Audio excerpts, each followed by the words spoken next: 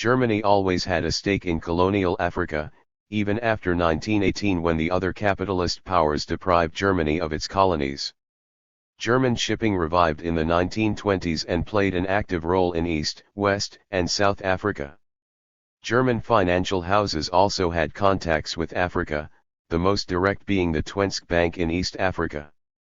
Dutch shipping companies were involved with the German and British in the West African Conference Line, while the Scandinavian shippers were noted for the hiring out of tramp ships which freighted cargo between Africa and Europe outside of the scheduled lines. The old East African Trading Company was supported by Danish capital. The Swiss had no colonies in Africa, but they had substantial capital in SCOA. They played a key role in imperialist banking, and they kept out of the wars fought by other capitalists so that they could still continue to trade with both sides and thereby acquire colonial produce. Then there was Japan, a capitalist/imperialist power with colonies in Asia and with a keen interest in trade with Africa. Japanese capitalists tried to undersell their European counterparts, but the trade they conducted with Africa was still unequal and disadvantageous to the Africans. To fully understand the colonial period, it is necessary to think in terms of the economic partition of Africa. Unlike the political partition of the 19th century, the economic partition had no fixed or visible boundaries. It consisted of the proportions in which capitalist powers divided up among themselves the monetary and non-monetary gains from colonial Africa. For instance, Portugal had two large political colonies in southern Africa, but economically Mozambique and Angola were divided among several capitalist powers, which were invited by the Portuguese government, because Portuguese capitalists were too weak to handle those vast territories. Congo and South Africa had their own special arrangements of economic partition, both of them being valuable territories.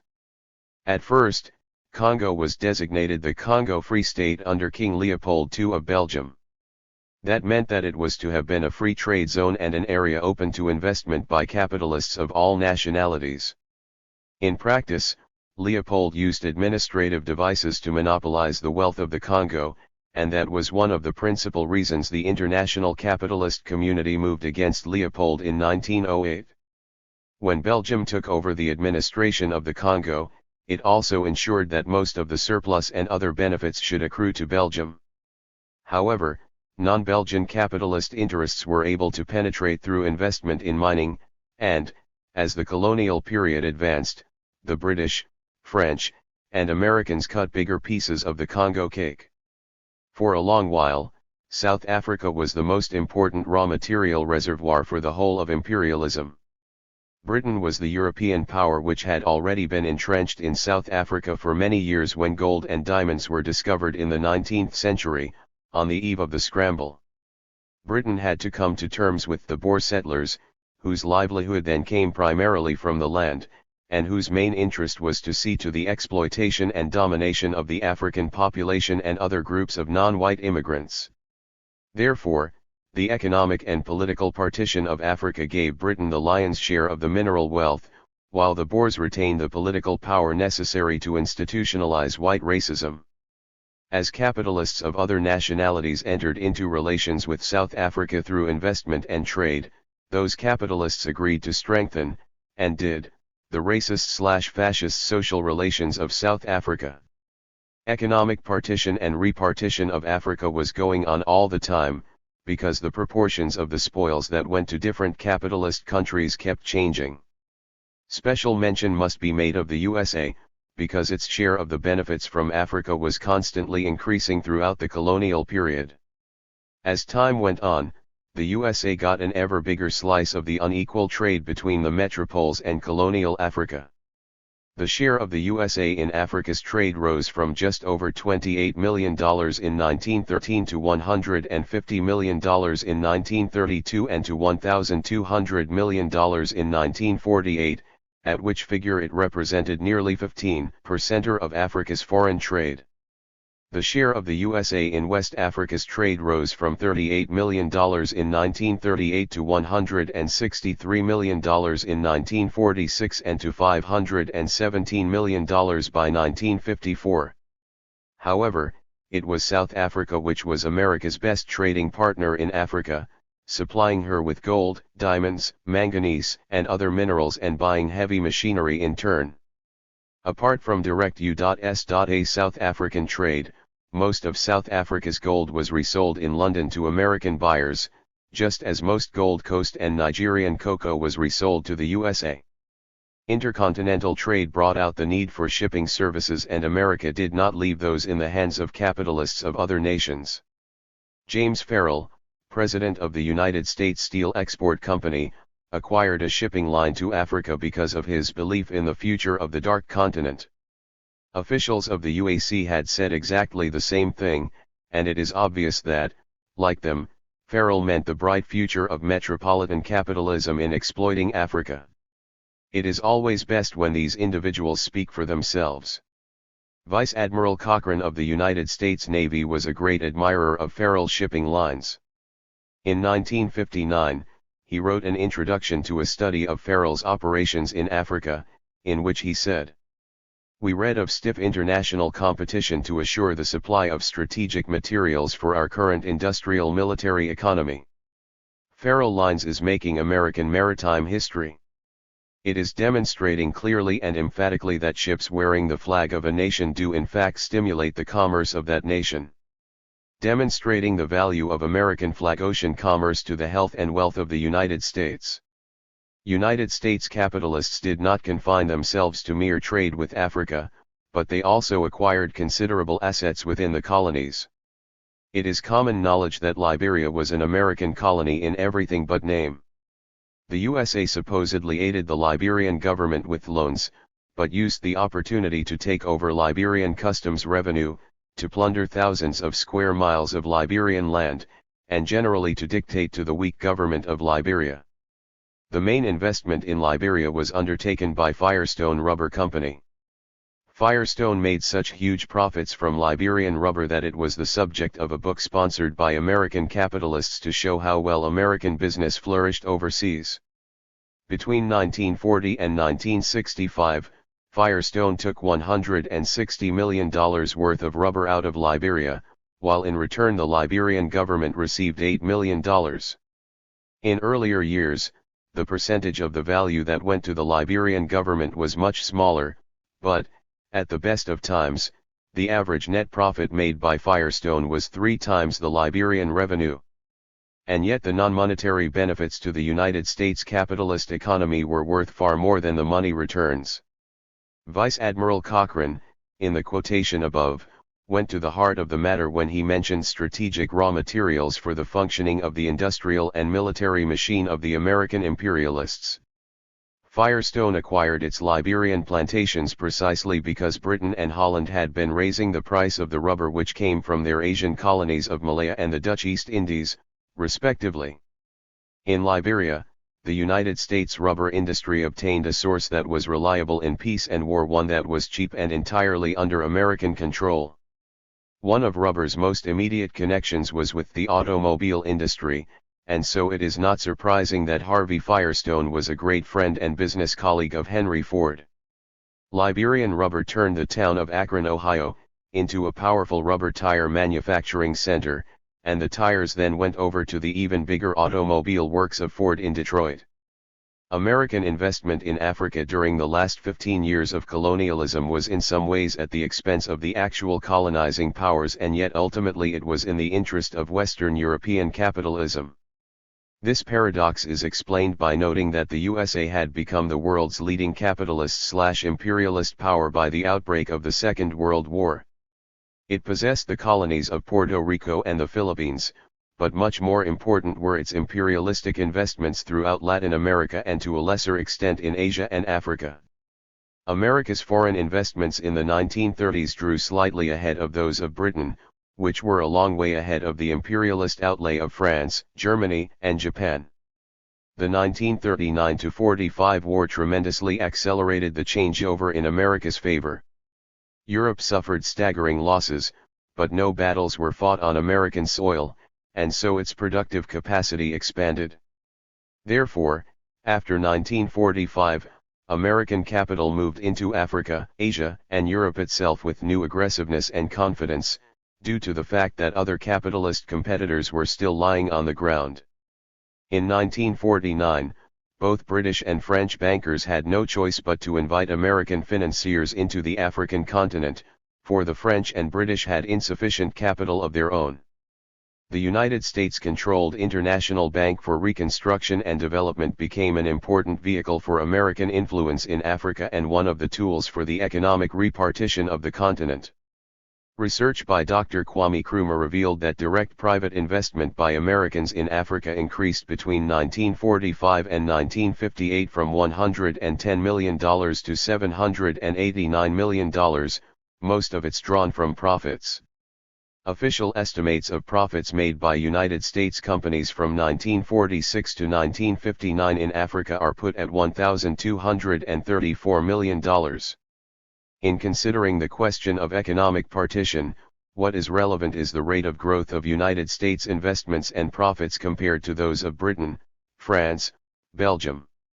For instance, the American investment in 1951 was $313 million, which was nearly 3 times what it was 5 years earlier, and in the subsequent 5 years the investment went up 2.5 times. Meanwhile, British and French investment increased much more slowly. However, while the USA was edging out the other colonialists, they all stood to gain from the advances made within the North American capitalist economy in terms of science, technology, organization, and military power. As pointed out earlier, when an African colony contributed to the European metallurgical industries or to its electrical industry, that contribution passed into other aspects of the society, because the sectors concerned were playing leading roles within the capitalist economy. Similarly, the USA was a geographical area that was in the forefront of capitalist development. For instance, its technological know-how passed into Western European hands by way of a series of legal devices such as patents. Furthermore, because the USA was by then the world's leading capitalist state, it also had to assume active responsibility for maintaining the capitalist imperialist structure in all its economic, political, and military aspects. After the war, the USA moved into Western Europe and Japan both to establish its own stranglehold and at the same time to give a blood transfusion to capitalism in those areas. A lot of the blood was definitely African. It is not just that America made, relatively, small profits out of Africa in the 19th century and in the early 20th century, but above all it must be recalled that North America was that part of the European capitalist system which had been the most direct beneficiary of the massacre of the American Indians and the enslavement of Africans. The continued exploitation of African peoples within its own boundaries and in the Caribbean and Latin America must also be cited as evidence against American monster imperialism. The USA was a worthy successor to Britain as the leading force and policeman of the imperialist/colonialist world from 1945 onwards. Under the Marshall Plan, by which United States capitalism aided Western European capitalism after the last war, it was announced that American experts were exploring Africa from end to end for agricultural and mineral wealth, especially the latter. Marshall Plan money, through the Economic Commission for Africa, went to firms like the Mines des Elegies, which mined lead and zinc in North Africa, and, at the same time, the money allowed Americans to buy controlling shares in the company. Thus in 1954, Morgan of the USA shared with Rothschilds of Europe most of the net profit of 1,250 million old francs, $8.16 million, made by the Mines des Elegies in that year. Similarly, the Belgian government received substantial aid from the USA to implement a 10-year economic program in Congo from 1950 to 1959, and, as the price of the aid, United States monopolies established control over some companies in Congo. The USA took second place after Belgium in Congo's foreign trade, and United States capitalists had to be granted a range of privileges.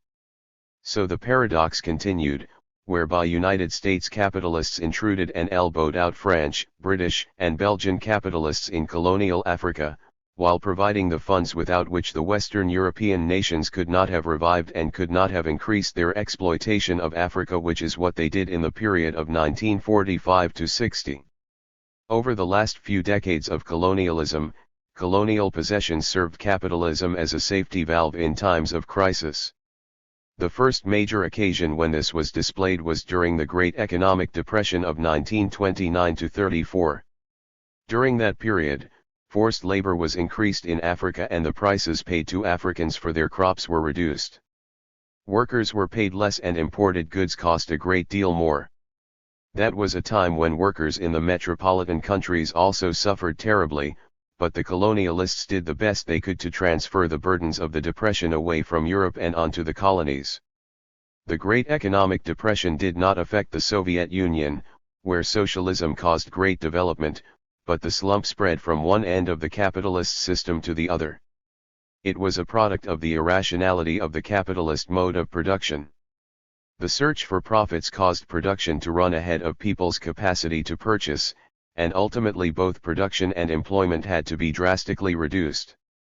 Africans had nothing to do with the inherent shortcomings of capitalism, but, when Europeans were in a mess, they had no scruples about intensifying the exploitation of Africa.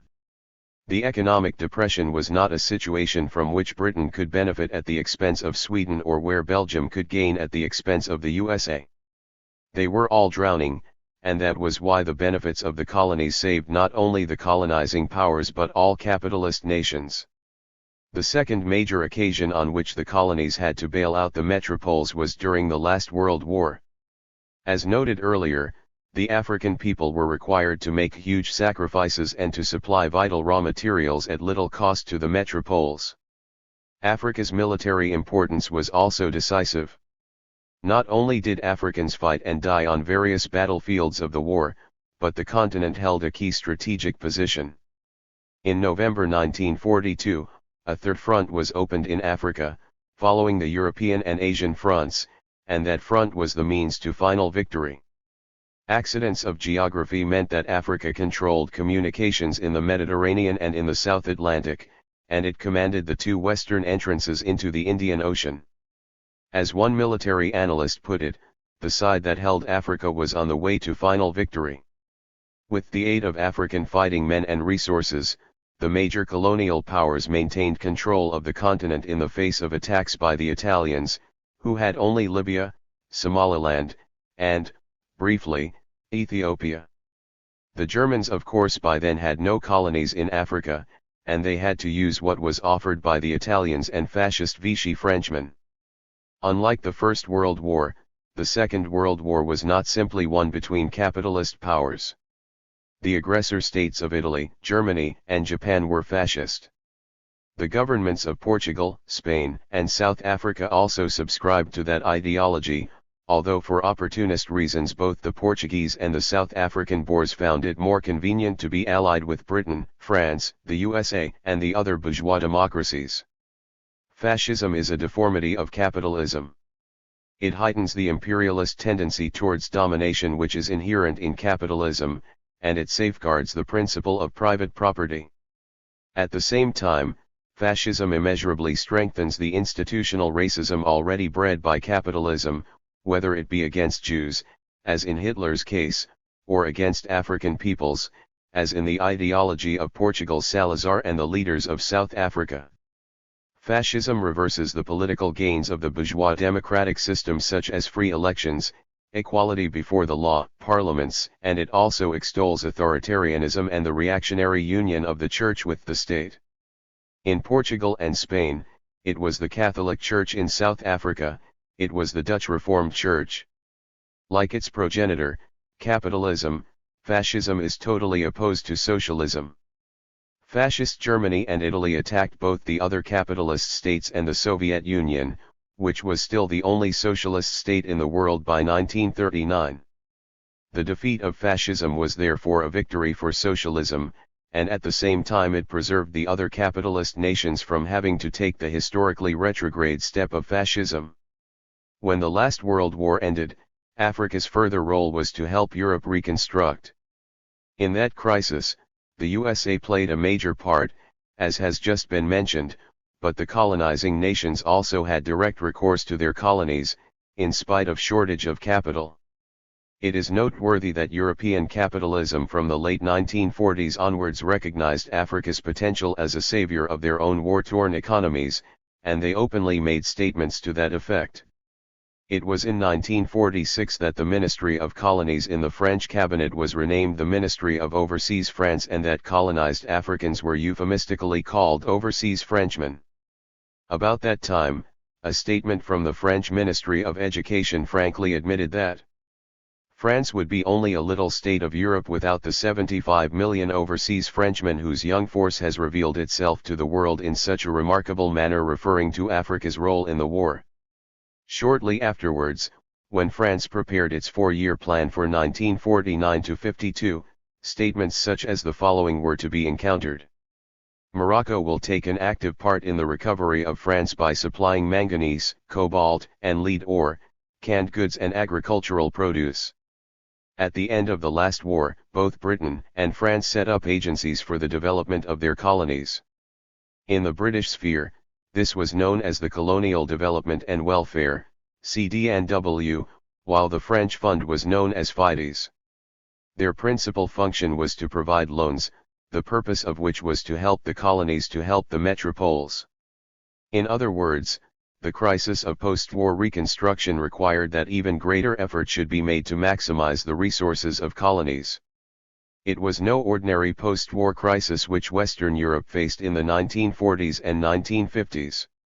The bourgeoisie had to rebuild capitalist states at a time when socialism had already proved itself in the Soviet Union, and in a period when the Red Army of the Soviets had aided groups of socialists to come to power in Eastern Europe. This was the greatest challenge ever to be faced by the bourgeoisie because, unlike fascism, socialism threatened the basic capitalist principle of private ownership of the means of production. Furthermore, socialist principles were making their presence felt even in remote corners of the colonies, and the capitalists realized the necessity for cutting the colonies off from socialist thought, as well as using colonial resources to stave off what they termed the threat of communism.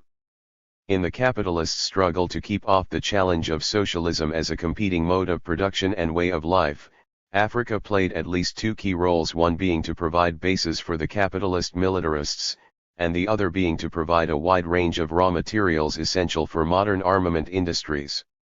The most vital of these raw materials were uranium and other radioactive substances for atomic and later nuclear weapons, including the hydrogen bomb.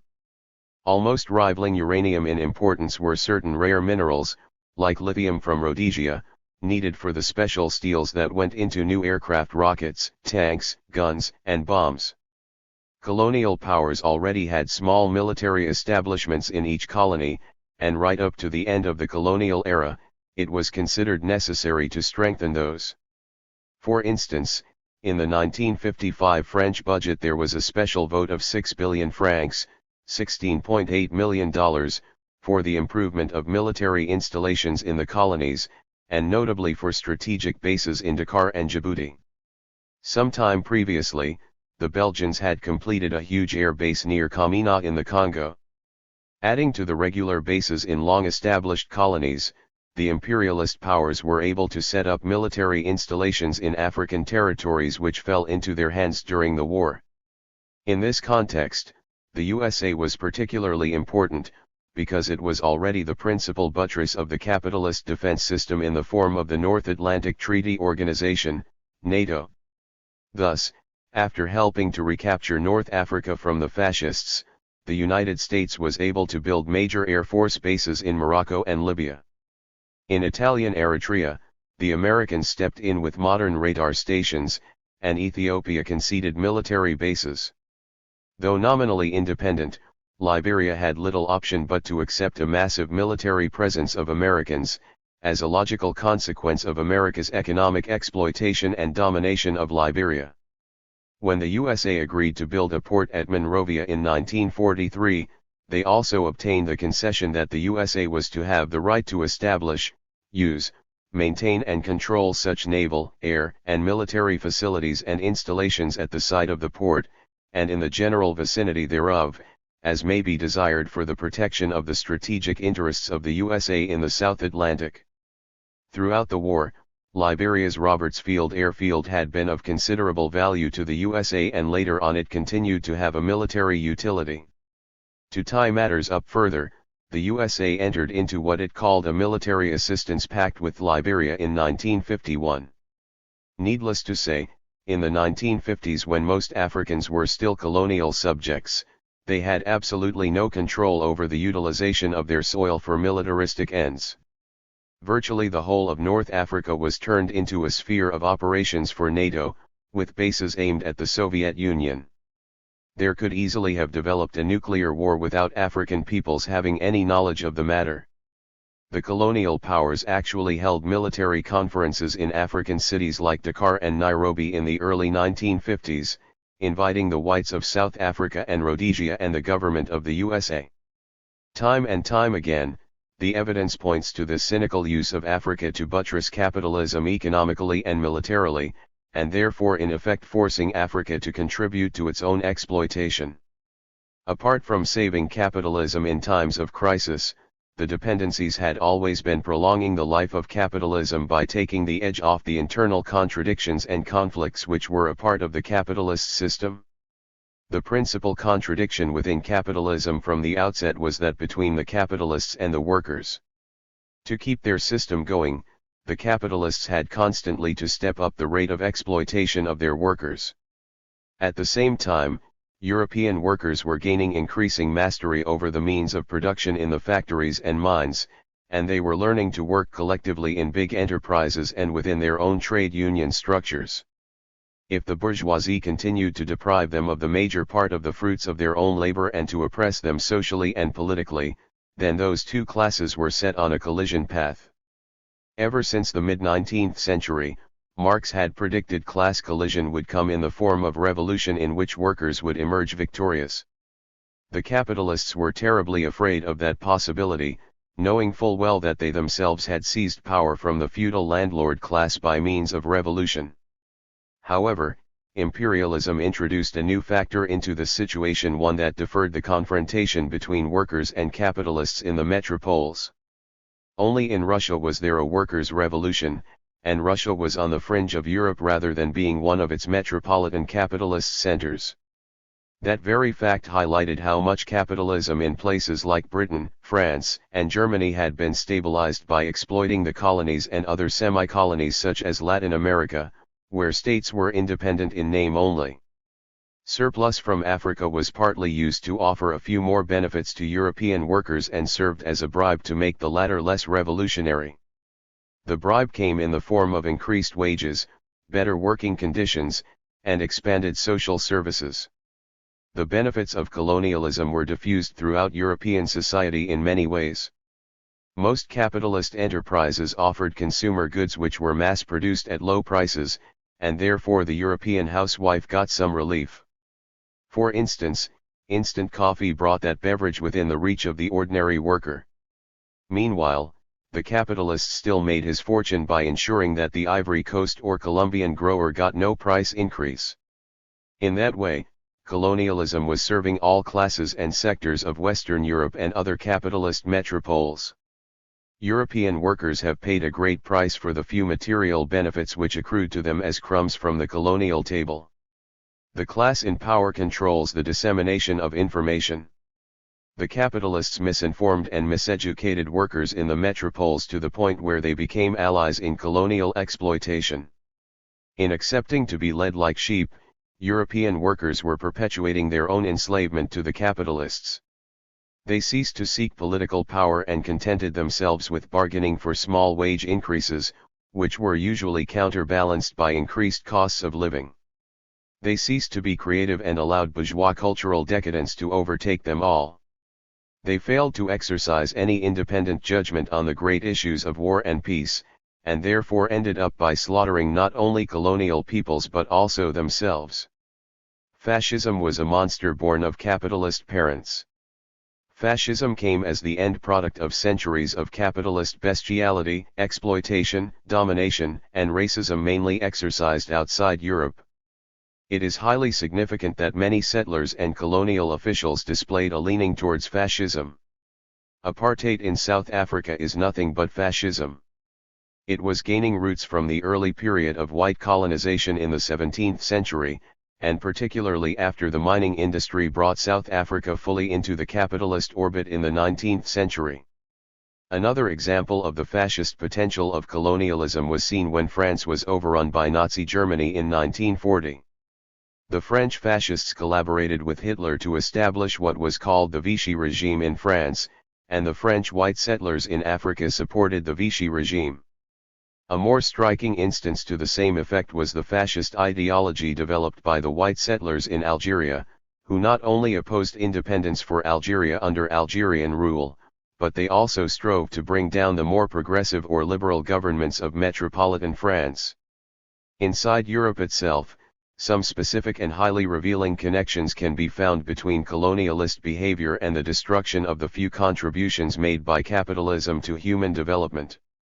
For instance, when Colonel von Lettow returned from leading the German forces in East Africa in World War I, he was promoted to a general in the German army, and von Lettow was in command of the massacre of German communists in Hamburg in 1918. That was a decisive turning point in German history, for once the most progressive workers had been crushed, the path was clear for the fascist deformation of the future.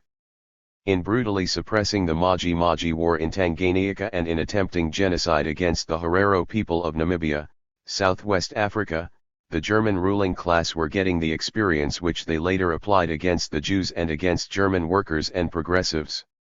When the fascist dictatorship was inaugurated in Portugal in 1926, it drew inspiration from Portugal's colonial past. After Salazar became the dictator in 1932, he stated that his new state in Portugal would be based on the labor of the inferior peoples, meaning of course Africans. In addition, Portuguese peasants and workers had to submit to police terror, poverty, and dehumanization, so they paid, and are still paying, a high price for fascism at home and colonialism abroad. Colonialism strengthened the Western European ruling class and capitalism as a whole. Particularly in its later phases, it was evidently giving a new lease of life to a mode of production that was otherwise dying. From every viewpoint other than that of the minority class of capitalists, colonialism was a monstrous institution holding back the liberation of man. Chapter 6. Colonialism as a system for underdeveloping Africa. The supposed benefits of colonialism to Africa: negative character of the social, political, and economic consequences, education for underdevelopment, development by contradiction. The black man certainly has to pay dear for carrying the white man's burden. George Padmar. West Indian, Pan-Africanist, 1936. In the colonial society, education is such that it serves the colonialist. In a regime of slavery, education was but one institution for forming slaves. Statement of Frelimo, Mozambique Liberation Front. Department of Education and Culture, 1968. The supposed benefits of colonialism to Africa. Socio-economic services. Faced with the evidence of European exploitation of Africa, many bourgeois writers would concede at least partially that colonialism was a system which functioned well in the interests of the metropoles.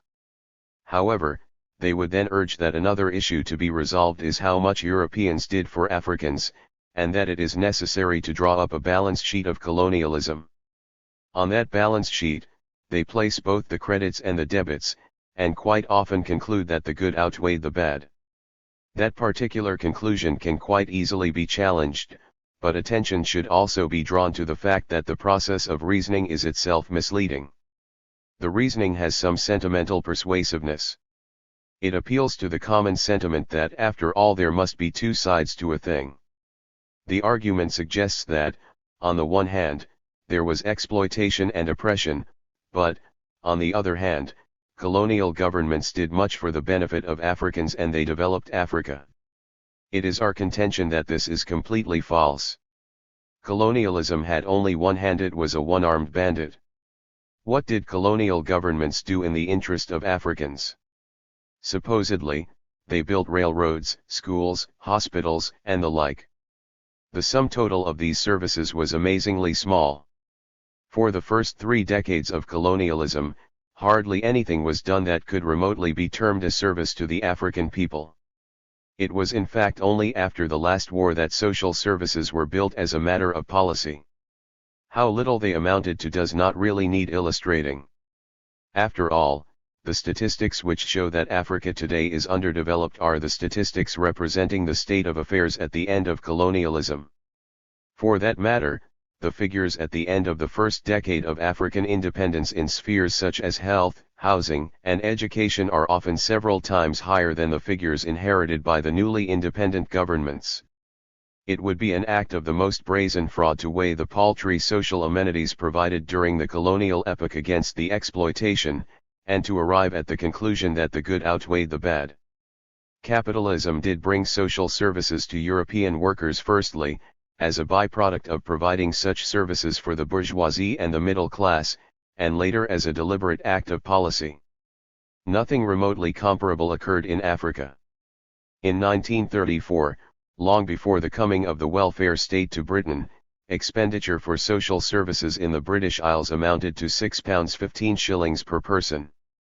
In Ghana, the figure was 7 shillings 4 pence per person, and that was high by colonial standards.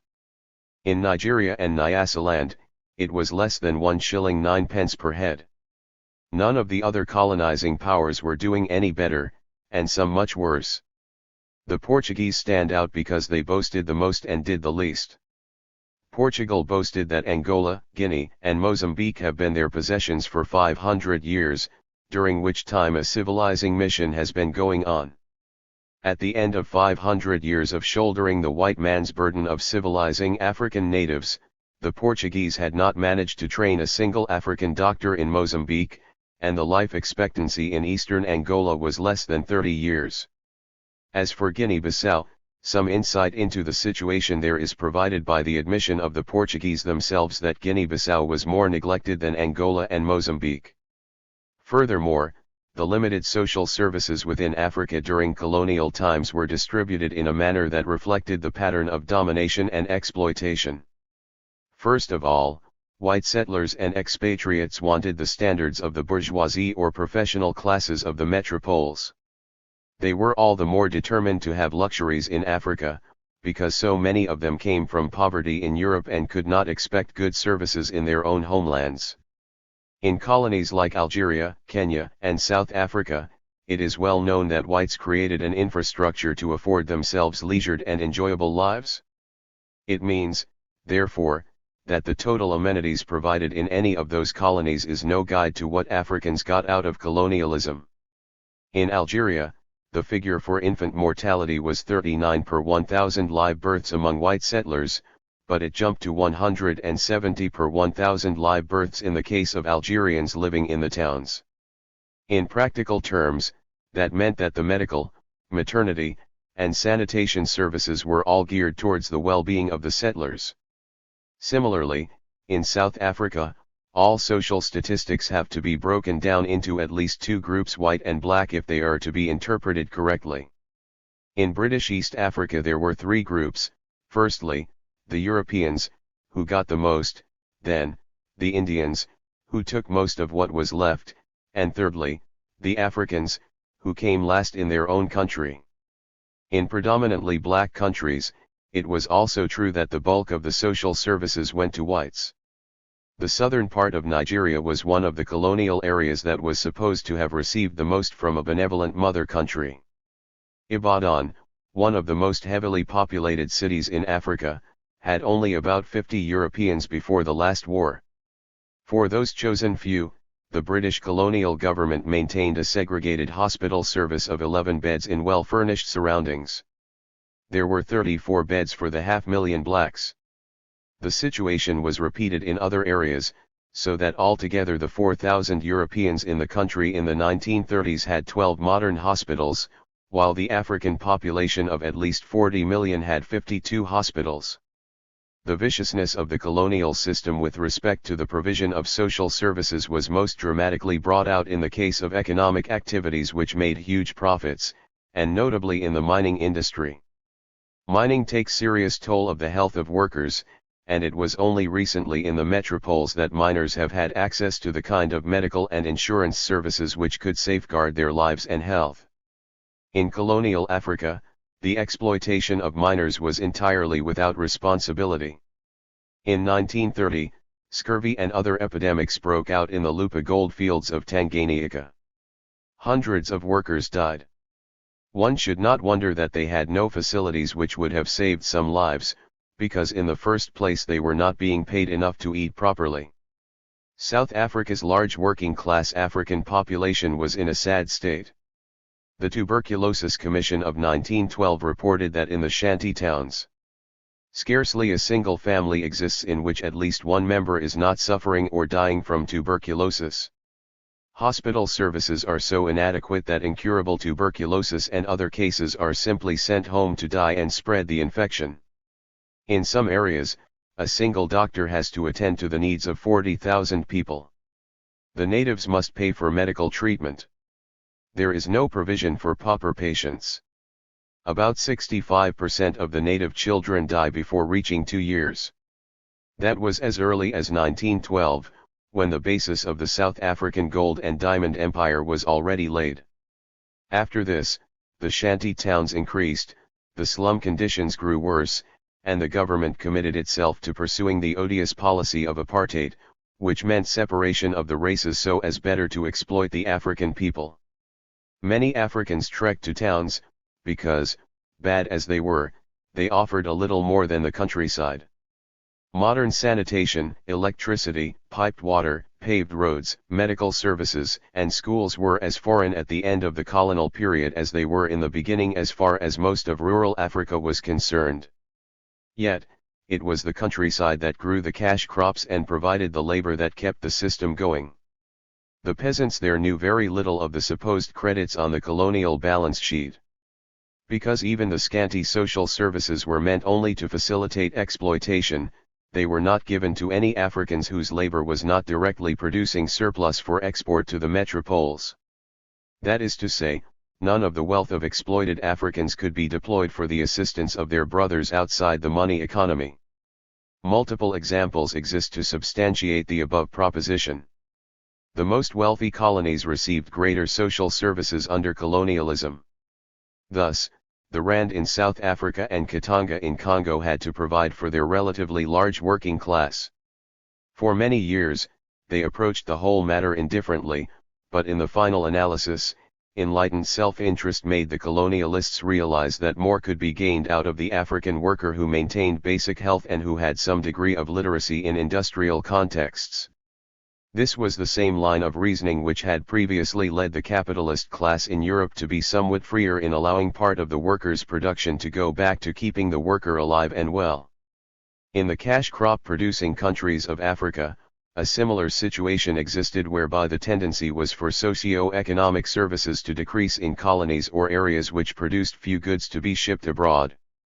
That accounts for the fact that Africans in Gold Coast, Uganda, and Nigeria could be considered as having been better off than those in Dahomey, Tanganyika, and Chad. Within individual countries, considerable regional variations existed, depending on the degree to which different parts of a country were integrated into the capitalist money economy. Thus, the northern part of Kenya or the south of Sudan had little to offer the colonialists, and such a zone was simply ignored by the colonizing power with regard to roads, schools, hospitals, and so on. Often, at the level of the district of a given colony, there would be discrimination in providing social amenities, on the basis of contribution to exportable surplus. For instance, plantations and companies might build hospitals for their workers, because some minimum maintenance of the workers' health was an economic investment. Usually, such a hospital was exclusively for workers of that particular capitalist concern, and those Africans living in the vicinity under subsistence conditions outside the money economy were ignored altogether.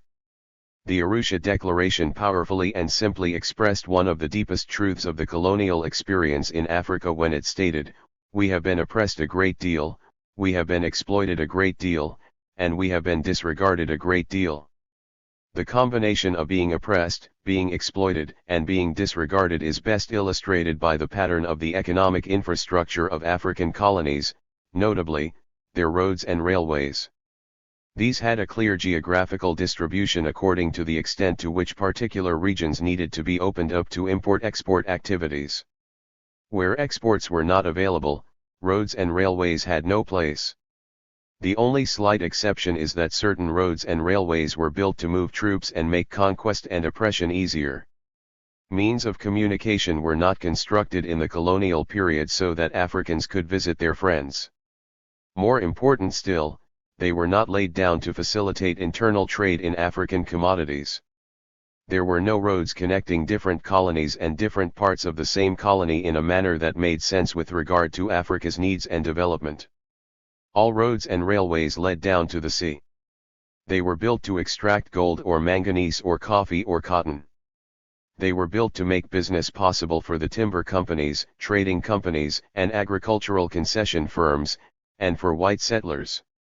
Any catering to African interests was purely coincidental. Yet in Africa, labor, rather than capital, took the lion's share in getting things done. With the minimum investment of capital, the colonial powers could mobilize thousands upon thousands of workers. Salaries were paid to the police officers and officials, and labor came into existence because of the colonial laws, the threat of force, and the use of force. Take, for instance, the building of railways. In Europe and America, railway building required huge inputs of capital. Great wage bills were incurred during construction, and added bonus payments were made to workers to get the job done as quickly as possible. In most parts of Africa, the Europeans who wanted to see a railroad built offered lashes as the ordinary wage and more lashes for extra effort. Reference was earlier made to the great cost in African life of the French Congo Railroad from Brazzaville to Pointe-Noire. Most of the intolerable conditions are explained by the non-availability of capital in the form of equipment. Therefore, sheer manpower had to take the place of earth-moving machinery, cranes, and so on. A comparable situation was provided by the construction of the Mbakasi Airport of Nairobi. Because it was built during the colonial era, starting in 1953, and with United States loans, it is customary to credit the imperialists for its existence. But it would be much more accurate to say that the people of Kenya built it with their own hands under European supervision. Mbakasi, which initially covered 7 square miles and had 4 runways, was described as the world's first handmade international airport. Mau Mau suspects numbering several thousand were to be found there laboring under armed guard at a 1,000,000-ton excavation job, filling in craters, laying 500,000 tons of stone with nothing but shovels, stone hammers, and their bare hands. The financial institutions of colonial Africa were even more scandalously neglectful of indigenous African interests than was the case with the European-oriented communications system. The banks did very little lending locally. In British East Africa, credit to Africans was specifically discouraged by the Credit to Natives Restriction Ordinance of 1931. Insurance companies catered almost exclusively to the interests of white settlers and capitalist firms. The policy of colonial reserves in metropolitan currencies can also be cited as a service inimical to Africans. The currency boards and central banks which performed such services denied Africa access to its own funds created by exports. Instead, the colonial reserves in Britain, France, and Belgium represented African loans to and capital investment in Europe. It is necessary to re-evaluate the much glorified notion of European capital as having been invested in colonial Africa and Asia. The money available for investment in the capitalist system was itself the consequence of the previous robbery of workers and peasants in Europe and the world at large. In Africa's case, the capital that was invested in 19th-century commerce was part of the capital that had been derived from the trade in slaves. The Portuguese government was the first in Europe to ship captives from Africa and the last to let go of slave trading.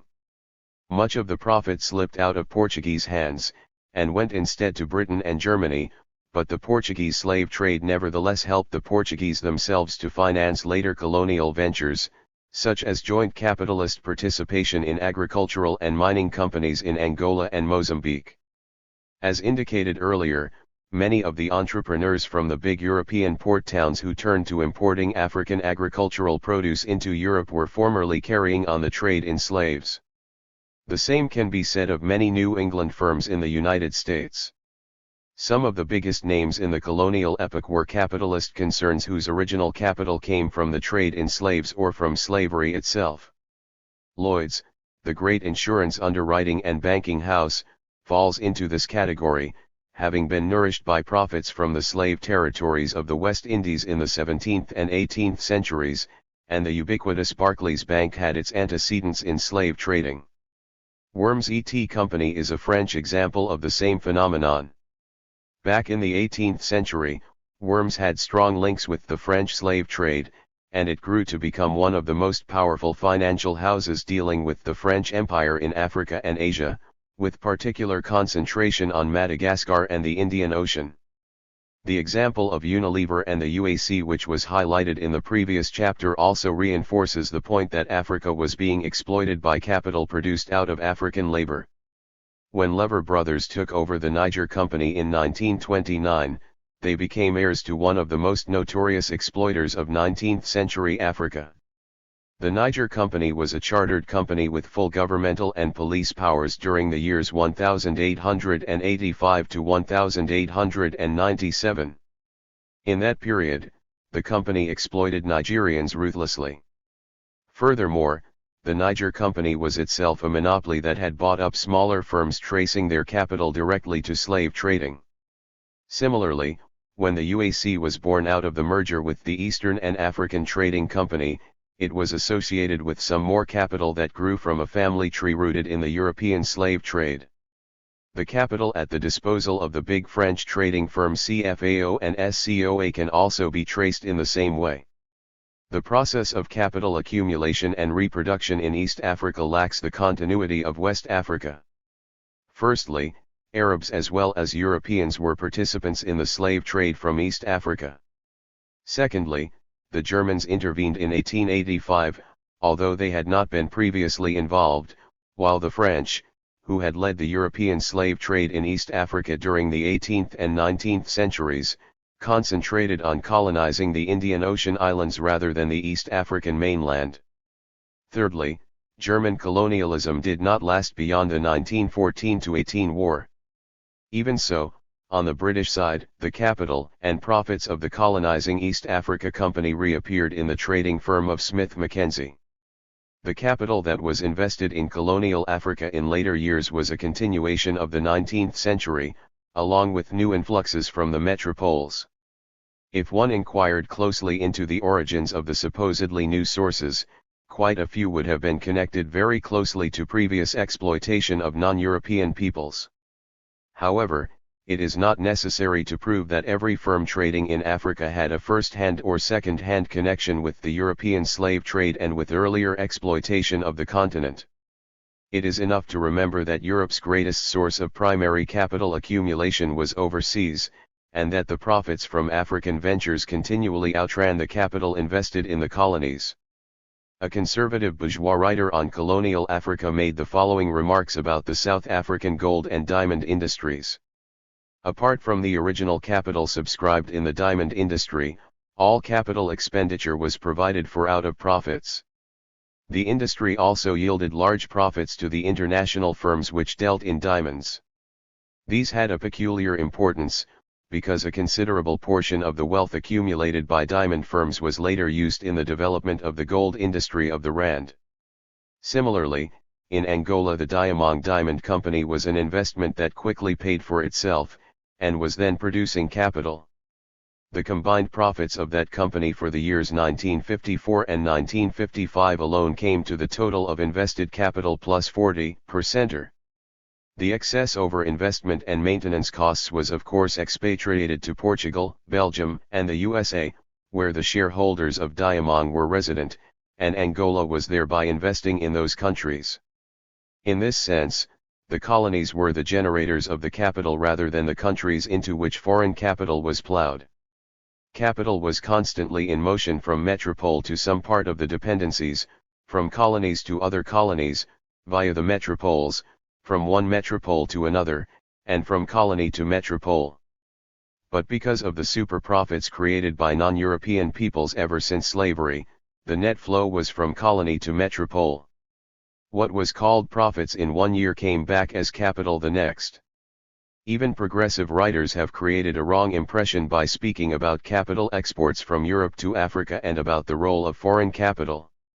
What was foreign about the capital in colonial Africa was its ownership and not its initial source.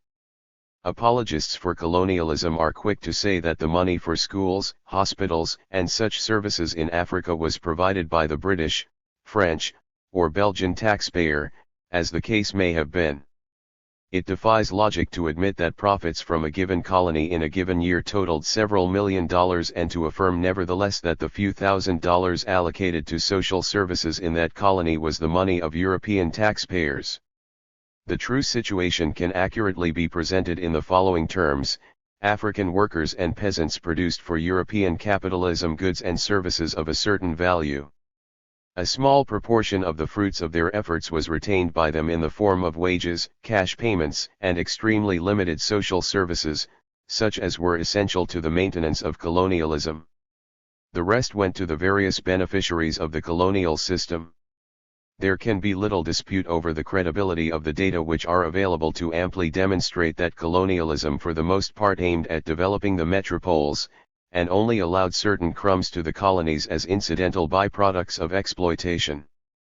British colonial records are full of reports of royal commissions investigating this and that. The reports, upon which action was seldom taken, provided the best evidence of the appalling indifference of the colonial regimes to the needs of Africans. In the 1930s, there were riots throughout the West Indies because of the insupportable suffering of the African descendants who were left stranded in those parts after slavery. The Royal Commission investigating the grievances found them so shocking that the full findings were not published during the war, lest they reveal that colonialism was hardly any better than the fascism against which Britain was fighting. It was out of that investigation that the idea of establishing colonial development and welfare, CD&W, was advanced. An act to that effect was passed in 1940, although it was not until 1944 that funds became available for CD&W loans to colonial administrations. The French also had their counterpart to CD&W in the form of FIDES, set up in 1946. From the earliest days of colonial expansion, there were two kinds of explanations of motives coming out of the metropoles. One was very frank, and appealed to the various chambers of commerce in European towns. It said simply that Europeans were in the colonial game because it was damned profitable, and that was that. However, there were other elements who thought it necessary to peddle a line about the welfare of the uncivilized natives. This was a continuation of earlier justifications of slavery on the ground that it carried the heathen Africans to Christian lands. As colonialism came under heavy criticism during the last decades, more deliberate efforts were made to whitewash it. Both CD&W and FIDES were part of the public relations propaganda of colonialism, striving to mask and deny its viciousness. Above all, both FIDES and CD&W were born of post-war conditions in Europe, at the time when Western European capitalist nations were desperately falling back on colonies to save them vis-a-vis socialism and even from the competition of the USA. Mr. Bevan, a noted labor leader turned traitor to his class and spokesman for British capitalism, made the observation that the other two world powers, the United States and Soviet Russia, have tremendous resources. If Western Europe is to achieve its balance of payments and to get a world equilibrium, it is essential that African resources should be developed, and made available. Any close study of the operations of CD&W and FIDES reveals clearly that they had nothing to do with African development but a great deal to do with the welfare of capitalist Europe. The so-called development funds for Africa went almost exclusively into the building of economic infrastructures and into the provision of certain social services. Of the CD&W grants between 1946 and 1956, less than 1% was allocated to industries. In the case of FIDES from 1949 to 1953, the corresponding figure was less than 0.5%. Agriculture fared very little better, although that was of course the principal activity in which Africans were engaged. The colonial administration of Nigeria set up a 10-year plan, with hopes of borrowing heavily from CD&W funds. In that plan, the sum of £1.824 million was voted for agriculture out of a total of £53 million. Most of that agricultural grant was to be consumed by constructing an agricultural school and for providing salaries for British experts. Other British colonies drew up 10-year plans, which had the same deficiencies as the Nigerian one, and indeed they were all apologies for the true economic plans, being nothing else but a series of disjointed projects drawn up by different government departments as extensions to their then existing activities. Thus, the plans could not be expected to break any new ground, and they completely ignored developmental features such as stimulating internal and intra-African trade. The high proportion of the development funds went into the colonies in the form of loans for ports, railways, electric power plants, waterworks, engineering workshops, warehouses, which were necessary for more efficient exploitation in the long run. In the short run, such construction works provided outlets for European steel, concrete, electrical machinery, and railroad rolling stock. 1/5 of FIDE's funds were spent on prestigious public works in Dakar, which suited French industry and employed large numbers of expatriates.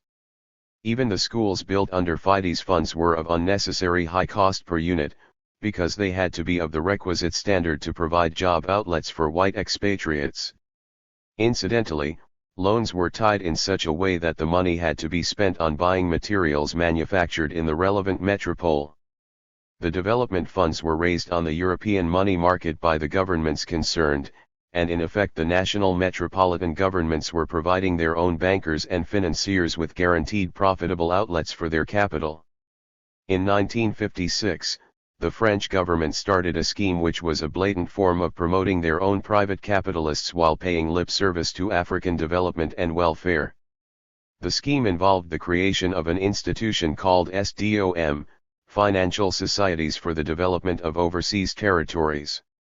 SDOM was nothing but an association of private capitalists interested primarily in the oil of North Africa, and having large government subventions to achieve their goals. There were many telltale signs which unmasked the CD&W hoax in the eyes of careful and concerned observers. The colonial secretary set up a council to help him in allocation of grants, and it was dominated by really powerful members of the British bourgeoisie, including directors of Barclays Bank. Since the CD&W funds were inadequate even for the hopeless 10-year plans of the colonies, the British government then encouraged the colonial administrations to borrow the rest of their finances on the open money market. That was another way of ensuring that African labor and resources dispatched surplus to greedy European money changers. Barclays Bank was one of the first to seize the opportunity of lending to colonial regimes to supplement the CD&W grants. That bank set up a special overseas development corporation to assist Africa, the chairman of the bank assuring all that the development of the colonial empire and the well-being of its inhabitants is a matter that concerns every citizen of Britain. That was the language of public relations, which fitted in very well with the sordid hypocrisy practiced by white men ever since they started killing and enslaving in the name of civilization and Christianity. As part of the hypocrisy of colonialism, it became fashionable to speak of how Europe brought Africa into the 20th century.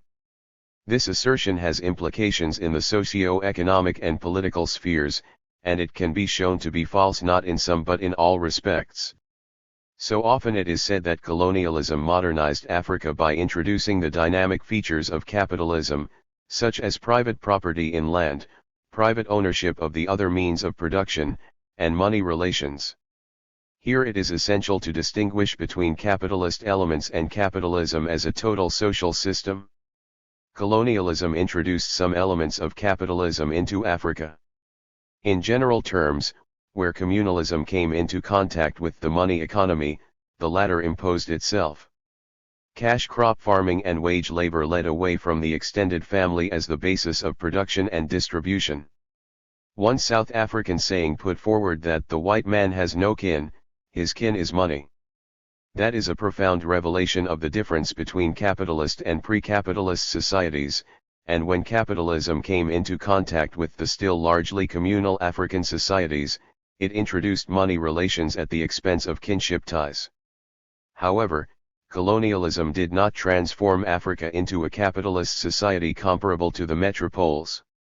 Had it done that, one might have complained of the brutalities and inequalities of capitalism, but it could not then have been said that colonialism failed to advance Africa along the path of human historical development. Capitalism as a system within the metropoles or epicenters had two dominant classes: firstly, the capitalists or bourgeoisie who owned the factories and banks, the major means for producing and distributing wealth, and secondly, the workers or proletariat who worked in the factories of the said bourgeoisie. Colonialism did not create a capital-owning and factory-owning class among Africans or even inside Africa, nor did it create an urbanized proletariat of any significance, particularly outside South Africa. In other words, capitalism in the form of colonialism failed to perform in Africa the tasks which it had performed in Europe in changing social relations and liberating the forces of production. It is fairly obvious that capitalists do not set out to create other capitalists, who would be rivals. On the contrary, the tendency of capitalism in Europe from the very beginning was one of competition, elimination, and monopoly. Therefore, when the imperialist stage was reached, the metropolitan capitalists had no intention of allowing rivals to arise in the dependencies. However, in spite of what the metropoles wanted, some local capitalists did emerge in Asia and Latin America. Africa is a significant exception in the sense that, compared with other colonized peoples, far fewer Africans had access even to the middle rungs of the bourgeois ladder in terms of capital for investment. Part of the explanation for the lack of African capitalists in Africa lies in the arrival of minority groups who had no local family ties which could stand in the way of the ruthless primary accumulation which capitalism requires. Lebanese, Syrian, Greek, and Indian businessmen rose from the ranks of petty traders to become minor and sometimes substantial capitalists. Names like Raka and Leventis were well known in West Africa, just as names like Madvani and Visram became well known as capitalists in East Africa. There were clashes between the middlemen and the European colonialists, but the latter much preferred to encourage the minorities rather than see Africans build themselves up. For instance, in West Africa the businessmen from Sierra Leone were discouraged both in their own colony and in other British possessions where they chose to settle. In East Africa, there was hope among Ugandans in particular that they might acquire cotton gins and perform some capitalist functions connected with cotton growing and other activities. However, when in 1920 a development commission was appointed to promote commerce and industry, it favored firstly Europeans and then Indians. Africans were prohibited by legislation from owning gins. Taking Africa as a whole, the few African businessmen who were allowed to emerge were at the bottom of the ladder and cannot be considered as capitalists in the true sense. They did not own sufficient capital to invest in large-scale farming, trading, mining, or industry. They were dependent both on European-owned capital and on the local capital of minority groups. That European capitalism should have failed to create African capitalists is perhaps not so striking as its inability to create a working class and to diffuse industrial skills throughout Africa. By its very nature, colonialism was prejudiced against the establishment of industries in Africa, outside of agriculture and the extractive spheres of mining and timber felling. Whenever internal forces seemed to push in the direction of African industrialization, they were deliberately blocked by the colonial governments acting on behalf of the metropolitan industrialists. Groundnut oil mills were set up in Senegal in 1927 and began exports to France. They were soon placed under restrictions because of protests of oil millers in France. Similarly in Nigeria, the oil mills set up by Lebanese were discouraged. The oil was still sent to Europe as a raw material for industry, but European industrialists did not then welcome even the simple stage of processing ground nuts into oil on African soil. Many irrational contradictions arose throughout colonial Africa as a result of the non-industrialization policy. Sudanese and Ugandans grew cotton but imported manufactured cotton goods, Ivory Coast grew cocoa and imported tinned cocoa and chocolate. The tiny working class of colonial Africa covered jobs such as agricultural labor and domestic service. Most of it was unskilled, in contrast to the accumulating skills of capitalism proper. When it came to projects requiring technical expertise, Europeans did the supervision standing around in their helmets and white shorts. Of course, in 1885 Africans did not have the technical know-how which had evolved in Europe during the 18th and 19th centuries. That difference was itself partly due to the kind of relations between Africa and Europe in the pre-colonial period. What is more significant, however, is the incredibly small number of Africans who were able to acquire modern skills during the colonial period. In a few places, such as South Africa and the Rhodesias, this was due to specific racial discrimination in employment, so as to keep the best jobs for whites. Yet, even in the absence of whites, lack of skills among Africans was an integral part of the capitalist impact on the continent. It has already been illustrated how the presence of industry in Europe fostered and multiplied scientific techniques. The reverse side of the coin was presented in Africa: no industry meant no generation of skills. Even in the mining industry, it was arranged that the most valuable labor should be done outside Africa. It is sometimes forgotten that it is labor which adds value to commodities through the transformation of natural products. For instance, although gem diamonds have a value far above their practical usefulness, the value is not simply a question of their being rare. Work had to be done to locate the diamonds. That is the skilled task of a geologist, and the geologists were of course Europeans. Work had to be done to dig the diamonds out, which involves mainly physical labor. Only in that phase were Africans from South Africa, Namibia, Angola, Tanganyika, and Sierra Leone brought into the picture. Subsequently, work had to be done in cutting and polishing the diamonds. A small portion of this was performed by whites in South Africa, and most of it by whites in Brussels and London. It was on the desk of the skilled cutter that the rough diamond became a gem and soared in value. No Africans were allowed to come near that kind of technique in the colonial period. Much of the dynamism of capitalism lay in the way that growth created more opportunities for further growth. Major industries had byproducts, they stimulated local raw material usage, they expanded transport and the building industry, as was seen in the case of Unilever. In the words of the professional economists, those were the beneficial backward and forward linkages. Given that the industries using African raw materials were located outside Africa, then there could be no beneficial backward and forward linkages inside Africa. After the Second World War, Guinea began to export bauxite.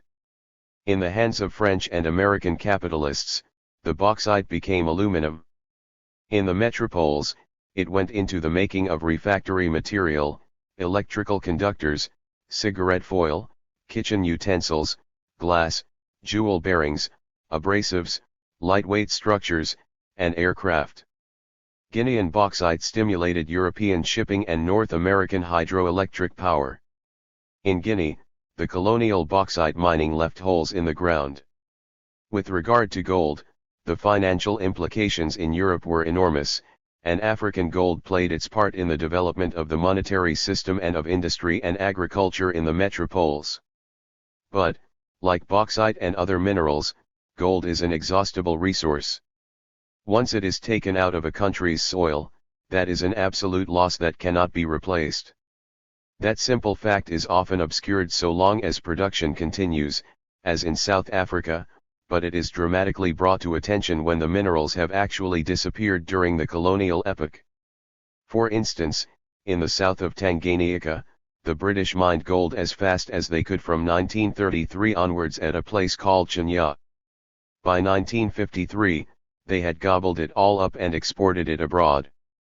By the end of the colonial period, Chania was one of the most backward spots in the whole of Tanganyika, which was itself known as the poor Cinderella of East Africa. If that was modernization, and given the price paid in exploitation and oppression, then Africans would have been better off in the bush. Industrialization does not only mean factories.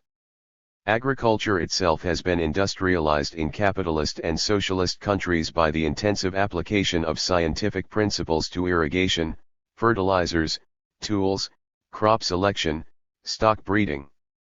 The most decisive failure of colonialism in Africa was its failure to change the technology of agricultural production. The most convincing evidence as to the superficiality of the talk about colonialism having modernized Africa is the fact that the vast majority of Africans went into colonialism with a hoe and came out with a hoe. Some capitalist plantations introduced agricultural machinery, and the odd tractor found its way into the hands of African farmers, but the hoe remained the overwhelmingly dominant agricultural implement. Capitalism could revolutionize agriculture in Europe, but it could not do the same for Africa. In some districts, capitalism brought about technological backwardness in agriculture. On the reserves of southern Africa, far too many Africans were crowded onto inadequate land, and were forced to engage in intensive farming, using techniques that were suitable only to shifting cultivation. In practice, that was a form of technical retrogression, because the land yielded less and became destroyed in the process. Wherever Africans were hampered in their use of their ancestral lands on a wide-ranging shifting basis, the same negative effect was to be found. Besides, some of the new cash crops like groundnuts and cotton were very demanding on the soil. In countries like Senegal, Niger, and Chad, which were already on the edge of the desert, the steady cultivation led to soil impoverishment and encroachment of the desert. White racist notions are so deep-rooted within capitalist society that the failure of African agriculture to advance was put down to the inherent inferiority of the African. It would be much truer to say that it was due to the white intruders, although the basic explanation is to be found not in the personal ill will of the colonialists or in their racial origin, but rather in the organized viciousness of the capitalist/colonialist system. Failure to improve agricultural tools and methods on behalf of African peasants was not a matter of a bad decision by colonial policy makers.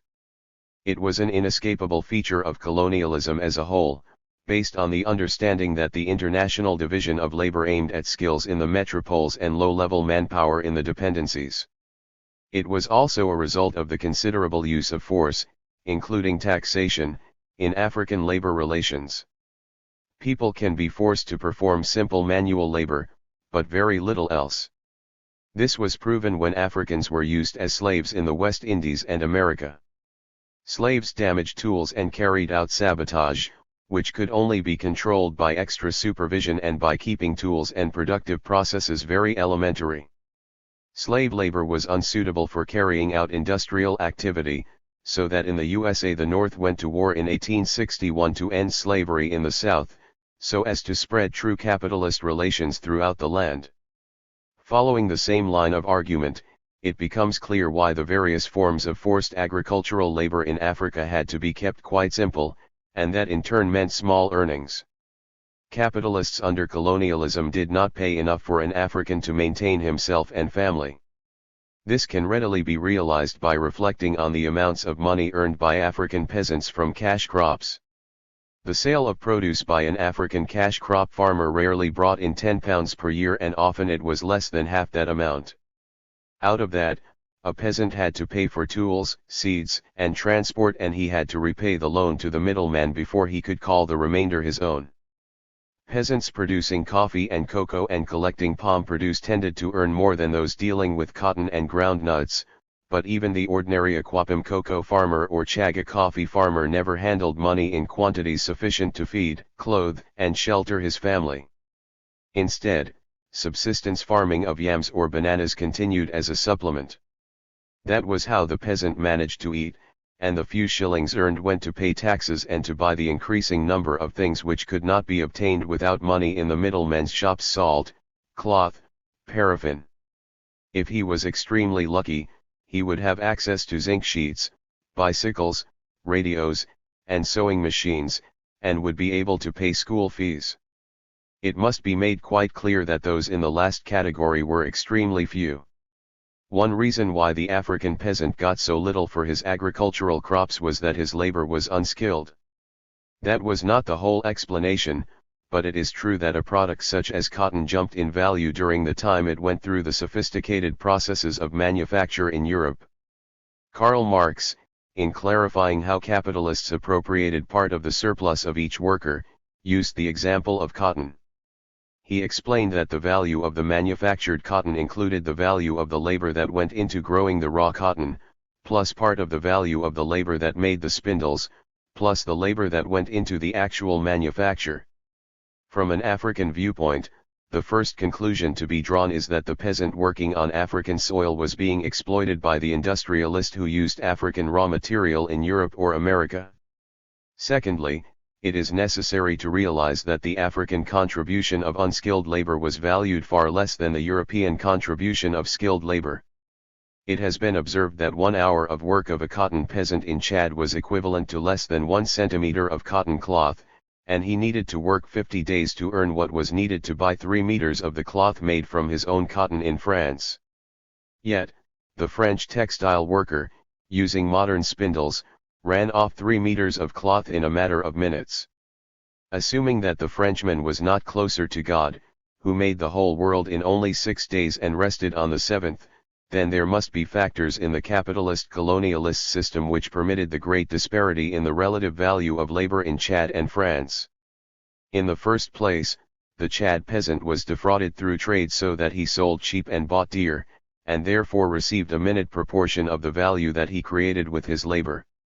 This was possible not because of mysterious market forces as bourgeois economists would like us to believe, but because of political power being vested entirely in the hands of the colonialists.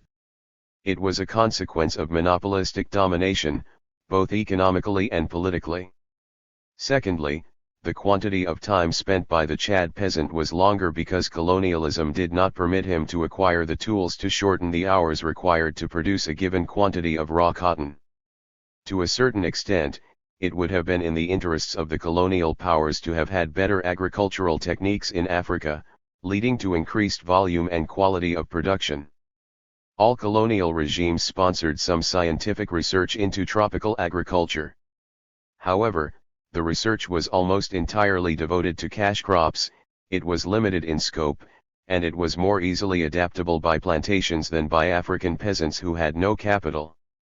The pitiable amount devoted to agricultural improvement in Africa during the colonial period contrasts sharply with the increasingly huge sums that were devoted to research in Europe over the same period with enormous benefits to both industry and agriculture in the metropoles.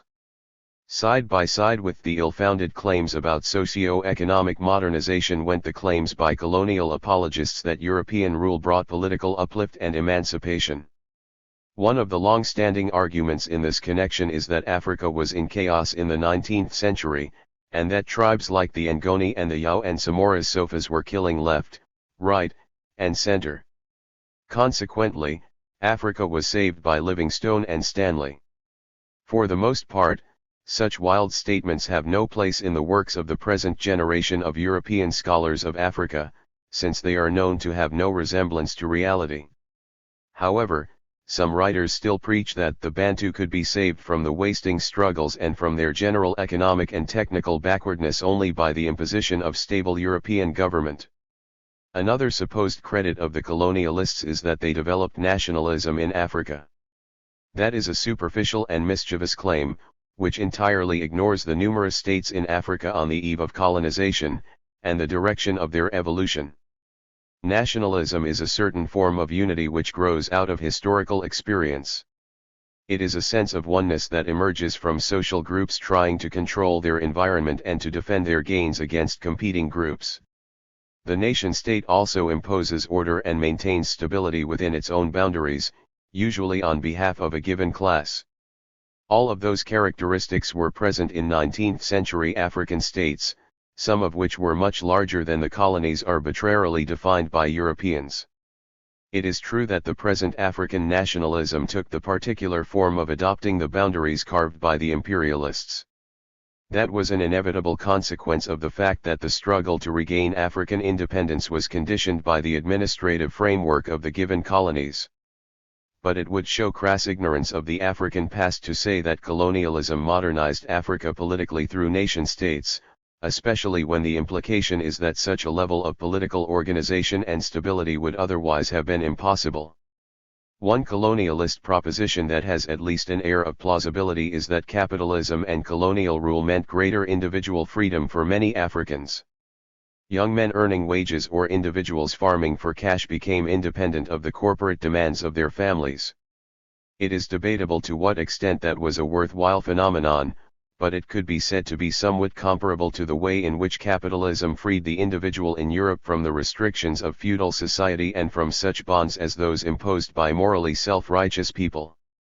Nevertheless, when any given African did break from what were proving to be onerous extended family obligations, what freedom did he acquire? His choice of alternatives was narrowly dictated by the colonialists, and he was only free to participate in the money economy and in the European-oriented cultural sector at the very lowest and uncreative levels. There is a more sympathetic school of historians of Africa who contend that to see colonialism as completely negative is to underrate the initiative of Africans. Africans, they say, moved boldly into the labor market, into cash crop farming, into commerce in some instances, into the educational field, and into the churches. Yet, those were simply responses, albeit vigorous ones, to the options laid open by the colonialists. True historical initiative by a whole people or by individuals requires that they have the power to decide on the direction in which they want to move. That latter aspect had to await the decade of the 1960s. Within any social system, the oppressed find some room to maneuver through their own initiative. For instance, under the slave regime of America and the West Indies, Africans found ways and means of gaining small advantages. They would flatter and con the slave masters, who were so arrogant and bigoted that they were readily fooled. Similarly, under colonialism many Africans played the game to secure what they could. Africans in positions like interpreters, police, and court officials often had their way over the ruling Europeans. However, that should not be mistaken for power or political participation or the exercise of individual freedom. Under slavery, power lay in the hands of the slave masters; under colonialism, power lay in the hands of the colonialists. The loss of power for the various African states meant a reduction in the freedom of every individual.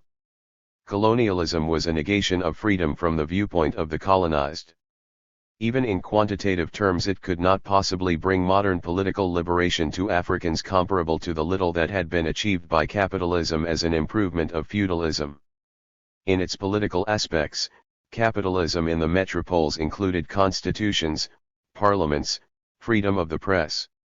All of those things were limited in their application to the European working class, but they had existed in some form or fashion in the metropoles ever since the American War of Independence and the French Revolution.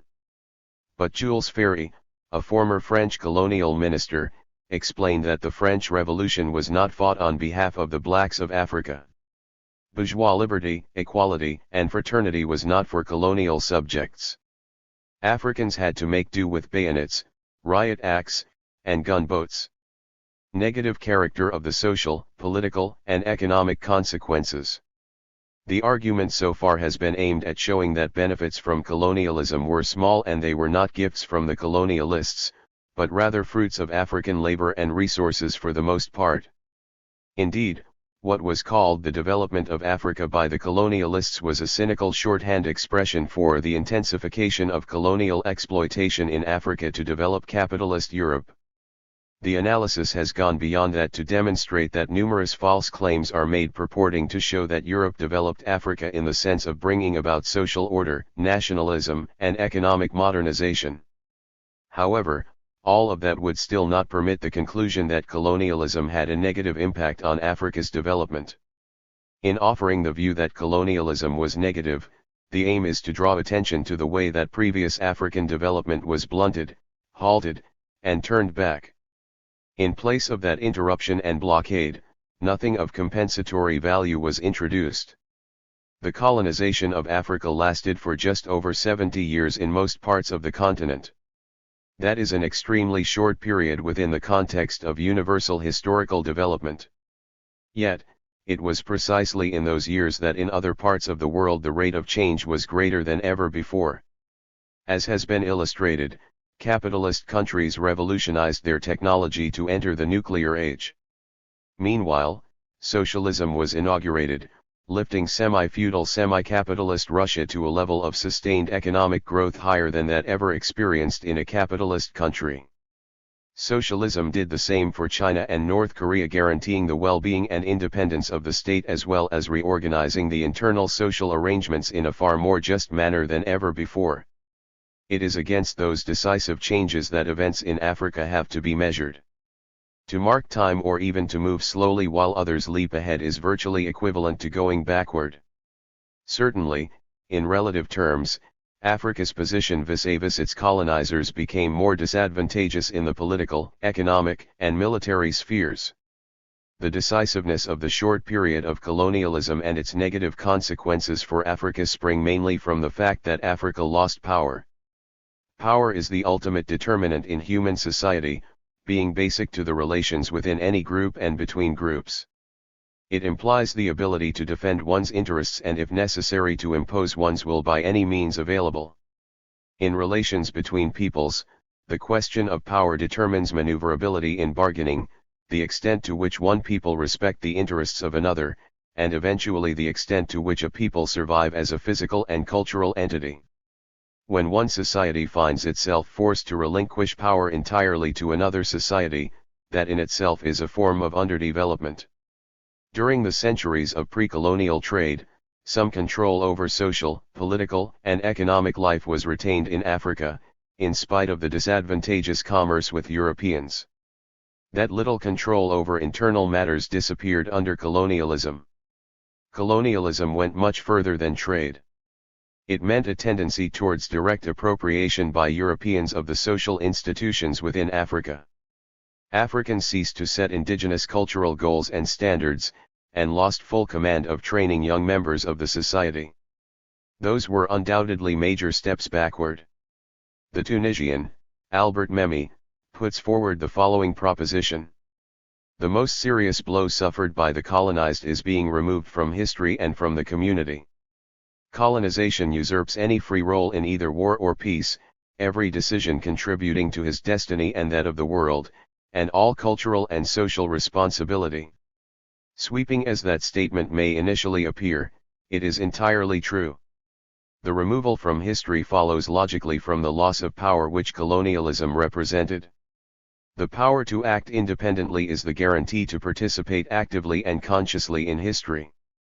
To be colonized is to be removed from history, except in the most passive sense. A striking illustration of the fact that colonial Africa was a passive object is seen in its attraction for white anthropologists, who came to study primitive society. Colonialism determined that Africans were no more makers of history than were beetles, objects to be looked at under a microscope and examined for unusual features. The negative impact of colonialism in political terms was quite dramatic. Overnight, African political states lost their power, independence, and meaning irrespective of whether they were big empires or small polities. Certain traditional rulers were kept in office, and the formal structure of some kingdoms was partially retained, but the substance of political life was quite different. Political power had passed into the hands of foreign overlords. Of course, numerous African states in previous centuries had passed through the cycle of growth and decline. But colonial rule was different. So long as it lasted, not a single African state could flourish. To be specific, it must be noted that colonialism crushed by force the surviving feudal states of North Africa, that the French wiped out the large Muslim states of the Western Sudan, as well as Dahomey and kingdoms in Madagascar, that the British eliminated Egypt, the Mahdiist Sudan, Asante, Benin, the Yoruba kingdoms, Swaziland, Matabeleland, the Loza, and the East African Lake kingdoms as great states. It should further be noted that a multiplicity of smaller and growing states were removed from the face of Africa by the Belgians, Portuguese, British, French, Germans, Spaniards, and Italians. Finally, those that appeared to survive were nothing but puppet creations. For instance, the Sultan of Morocco retained nominal existence under colonial rule which started in 1912, and the same applied to the Bey of Tunis, but Morocco and Tunisia were just as much under the power of French colonial administrators as neighboring Algeria, where the feudal rulers were removed altogether. Sometimes, the African rulers who were chosen to serve as agents of foreign colonial rule were quite obviously nothing but puppets. The French and the Portuguese were in the habit of choosing their own African chiefs, the British went to Iboland and invented warrant chiefs, and all the colonial powers found it convenient to create superior or paramount rulers. Very often, the local population hated and despised such colonial stooges. There were traditional rulers such as the Sultan of Sokoto, the Kabaka of Buganda, and the Asantehene of Asante, who retained a great deal of prestige in the eyes of Africans, but they had no power to act outside the narrow boundaries laid down by colonialism, lest they find themselves in the Seychelles Islands as guests of His Majesty's government. One can go so far as to say that colonial rule meant the effective eradication of African political power throughout the continent, since Liberia and Ethiopia could no longer function as independent states within the context of continent-wide colonialism. Liberia in particular had to bow before foreign political, economic, and military pressures in a way that no genuinely independent state could have accepted, and although Ethiopia held firm until 1936, most European capitalist nations were not inclined to treat Ethiopia as a sovereign state, primarily because it was African, and Africans were supposed to be colonial subjects. The pattern of arrest of African political development has some features which can only be appreciated after careful scrutiny and the taking away of the blinkers which the colonizers put on the eyes of their subjects. An interesting case in point is that of women's role in society. Until today, capitalist society has failed to resolve the inequality between man and woman, which was entrenched in all modes of production prior to socialism. The colonialists in Africa occasionally paid lip service to women's education and emancipation, but objectively there was deterioration in the status of women owing to colonial rule. A realistic assessment of the role of women in independent pre-colonial Africa shows two contrasting but combined tendencies. In the first place, women were exploited by men through polygamous arrangements designed to capture the labor power of women. As always, exploitation was accompanied by oppression, and there is evidence to the effect that women were sometimes treated like beasts of burden, as for instance in Muslim African societies. Nevertheless, there was a counter-tendency to ensure the dignity of women to greater or lesser degree in all African societies. Mother right was a prevalent feature of African societies, and particular women held a variety of privileges based on the fact that they were the keys to inheritance. More important still, some women had real power in the political sense, exercised either through religion or directly within the politico-constitutional apparatus. In Mozambique, the widow of an Nguni king became the priestess in charge of the shrine set up in the burial place of her deceased husband, and the reigning king had to consult her on all important matters. In a few instances, women were actually heads of state. Among the Lovedo of Transvaal, the key figure was the reign queen, combining political and religious functions. The most frequently encountered role of importance played by women was that of queen mother or queen sister. In practice, that post was filled by a female of royal blood, who might be mother, sister, or aunt of the reigning king in places such as Mali, Asante, and Buganda. Her influence was considerable, and there were occasions when the queen mother was the real power and the male king a mere puppet. What happened to African women under colonialism is that the social, religious, constitutional, and political privileges and rights disappeared, while the economic exploitation continued and was often intensified. It was intensified because the division of labor according to sex was frequently disrupted. Traditionally, African men did the heavy labor of felling trees, clearing land, building houses, apart from conducting warfare and hunting. When they were required to leave their farms to seek employment, women remained behind burdened with every task necessary for the survival of themselves, the children, and even the men as far as foodstuffs were concerned. Moreover, since men entered the money sector more easily and in greater numbers than women, women's work became greatly inferior to that of men within the new value system of colonialism. Men's work was modern and women's was traditional and backward. Therefore, the deterioration in the status of African women was bound up with the consequent loss of the right to set indigenous standards of what work had merit and what did not. One of the most important manifestations of historical arrest and stagnation in colonial Africa is that which commonly goes under the title of tribalism. That term, in its common journalistic setting, is understood to mean that Africans have a basic loyalty to tribe rather than nation, and that each tribe still retains a fundamental hostility towards its neighboring tribes. The examples favored by the capitalist press and bourgeois scholarship are those of Congo and Nigeria. Their accounts suggest that Europeans tried to make a nation out of the Congolese and Nigerian peoples, but they failed, because the various tribes had their age-long hatreds, and, as soon as the colonial power went, the natives returned to killing each other. To this phenomenon, Europeans often attach the word atavism, to carry the notion that Africans were returning to their primitive savagery. Even a cursory survey of the African past shows that such assertions are the exact opposite of the truth. It is necessary to discuss briefly what comprises a tribe, a term that has been avoided in this analysis, partly because it usually carries derogatory connotations and partly because of its vagueness and the loose ways in which it is employed in the literature on Africa. Following the principle of family living, Africans were organized in groups which had common ancestors. Theoretically, the tribe was the largest group of people claiming descent from a common ancestor at some time in the remote past. Generally, such a group could therefore be said to be of the same ethnic stock, and their language would have a great deal in common.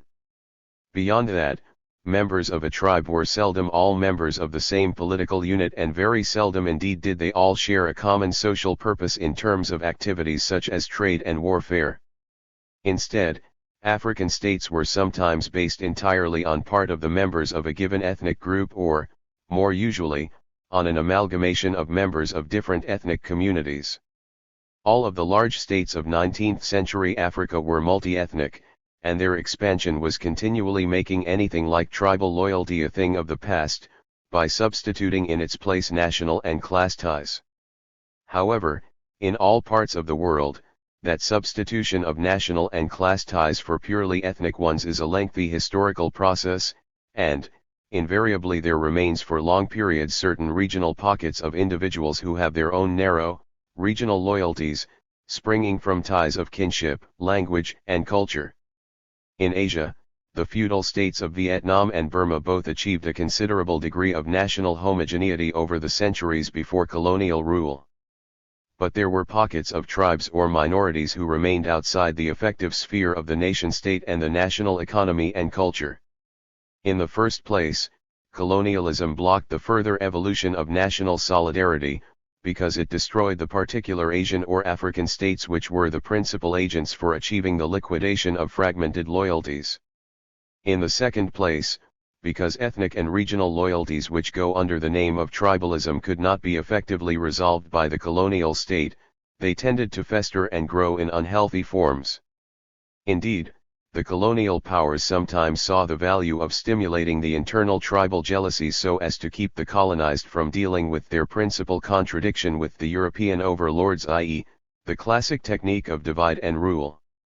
Certainly, the Belgians consciously fostered that, and the racist whites in South Africa had by the 1950s worked out a careful plan to develop the oppressed African population as Zulu, as Xhosa, and as Soto so that the march towards broader African national and class solidarities could be stopped and turned back. The civil war in Nigeria is generally regarded as having been a tribal affair. To accept such a contention would mean extending the definition of tribe to cover Shell oil and Gulf oil. But, quite apart from that, it must be pointed out that nowhere in the history of pre-colonial independent Nigeria can anyone point to the massacre of Igbos by Hausas or any incident which suggests that people up to the 19th century were fighting each other because of ethnic origin. Of course there were wars, but they had a rational basis in trade rivalry, religious contentions, and the clashes of political expansion.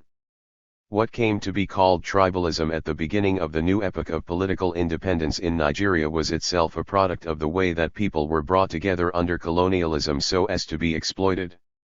It was a product of administrative devices, of entrenched regional separations, of differential access by particular ethnic groups into the colonial economy and culture. Both Uganda and Kenya in East Africa are also situations in which a supposedly tribal factor continued to be preeminent. There is no doubt that the existence of the Buganda kingdom within independent Uganda posed certain problems. But, even after misapplying the definition of a tribe to the Baganda, it still remains true that the Buganda problem was a colonial problem. It was created by the presence of the missionaries and the British, by the British, Malo, land settlement in Uganda in 1900, and by the use which Britain made of the Baganda ruling class as sub-imperialists within the colony of Uganda. In Kenya, the pattern of colonialism was different from that in Uganda, because of the presence of white settlers. No African group was allowed any power in the capacity of NCOs for the colonial office, since the white settlers themselves filled the role. The white settlers took the best land and then tried to create a new world with African labor. However, the African community which lay outside the immediate white settler sector was regulated along tribal lines. One of the numerous royal commissions of British colonialism published a report on Kenya in 1934. A contemporary Kenyan historian commented on the report as follows. The commission's recommendations, which were accepted by the British government, implied that Kenya was to be partitioned into two racial blocks, African and European. And in the African sector, all economic, social and political developments were to be conducted on tribal lines. Racialism thus became institutionalized. Human activity within small groups connected only by kinship relations, such as the tribe, is a very transient phase through which all continents passed in the phase of communalism. When it ceased to be transient and became institutionalized in Africa, that was because colonialism interrupted African development. That is what is implied in Memmi's reference to Africans being removed from history. Revolutionary African thinkers such as Frantz Fanon and Amilcar Cabral expressed the same sentiments somewhat differently when they spoke of colonialism having made Africans into objects of history. Colonized Africans, like pre-colonial African chattel slaves, were pushed around into positions which suited European interests and which were damaging to the African continent and its peoples. In continuation, some further socio-economic implications of that situation will be examined. Pre-colonial trade had started the trend of the disintegration of African economies and their technological impoverishment. Colonial rule speeded up that trend. The story is often told that in order to make a telephone call from Accra in the British colony of the Gold Coast to Abidjan in the adjacent French colony of Ivory Coast, it was necessary to be connected first with an operator in London and then with an operator in Paris who could offer a line to Abidjan. That was one reflection of the fact that the Gold Coast economy was integrated into the British economy, and the Ivory Coast economy was integrated into the French economy, while the neighboring African colonies had little or no effective economic relations. The following conclusion reached by the United Nations Economic Commission for Africa in 1959 goes directly to the point. The most outstanding characteristic of the transportation systems of Africa is the comparative isolation in which they have developed within the confines of individual countries and territories. This is reflected in the lack of links between countries and territories within the same geographical sub-region. Some African trade did persist across colonial boundaries. For instance, the centuries-old trade in kola nuts and gold from the forests of West Africa to North Africa never completely ceased. Besides, new forms of African trade developed, notably with regard to supplying foodstuffs to towns or cash crop areas where there was insufficiency of food. That kind of trade could be entirely within a colony or it could cross colonial boundaries. However, the sum total of energy that went into expansion of inter-African trade was extremely small in comparison with trade that was export-oriented. Since this inter-African trade did not bring benefits to Europeans, it was not encouraged by them, and up to the latter part of the colonial period only 10% of Africa's trade was internal. It is also worth noting that Africa was denied the opportunity of developing healthy trade links with parts of the world other than Europe and North America. Some trade persisted across the Indian Ocean, but on the whole it is fair to say that the roads in Africa led to the seaports and the sea lanes led to Western Europe and North America. That kind of lopsidedness is today part of the pattern of underdevelopment and dependence. The damaging impact of capitalism on African technology is even more clearly measurable in the colonial period than in the earlier centuries. In spite of the slave trade and of the import of European goods, most African handicraft industries still had vitality at the start of the colonial period. They had undergone no technological advance and they had not expanded, but they had survived. The mass production of the more recent phase of capitalism virtually obliterated African industries such as cloth, salt, soap, iron, and even pottery making. In North Africa, handicraft industries had made the greatest advances before colonialism, in spheres ranging from brasswork to woolens. As in the towns of feudal Europe, craft workshops flourished in Algerian towns like Oran, Constantine, Algiers, and Tlemcen. But French colonialism destroyed the handicraft industries and threw thousands out of work. The same thing had happened in Europe itself when new machines had thrown artisans out of employment in places like Lancashire and Lyons, but in that instance the new machines became the basis of the prevailing mode of production, and formerly independent artisans returned to factories as proletarians to master different skills and expand the productive capacity of their society. In Africa it was simply destruction without redress. By the time political independence was achieved, surviving craftsmanship had been turned towards attracting tourists rather than meeting the real needs of African people. Besides, as was true of the European slave trade, the destruction of technology under colonialism must be related to the barriers raised in the path of African initiative. The vast majority of Africans drawn into the colonial money economy were simply providing manual labor, which stimulated perspiration rather than scientific initiative. Africans connected to the trading sector were sometimes successful in a limited way. The resourcefulness of West African market women is well known, but it was put to petty purposes. The problem posed to capitalists and workers in Europe while making insecticide from African pyrethrum was one requiring that resourcefulness be expressed in a technical direction. But the problem posed to an African market woman by the necessity to make a penny more profit on every tin of imported sardines was resolved sometimes by a little more vigor, sometimes by a touch of dishonesty, and sometimes by resort to juju. Colonialism induced the African iron worker to abandon the process of extracting iron from the soil and to concentrate instead on working scraps of metal imported from Europe. The only compensation for that interruption would have been the provision of modern techniques in the extraction and processing of iron. However, those techniques were debarred from Africa, on the basis of the international division of labor under imperialism. As was seen earlier, the non-industrialization of Africa was not left to chance. It was deliberately enforced by stopping the transference to Africa of machinery and skills which would have given competition to European industry in that epoch.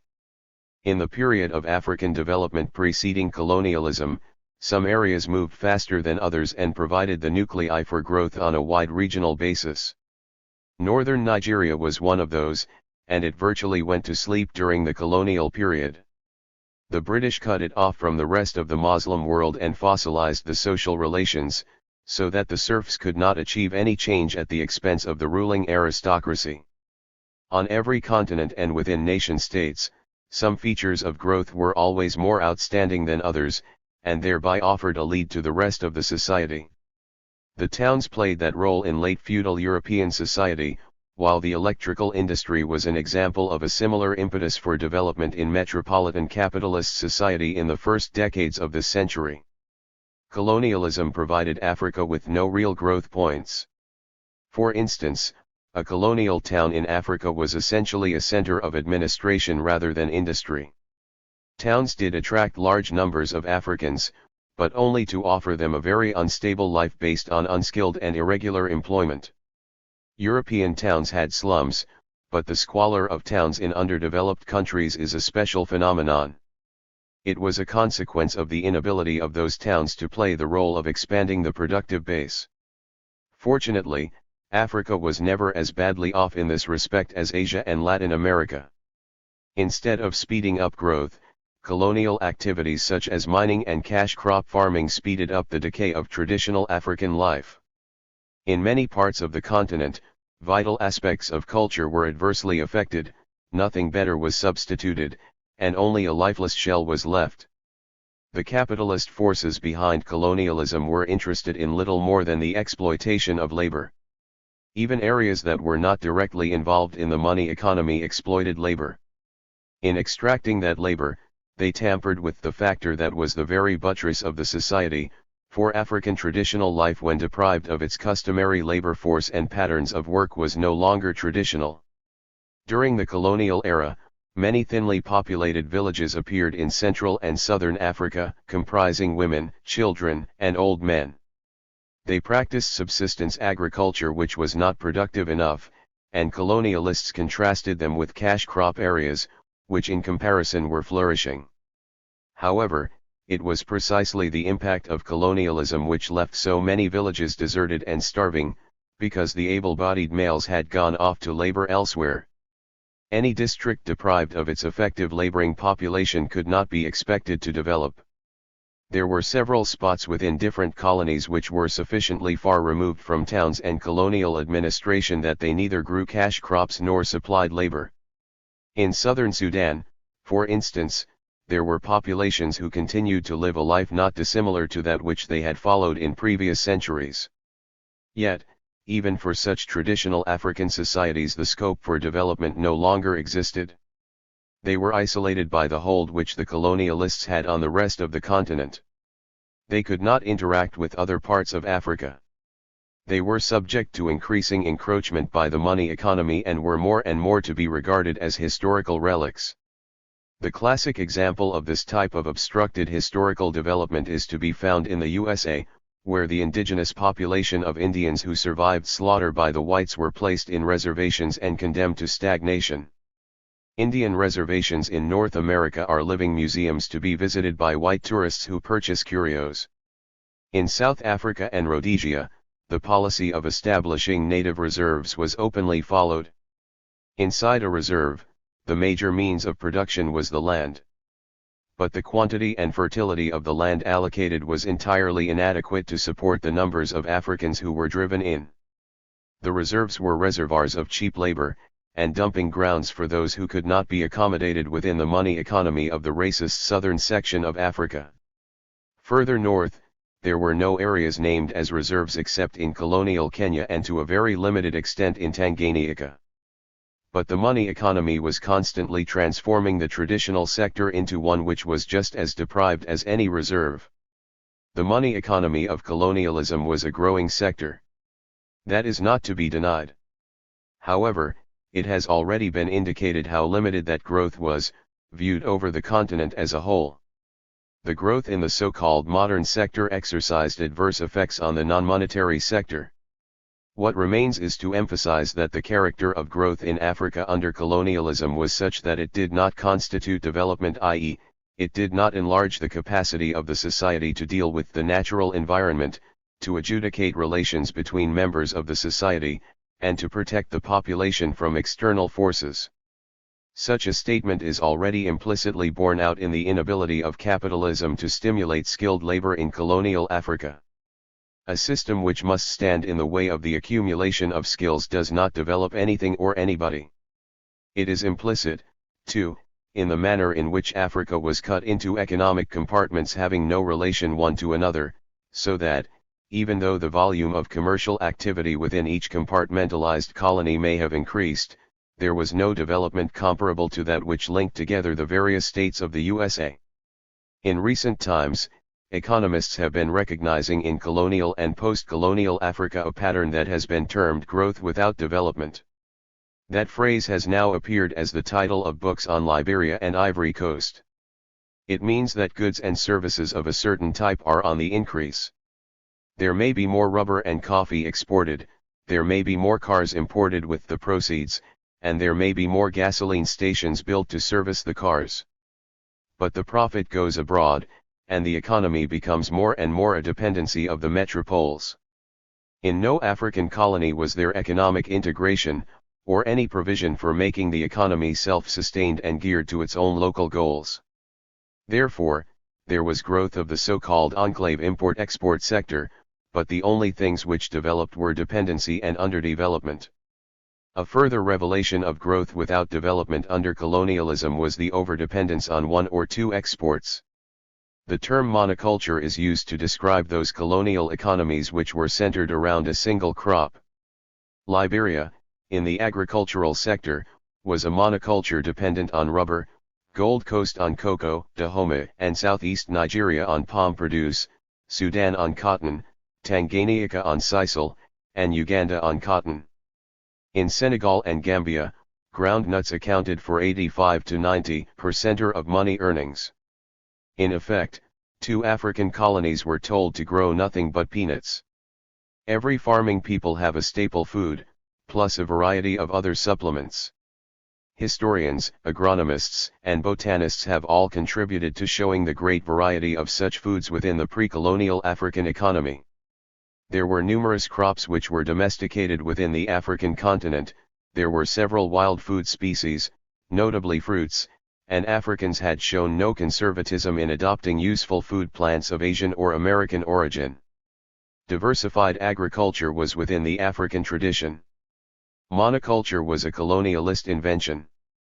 Those who justify the colonial division of labor suggest that it was natural and respected the relative capacities for specialization of the metropoles and colonies. Europe, North America, and Japan were capable of specializing in industry and Africa in agriculture. Therefore, it was to the comparative advantage of one part of the world to manufacture machines while another part engaged in simple hoe culture of the soil. That kind of arrogant partition of the world was not new.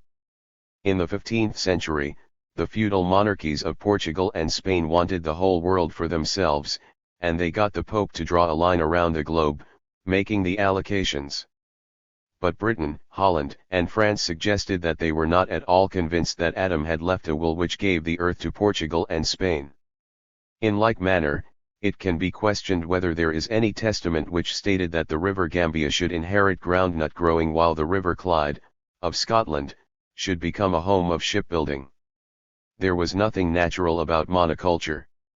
It was a consequence of imperialist requirements and machinations, extending into areas that were politically independent in name. Monoculture was a characteristic of regions falling under imperialist domination. Certain countries in Latin America such as Costa Rica and Guatemala were forced by United States capitalist firms to concentrate so heavily on growing bananas that they were contemptuously known as banana republics. In Africa, this concentration on one or two cash crops for sale abroad had many harmful effects. Sometimes, cash crops were grown to the exclusion of staple foods, thus causing famines. For instance, in Gambia rice farming was popular before the colonial era, but so much of the best land was transferred to groundnuts that rice had to be imported on a large scale to try to counter the fact that famine was becoming endemic. In Ashanti, concentration on cocoa raised fears of famine in a region previously famous for yams and other foodstuff. Yet the threat of famine was a small disadvantage compared to the extreme vulnerability and insecurity of monoculture. When the crop was affected by internal factors such as disease, that amounted to an overwhelming disaster, as in the case of Gold Coast cocoa when it was hit by swollen shoot disease in the 1940s. Besides, at all times, the price fluctuations, which were externally controlled, left the African producer helpless in the face of capitalist maneuvers.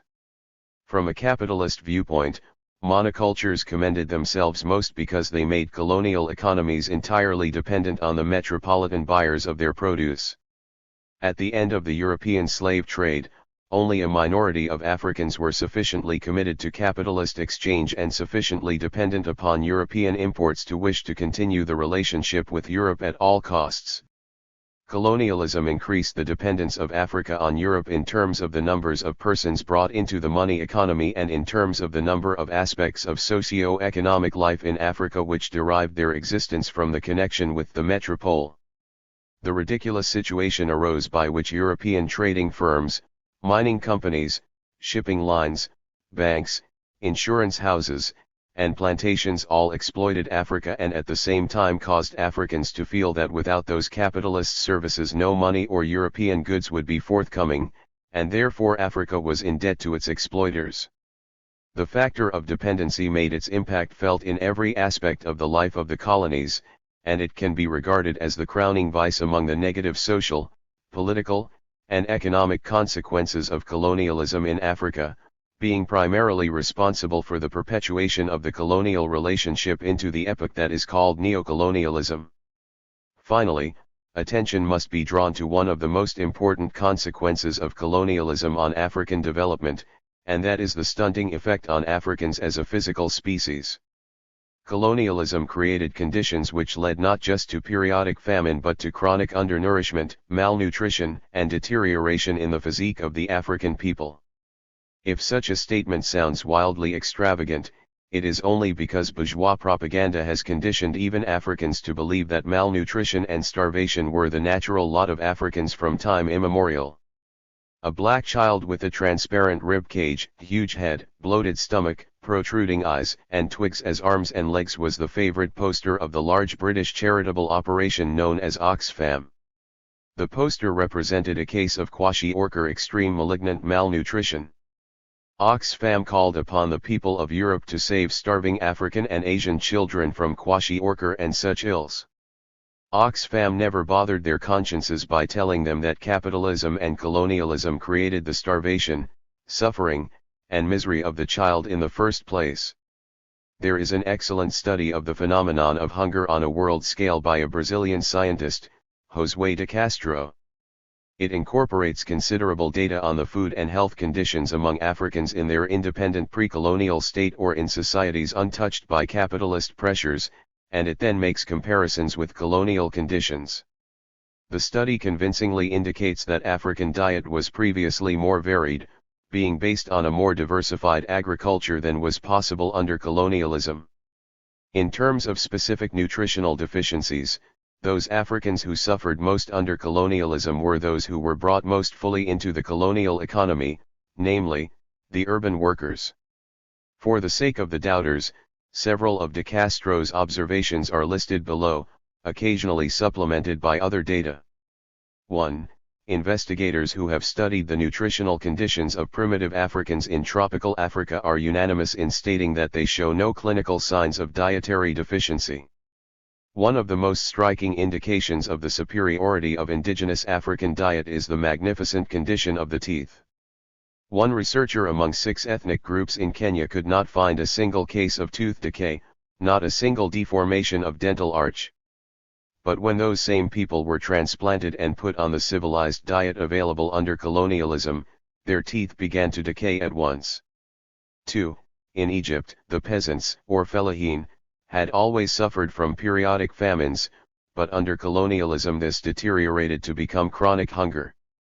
It was the intervention of the British which upset the balance of the peasants' diet, and comparison with early accounts shows that there was once a much greater variety of legumes and fruits. 3. The kwashiorkor, of the Oxfam posters, is itself noticeable wherever the Africans' contact with the European was prolonged. A committee on nutrition in the colonial empire found a noticeable absence of animal fat and protein in the Gambia. The absence of proteins of good quality is one of the principal contributors to kwashiorkor, and once again comparison with what Europeans saw in the Gambia ever since the 15th century would indicate that a change had come about after the coming of the whites. The Gambia not only grew a variety of food in the early period, but it was stock-raising country where meat was consumed in considerable quantity. Throughout the 17th and 18th centuries, cattle hides were sold by the thousands to European buyers every year, and the local population ate the meat. How then could they have suffered from an absence of animal fat? 4. Studies in equatorial Africa have revealed frequent signs of dietary deficiencies caused by the absence of fresh foods among Africans entering the service of the colonizers. These include beriberi, rickets, and scurvy. Rickets is a typical temperate climate disease, to which lack of sun contributes. But after colonialism had so destroyed the pattern of judicious food consumption in tropical Africa, even the sun was not enough to keep children's bones straight. As for scurvy, that is so closely identified with the English sailor that he was nicknamed Limey, from eating limes to prevent scurvy while lacking access to fresh food on long sea voyages. However, a scurvy epidemic broke out in the middle of Tanganyika in the colonial epoch among workers in the gold fields, whose wages and conditions of work did not permit them to get fresh citrus and other nourishment. 5.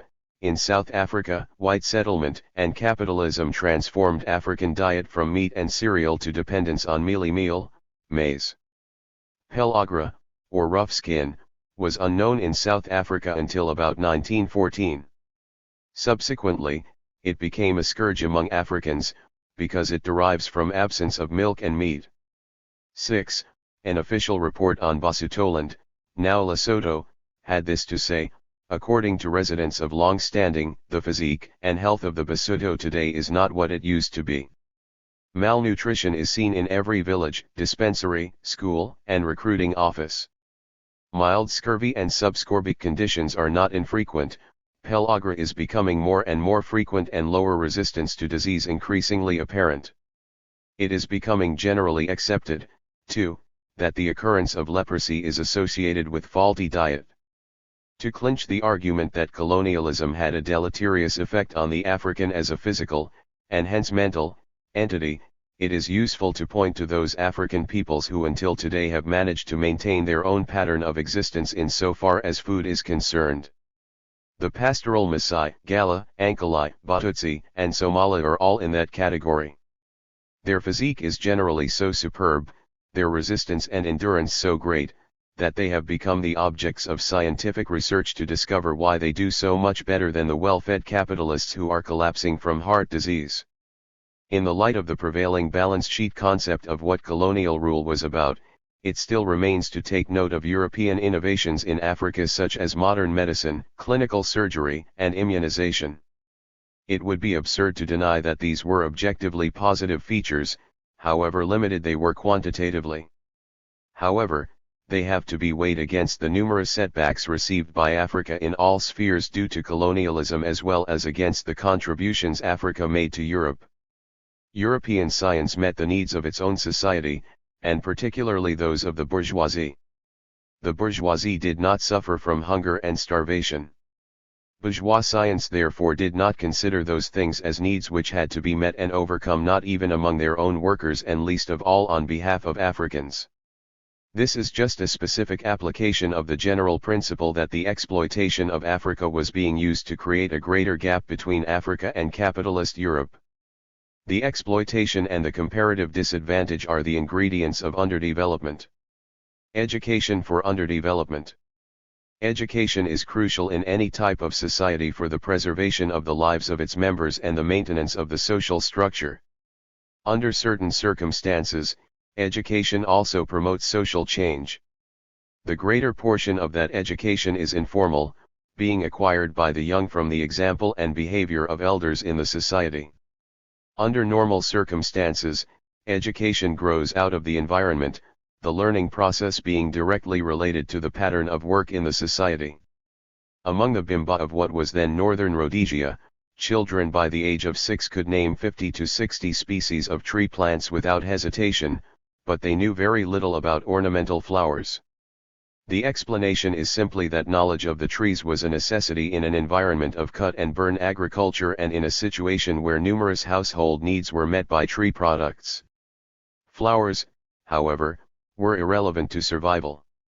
Indeed, the most crucial aspect of pre-colonial African education was its relevance to Africans, in sharp contrast with what was later introduced.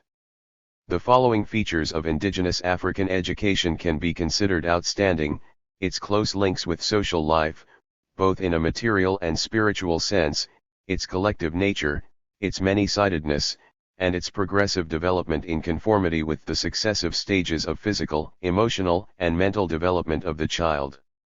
There was no separation of education and productive activity or any division between manual and intellectual education.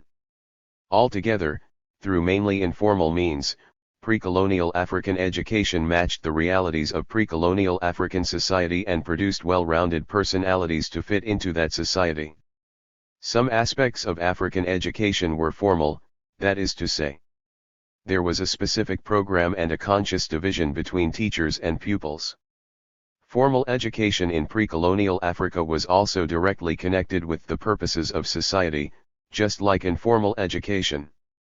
The programs of teaching were restricted to certain periods in the life of every individual, notably the period of initiation or coming of age. Many African societies had circumcision ceremonies for males or for both sexes, and for some time before the ceremonies a teaching program was arranged. The length of time involved could vary from a few weeks to several years. A famous example of the latter was the initiation school held by the Poro Brotherhood in Sierra Leone. Formal education was also available at later stages in life, such as on the occasion of passing from one age grade to another or of joining a new brotherhood. Specialized functions such as hunting, organizing religious ritual, and the practice of medicine definitely involved formal education within the family or clan. Such educational practices all dated back to communal times in Africa, but they persisted in the more developed African feudal and pre-feudal societies, and they were to be found on the eve of colonialism.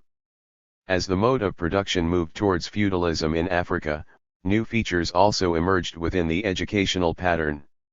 There was, for instance, more formal specialization, because the proportion of formal to informal education increases with technological advance. Apart from hunting and religion, the division of labor made it necessary to create guilds for passing down the techniques of iron working, leather making, cloth manufacture, pottery molding, professional trading, and so on. The emphasis on military force also led to formal education in that sphere, as in the case of Dahomey, Rwanda, and Zulu cited earlier.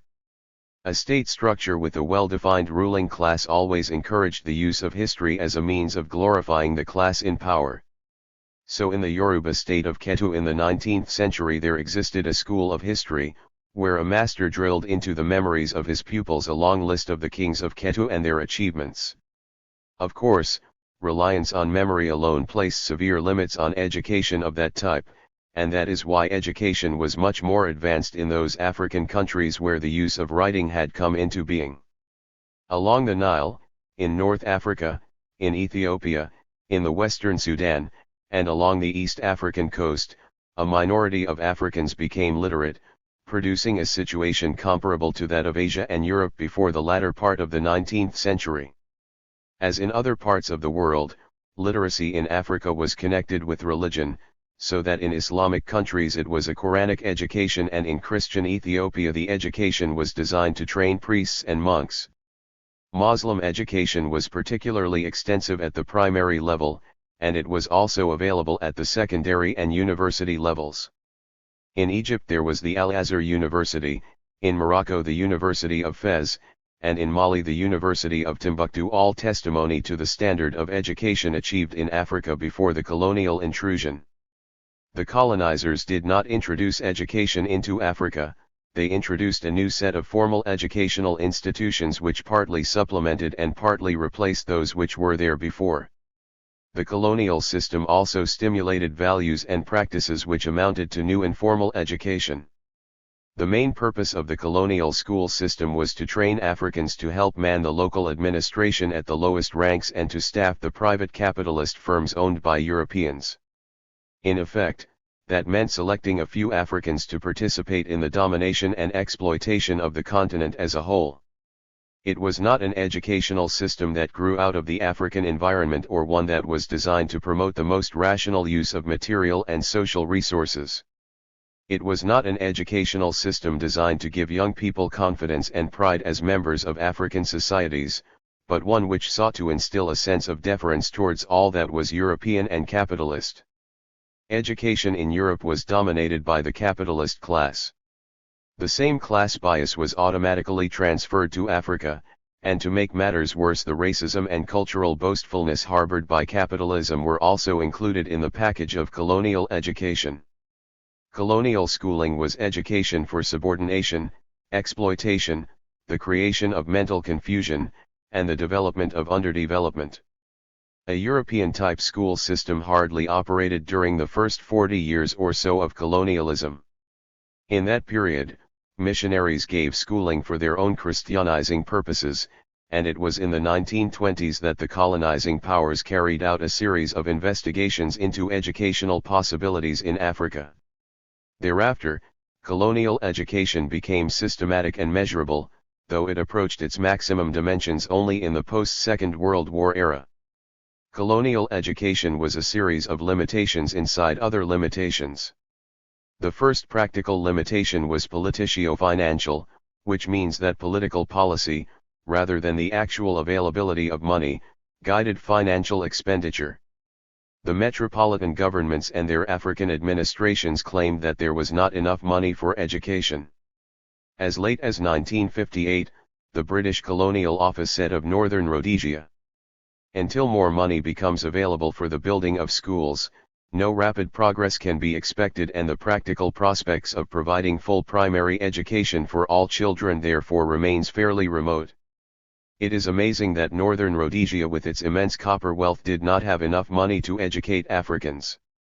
One cannot be certain whether the colonialists were trying to deceive others or whether they had succeeded in fooling themselves, but probably most of the confused white settlers in the Rhodesias fell into the latter category, for they consistently argued that Africans did not pay as much tax per head as Europeans, and therefore Africans could not expect to get education and other services out of taxes paid by white settlers. This is the fundamental failure to perceive that a country's wealth comes not from taxes but from production. African soil and African labor in Northern Rhodesia produced vast wealth, but African children under colonialism had little access to that wealth for their schooling.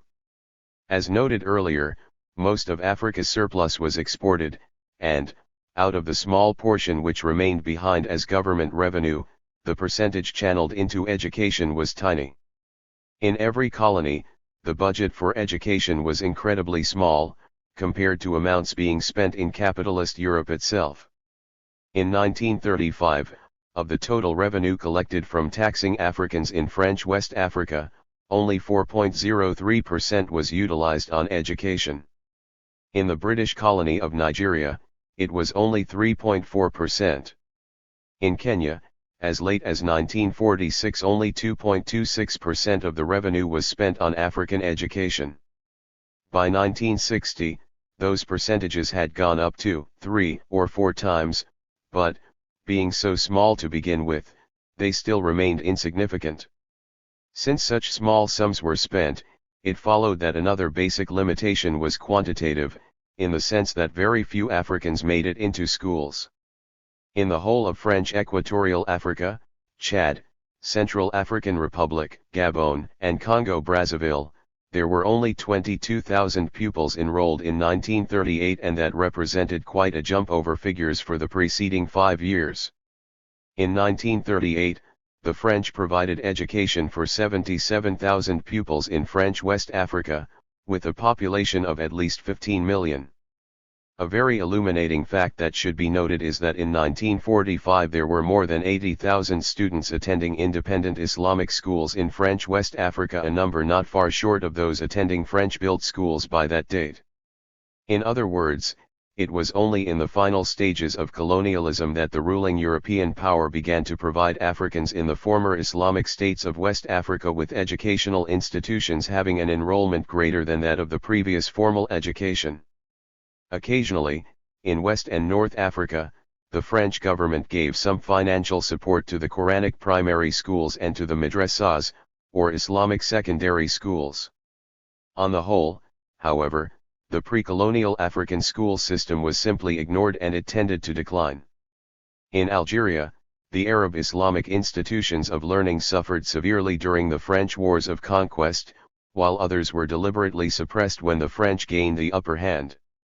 Throughout French North Africa, the old established Islamic universities suffered because colonialism deprived them of the economic base which previously gave them support. As with so many other aspects of African life, what the colonialists put in must be weighed against what they halted and what they destroyed in both real and potential terms. British colonies tended to do on average somewhat better than French ones with regard to educational activities, largely because of missionary initiatives rather than the British government itself.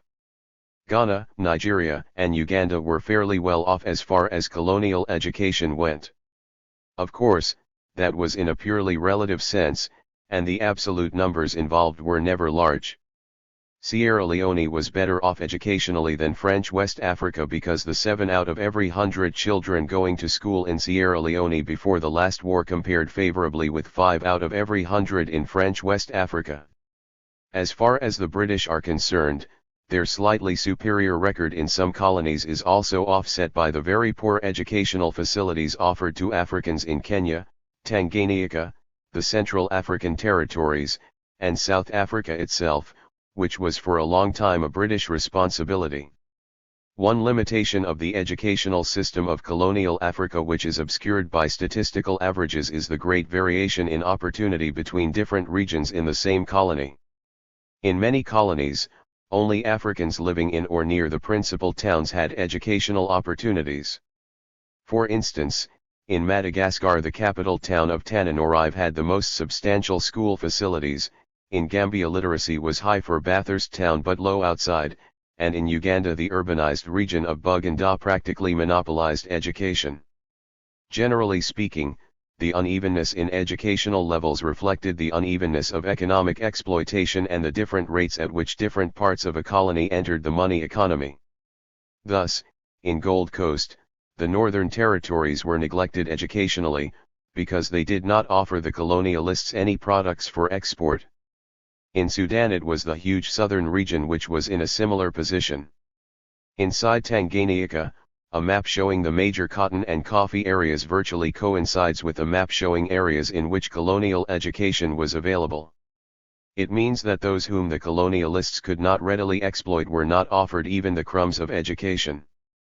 The closer one scrutinizes the educational contribution of colonialism even in purely quantitative terms, the more it shrinks into insignificance. It must be noted, for instance, that there was an extremely high rate of dropouts.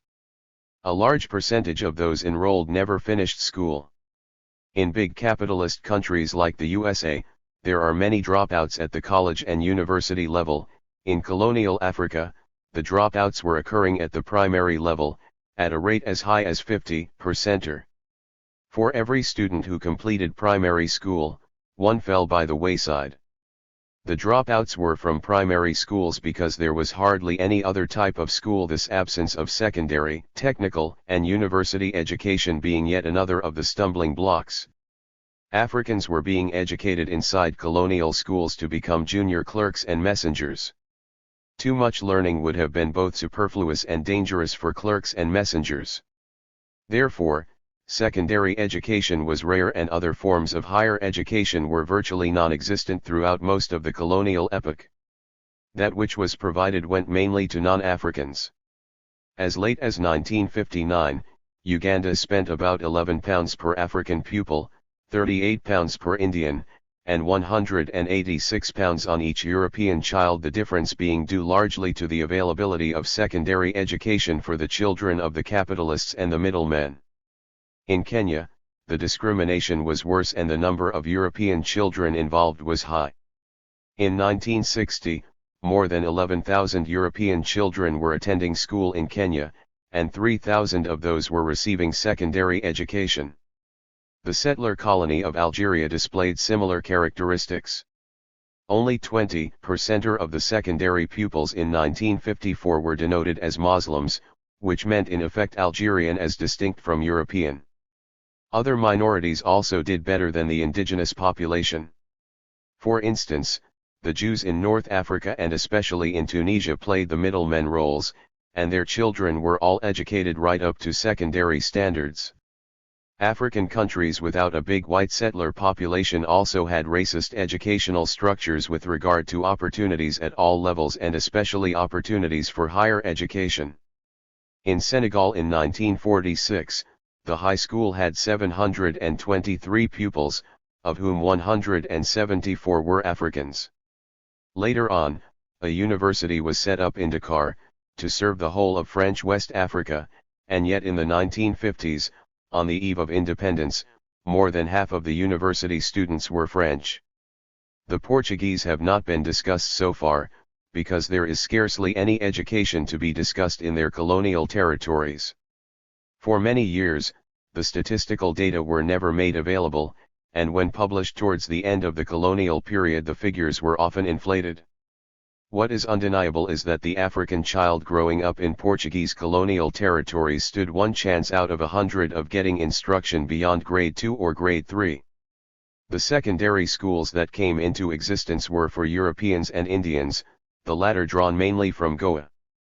The colonial powers with small territories in Africa were Spain and Italy.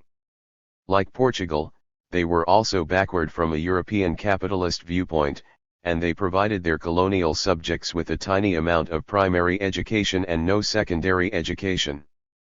Belgium was in a somewhat special category as far as colonial education was concerned. Although small, Belgium was a relatively developed and industrialized country, and it ruled one of the richest areas of Africa, namely, the Congo. By colonial standards, the people of Congo and Rwanda-Urundi had fair access to primary education, but schooling beyond that was almost impossible to obtain. This was the consequence of a deliberate policy pursued by the Belgian government and the Catholic Church. The African native was to be gradually civilized.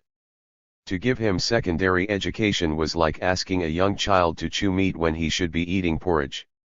Furthermore, the Belgians were so interested in the welfare of the African masses that they argued that no highly educated African would be able to serve his own people. Consequently, it was only in 1948 that a Belgian commission recommended the establishment of secondary schools for Africans in the colonies. It is not at all surprising that, at the time of regaining political independence, the Congo had only 16 graduates out of a population of more than 13 million. Educators often refer to the educational pyramid, comprising primary education as the base and going upwards through secondary, teacher training, higher technical, and university facilities, the last named being so small that it could be represented as the point at the top of the pyramid. Throughout Africa, the primary base was narrow and yet the pyramid sloped shallowly because so few of the primary students could continue beyond that level. Only in certain British colonies was the pyramid really completed by significant higher and university education. West Africa had Achimota and Yaba colleges, apart from Fora Bay which was at university level. Ibadan and the University of Ghana also came into existence some years before the end of the colonial regime. In the Sudan, there was Gordon College, which evolved into the University of Khartoum, and in East Africa there was Makerere University. The following data for the year 1958 could be used to illustrate the educational pyramid in southern Rhodesia, where African education was not well favored. Total kindergarten enrollment was 227,000. In the primary school 77,000 entered grade 1, and 10,000 made it to grade 6. Secondary education began with 3,000 pupils, of whom only 13 made it to grade 12. In that year, there were no African graduates from the recently established University College in Salisbury, but by 1960 there were 3. The final word on the quantity of education provided by Europe to Africa can be said in the form of the statistics at the beginning of the rule of the new African states.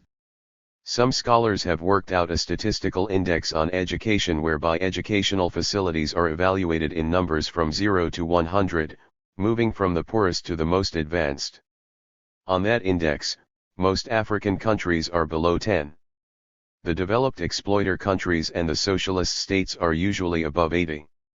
A UNESCO publication on education in Black independent Africa said, of this population, of around 170 million, a little more than 25 million are of school age, and of these nearly 13 million have no opportunity of going to school, and of the privileged 12 million less than half complete their primary education. Only 3 out of every 100 children see the inside of a secondary school, while not even 2 of every 1,000 have a chance of receiving some sort of higher education in Africa itself. The overall estimated illiteracy rate of 80 to 85% is nearly twice that of the average world figure.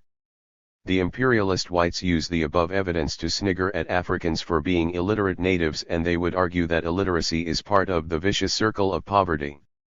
Yet, the same people boast proudly that they have educated Africa. It is difficult to see how they can have it both ways. If independent Africa is still without the benefits of modern education, as it is, then 75 years of colonial exploitation undoubtedly have something to do with the state of affairs, and the absurdity is so much the greater when one contemplates how much Africa produced in that period and how much of that went to develop all aspects of European capitalist society, including their educational institutions. Cecil Rhodes could afford to leave a legacy of lavish scholarships to white students for study at Oxford University, having made a fortune from exploiting Africa and Africans. Those Africans who had access to education were faced with certain qualitative problems. The quality was poor by prevailing European standards. The books, the methods of teaching, and the discipline were all brought to Africa in the 19th century, and, on the whole, colonial schools remained sublimely indifferent to the 20th century. New ideas that were incorporated in the capitalist metropoles never reached the colonies.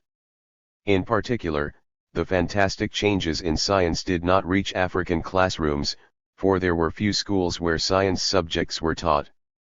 Similarly, the evolution of higher technical education did not have any counterpart in colonial Africa. There were numerous absurdities in the transplantation of a version of European education into Africa. When the Bimba children mentioned above went to school, they had no program of instruction relating to the plant life with which they would otherwise have familiarized themselves. Instead, they were taught about flowers and about European roses at that. Dr. Kofi Bizia some years ago made the following admission. At the end of my first year at secondary school, Mfansipim, Cape Coast, Ghana, I went home to Wenchi for the Christmas vacation. I had not been home for 4 years, and on that visit, I became painfully aware of my isolation. I understood our community far less than the boys of my own age who had never been to school. Over the years, as I went through college and university, I felt increasingly that the education I received taught me more and more about Europe and less about my own society.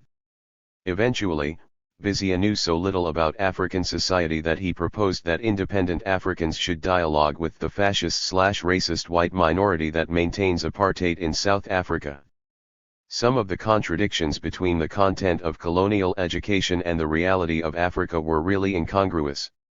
On a hot afternoon in some tropical African school, a class of black shining faces would listen to their geography lesson on the seasons of the year: spring, summer, autumn, and winter.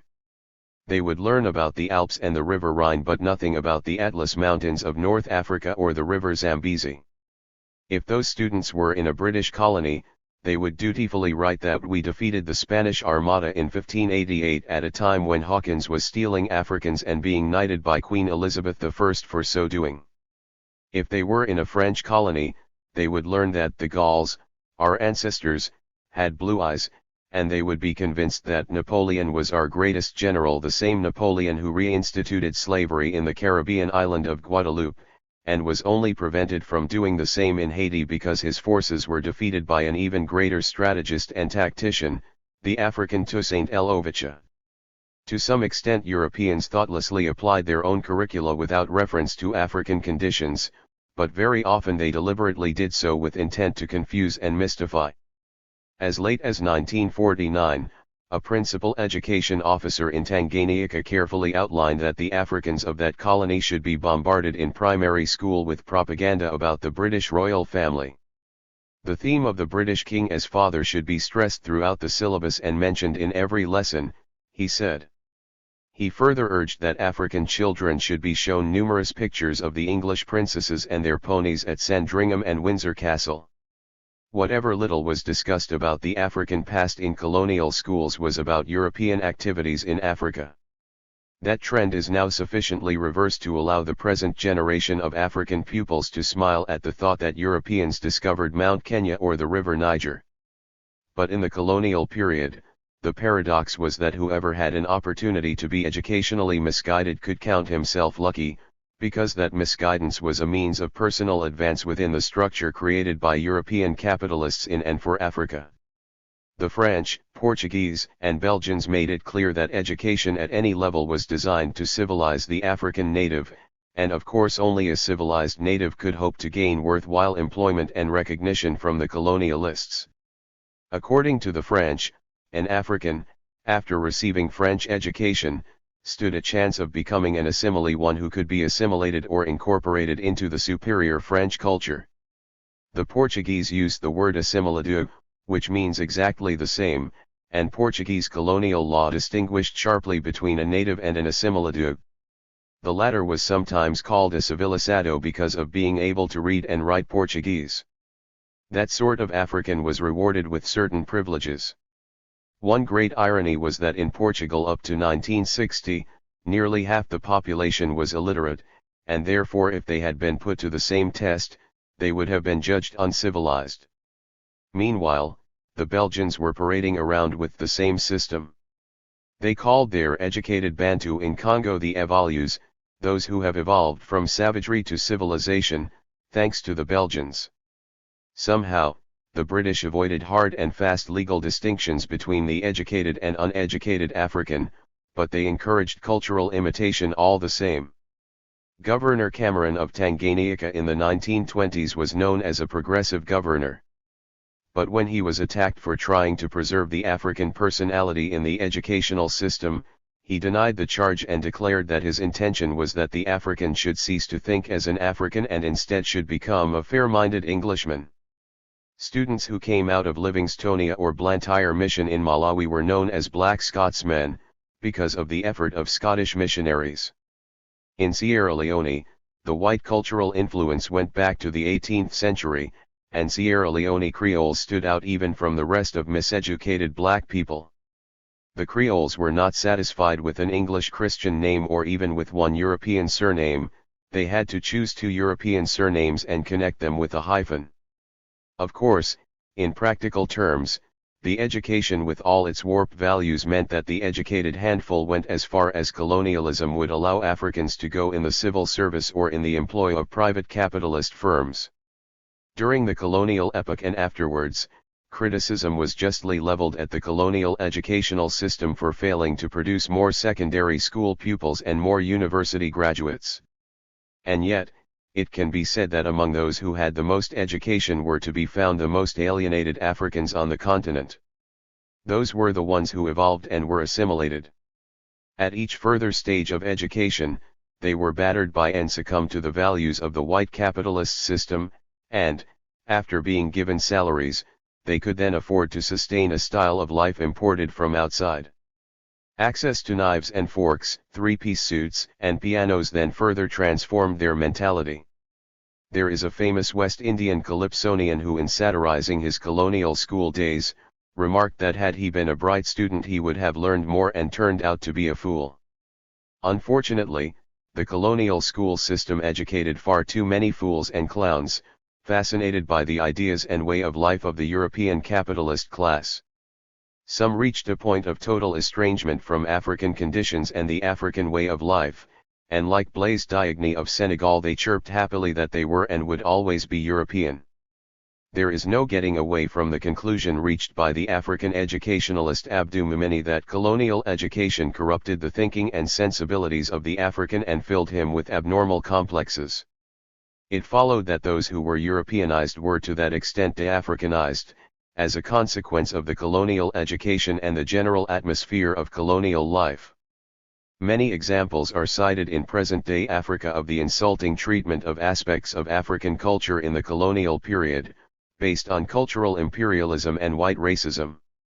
What is seldom commented upon is the fact that many Africans were the victims of fascism at the hands of the Portuguese and Spanish, at the hands of the Italians and the Vichy French regime for a brief period in the late 1930s and the early 1940s, and at the hands of the British and Boers in South Africa throughout this century. The fascist colonial powers were retarded capitalist states, where the government police machinery united with the Catholic Church and the capitalists to suppress Portuguese and Spanish workers and peasants and to keep them ignorant. Understandably, the fascist colonialists wanted to do the same to African working people, and in addition they vented their racism on Africans, just as Hitler had done on the Jews. Like most colonial administrations, that of the Italians in Libya disregarded the culture of the Africans. However, after the fascist Mussolini came to power, the disregard gave way to active hostility, especially in relation to the Arabic language and the Muslim religion. The Portuguese and Spanish had always shown contempt for African language and religion. Schools of kindergarten and primary level for Africans in Portuguese colonies were nothing but agencies for the spread of the Portuguese language. Most schools were controlled by the Catholic Church, as a reflection of the unity of church and state in fascist Portugal. In the little-known Spanish colony of Guinea, Rio Muni, the small amount of education given to Africans was based on eliminating the use of local languages by the pupils and on instilling in their hearts the holy fear of God.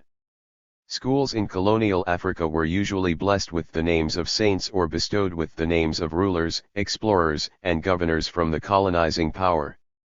In Spanish Guinea, that practice was followed, resulting in the fact that Rio Muni children had to pass by the José Antonio School, the equivalent of saying the Adolf Hitler School if the region were German, for the school was named in honor of José Antonio, the founder of the Spanish Fascist Party. Another aspect of the colonial educational and cultural patterns which needs investigation is the manner in which European racism and contempt was expressed not only by hostility to African culture but by paternalism and by praise of negative and static social features. There were many colonialists who wished to preserve in perpetuity everything that was African, if it appeared quaint or intriguing to them. Such persons merely succeeded in cutting African life off from the potentially beneficial aspects of the international world. An excellent example is the kind of work done in Gabon by Albert Schweitzer, who was in charge of a dirty, unhygienic hospital with dogs, cats, goats, and chickens running around, under the guise of fitting into the African culture and environment. As late as 1959, a friend and colleague of Albert Schweitzer defended his unsterile hospital in the following terms. Now to the domestic animals at the hospital. People have been shocked by the informality with which animals and people mix, and although it is perhaps not always defensible on hygienic grounds, the mixture adds considerably to the charm of the place. The writer was a dental surgeon from New York, who would obviously have had a fit if a goat or chicken had wandered into his New York surgery. He knew full well that at Schweitzer's hospital the goats, dogs, and cats visit hospital wards teeming with microbial life of the most horrifying varieties, but he defended their habitation with Africans because that was part of the culture and charm that had to be preserved. In the educational sphere, the Belgians carried out a language policy which might appeal to contemporary nationalists, for they insisted that primary education should be in one of the 5 main African languages of the territory.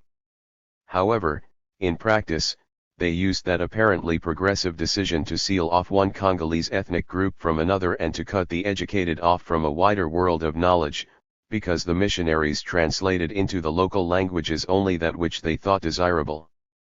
The policy of mock respect for African culture reached its highest expression in South Africa in the notorious Bantu Education Act of 1953, which sought to promote the differences between Zulu, Soto, Xhosa, Venda, and so on, differences which were part of an early stage of development and which would have been transcended if there were no European intervention or if under white rule specific steps were not taken to maintain the anachronistic tribal entities. Not all colonial educators and administrators were consciously taking up the position that the African should be educated the better to be enslaved. On the contrary, most of them thought that they were doing Africans a great favor, and there were a few who were enlightened enough to realize that there was scope for devising a school program which was less divorced from African reality. In 1928, even the French education minister was shocked to learn that Africans were taught that the Gauls, their ancestors, had blue eyes. From the 1920s, both Britain and France produced colonial educators and education commissions which urged greater relevance of teaching programs in Africa. They also put forward suggestions such as the use of local languages in primary schools, more education for girls, and an end to the white-collar orientation of schooling. However, the seemingly progressive nature of those recommendations could not change the fact that colonial education was an instrument to serve the European capitalist class in its exploitation of Africa. Whatever colonial educators thought or did could not change that basic fact. To recommend that African girls should go to school is more than just an educational policy. It has tremendous social implications, and it presupposes that the society will usefully employ the educated woman. Metropolitan capitalist society itself had failed to liberate women, to offer them equal educational opportunities, or to provide them with responsible jobs at equal rates of pay with men. That being the case, it was wishful thinking to imagine that the colonial educational system would take any serious interest in African women, especially since the colonialists would have had to transform the consciousness on that matter which was characteristic of feudal and pre-feudal societies. Nowhere did the cash crop economy or the export of basic ores make provision for educated women. As in the capitalist metropoles, it was assumed that the civil service was for men. Therefore, the extremely limited employment sector in the colonies had nothing to offer educated women, and modern education remained a luxury with which few African women came into contact. Another progressive suggestion made by some colonial educationists was for more agricultural and technical schooling. But, genuine technical education was ruled out, because the fundamental purpose of the colonial economy did not permit the development of industry and skills within Africa. Only in rare cases, such as in the Congo, was there an objective necessity for technically trained Africans. In the later stages of colonial rule in Congo, mineral exploitation had developed to such a point that there was practical need for extensive rudimentary technical skills among African workers. A few Katangese and other Congolese also received technical training of a secondary equivalent. Significantly enough, in such cases, the private companies took the initiative, since their profits were at stake, and the technical schools were extensions of their production processes. However, for the most part, whatever skilled jobs needed to be done within the restricted field of mining and industry in Africa were met by the importation of Europeans. Agriculture was not carried on as a scientific industry, as in Scandinavia or New Zealand, where whites were farming on an intensive capitalist basis. As noted earlier, the production of cash crops in Africa was stimulated by the minimum expenditure on the part of Europeans and with no infusion of new technology. Therefore, when educational advisors suggested agricultural education relevant to African needs, this meant no addition to African knowledge. In many colonial schools, agriculture became an apology for a subject. It was part of the drudgery of the institution. The teachers received no agricultural education, and, therefore, they could not teach anything scientific. Children acquired nothing but distaste for the heavy labor of shamba work, and in fact it was used as a form of punishment. Early educational commissions also accorded high priority to religious and moral flavoring of instruction, something that was disappearing in Europe itself. The role of the Christian Church in the educational process obviously needs special attention. The Christian missionaries were as much part of the colonizing forces as were the explorers, traders, and soldiers. There may be room for arguing whether in a given colony the missionaries brought the other colonialist forces or vice versa, but there is no doubting the fact that missionaries were agents of colonialism in the practical sense, whether or not they saw themselves in that light. The imperialist adventurer Sir Henry Johnston disliked missionaries, but he conceded in praise of them that each mission station is an exercise in colonization. In Europe, the Church had long held a monopoly over schooling from feudal times right into the capitalist era. By the late 19th century, that situation was changing in Europe, but, as far as the European colonizers were concerned, the Church was free to handle the colonial educational system in Africa. The strengths and weaknesses of that schooling were very much to be attributed to the Church. Both inside and outside church and school, the personnel of the Church were instrumental in setting values during the colonial epoch.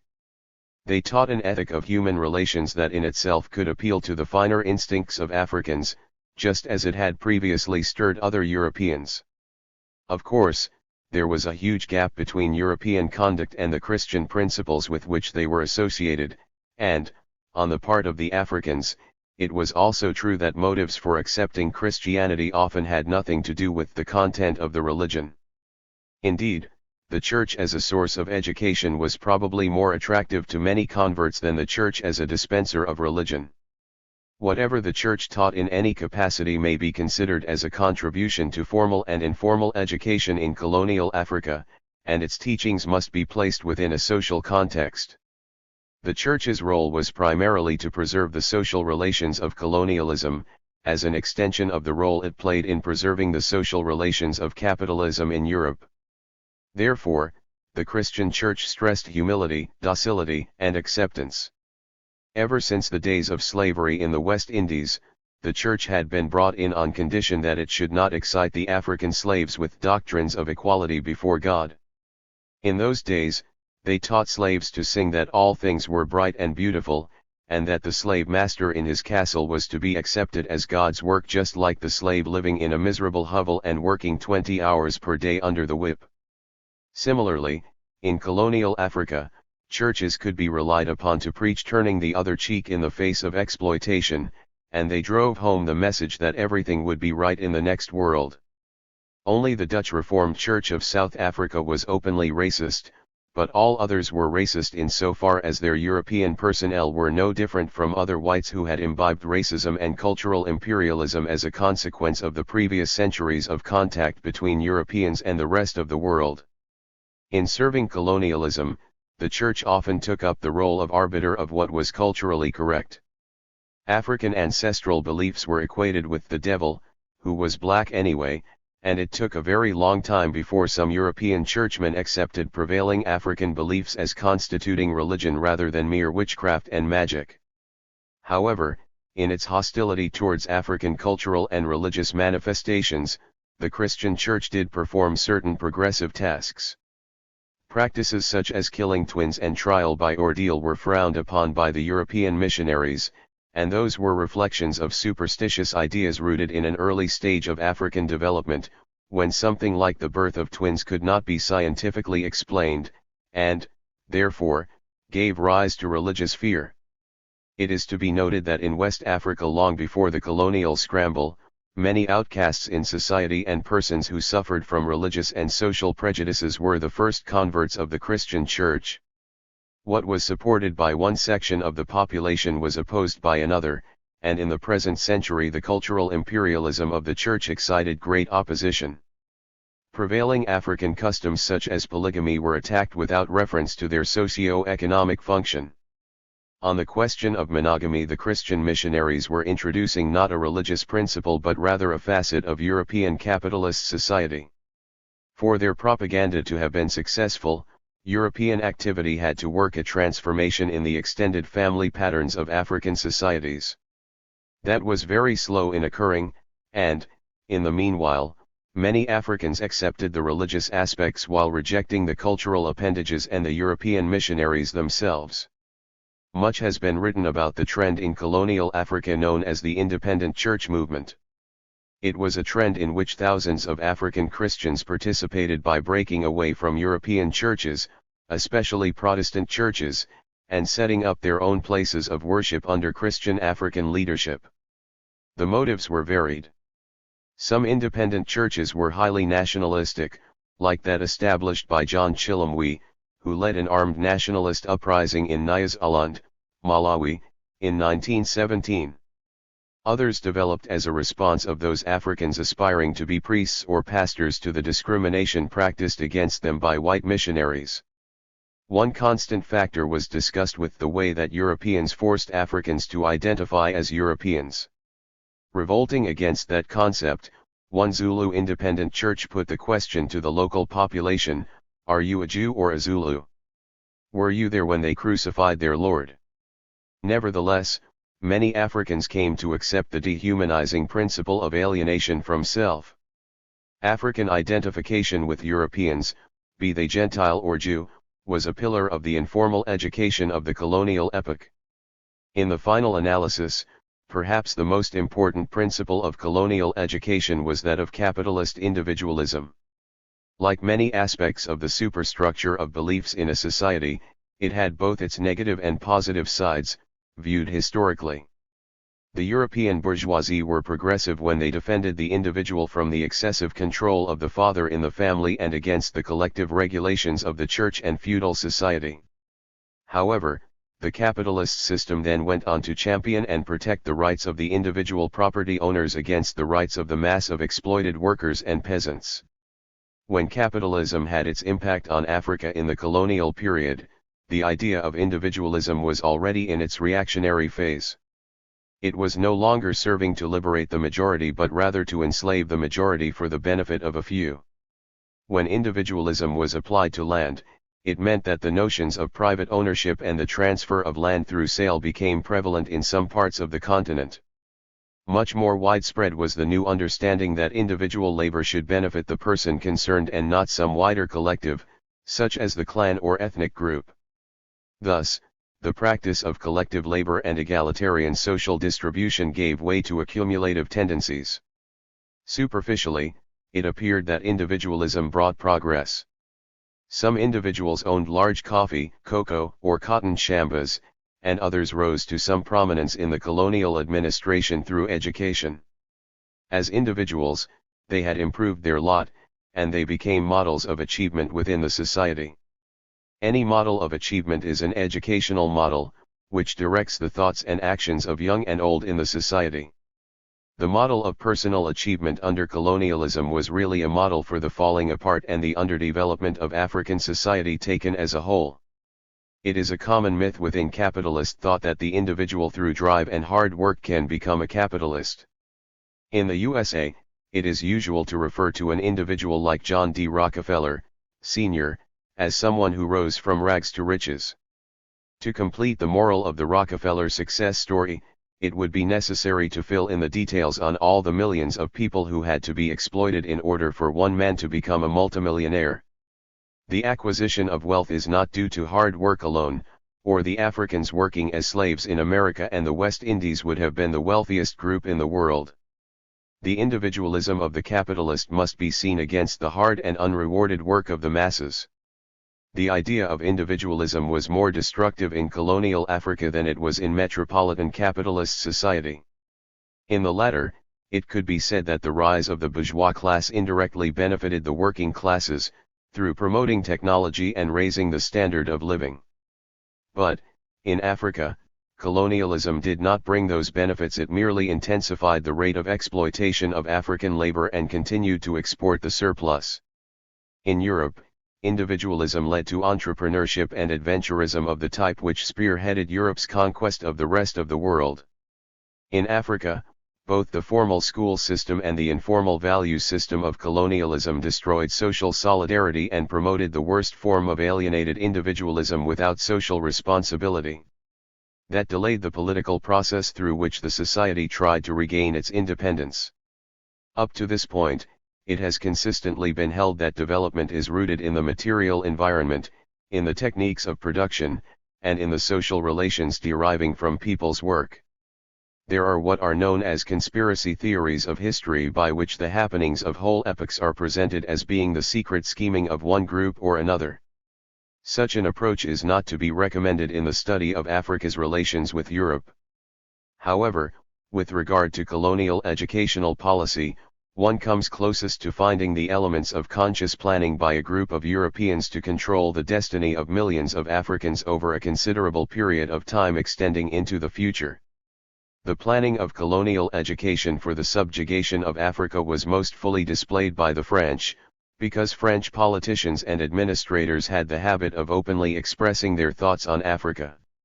Therefore, the words of the French colonialists themselves will be cited here to illustrate how the colonial educational system did not leave vital political matters to chance, but was consciously carrying out policies hostile to the regaining of freedom by African peoples. Ever since the period of the imperialist scramble for Africa, French leaders realized that it was imperative to start some schools in the parts of Africa claimed by France, so that French language and culture might be accepted by some Africans, who would then identify with France rather than Britain or Portugal or some other European rival. This was particularly true in disputed frontier zones. Eugène Etienne, a French minister at the start of the colonial era, stated that the extension of the French language was necessary as a measure of national defense. As early as 1884, there was set up the Alliance Française as an instrument of educational and cultural imperialism, recognized and supported by the French government. The reports of the Alliance Française show clearly that they thought of themselves as an arm of French imperialism, fighting so that France could entrench itself. For example, the Alliance Française wrote of French schools in Upper Guinea in the late 19th century. They have to combat the redoubtable influence of the English schools of Sierra Leone in this region. The struggle between the two languages becomes more intense as one moves to the south, invaded by English natives and by their Methodist pastors. As seen earlier in the case of Portugal and Spain, the spread of the language of the European colonizing power was considered of major importance. Belgium on the other hand encouraged local languages as a means of division and retardation. Only in Tanganyika, under German rule, was there a positive reaction to the potentialities of Swahili as a teaching language, so that there was a further impetus to that language, which had already spread by trade, political relations, and personal contacts. Apart from language, the pillar of cultural imperialism in most colonies was religion. The Church never played as important a role in French colonies as it did in other parts of Africa colonized by predominantly Catholic countries, and the Protestant churches in British colonies also had a much more vital role than the Church in French Africa. The explanation is that the French bourgeois revolution of the 18th century was more thoroughly anti-clerical than any other bourgeois revolution, and the Catholic Church was completely separated from government in France by 1905, after many years of poor relations. Nevertheless, when the French saw that mission schools were helping England to entrench itself in Africa, the French government asked the aid of their own Catholic Church to secure national interests. From the viewpoint of the colonizers, once the frontiers of a colony were firmly decided, the major problem remained that of securing African compliance in carrying out policies favorable to the metropoles. There was always the possible use of force for that purpose, but naked force was best kept in reserve, rather than utilized for everyday affairs. Only education could lay the basis for a smooth functioning colonial administration. In the first place, there was the elementary language problem of Europeans communicating with Africans. Most of the time, Europeans used translators to pass on orders, but it was known that African translators seized the opportunity to promote themselves and to modify or even sabotage orders. There was a saying in French colonial Africa that translation is equal to treason, and the only way to avoid that was to teach the mass of the people French. Then there was the practical aspect of educating Africans to be better workers, just as in Europe the workers received education so that they would be more efficient and produce extra surplus for the capitalists. In colonial Africa, the European bourgeoisie realized that some education would maximize the value of labor. Albert Sarraut, a French colonial minister, stressed in 1914 what he termed the economic utility of educating the African masses. Several years earlier the French had made a specific statement to the same effect on Madagascar. An ordinance of 1899 indicated that the purpose of schooling was to make the young Malagasy faithful and obedient subjects of France and to offer an education which would be industrial, agricultural, and commercial, so as to ensure that the settlers and various public services of the colony can meet their personnel requirements. In practice, it was not necessary to educate the masses because only a minority of the African population entered the colonial economy in such a way that their performance could be enhanced by education. Indeed, the French concentrated on selecting a small minority, who would be thoroughly subjected to French cultural imperialism, and who would aid France in administering its vast African colonial possessions. William Ponty, an early Governor-General of French West Africa, spoke in terms of forming an elite of young people destined to aid our own efforts. In 1919, Henry Simon, then colonial minister, outlined a program for secondary education in Africa with a view to making the best indigenous elements into complete Frenchmen. The best expressions of the political implications of French colonial educational policy came in the 1930s, and, by that time, Some action was also matching the words.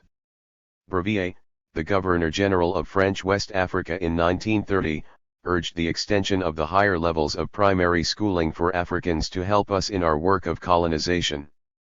Brevier was encouraged by the fact that by then there had appeared a native elite, of whose zeal for a thorough and exclusive French culture signs are already visible. So with the support of the Inspector General of Education, that governor went on to outline plans for African students to attend secondary school, so as to become colonial cadres. Any socio-political system needs its cadres. That was the role played by the youngest age grades in Shaka's armies, and it was the role played by the Komsomol or young communists in the Soviet Union. Being a cadre involved not just training for a practical job but also political orientation to serve as a leading element in the system. The French and other colonialists understood this very well. This is how Brevier expressed it.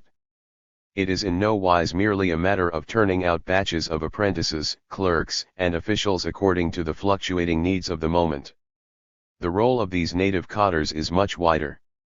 Only in North Africa, with its heavy white settler population, did the French find it unnecessary to encourage a local elite to run affairs under the direction of the metropolis and the governor, although even in Algeria there emerged a number of subjects called the Beni Oui, literally the yes men, who always assented to carrying out French instructions in opposition to the interests of most of their brothers. Another far-sighted aspect of French political policy in the education sphere is the manner in which they forced the sons of chiefs to acquire education. It was a deliberate attempt to capture the loyalty of those persons who had previously held political power in independent Africa, and it was an attempt at continuity with the pre-colonial phase. As the French themselves put it, by educating the sons of traditional rulers, a bond is thus established between the native cadres formed by us and those that the native community recognizes. In 1935, a team of British educationalists visited French Africa, and they admitted with a mixture of jealousy and admiration that France had succeeded in creating an elite of Africans in the image of Frenchmen, an elite that was helping to perpetuate French colonial rule.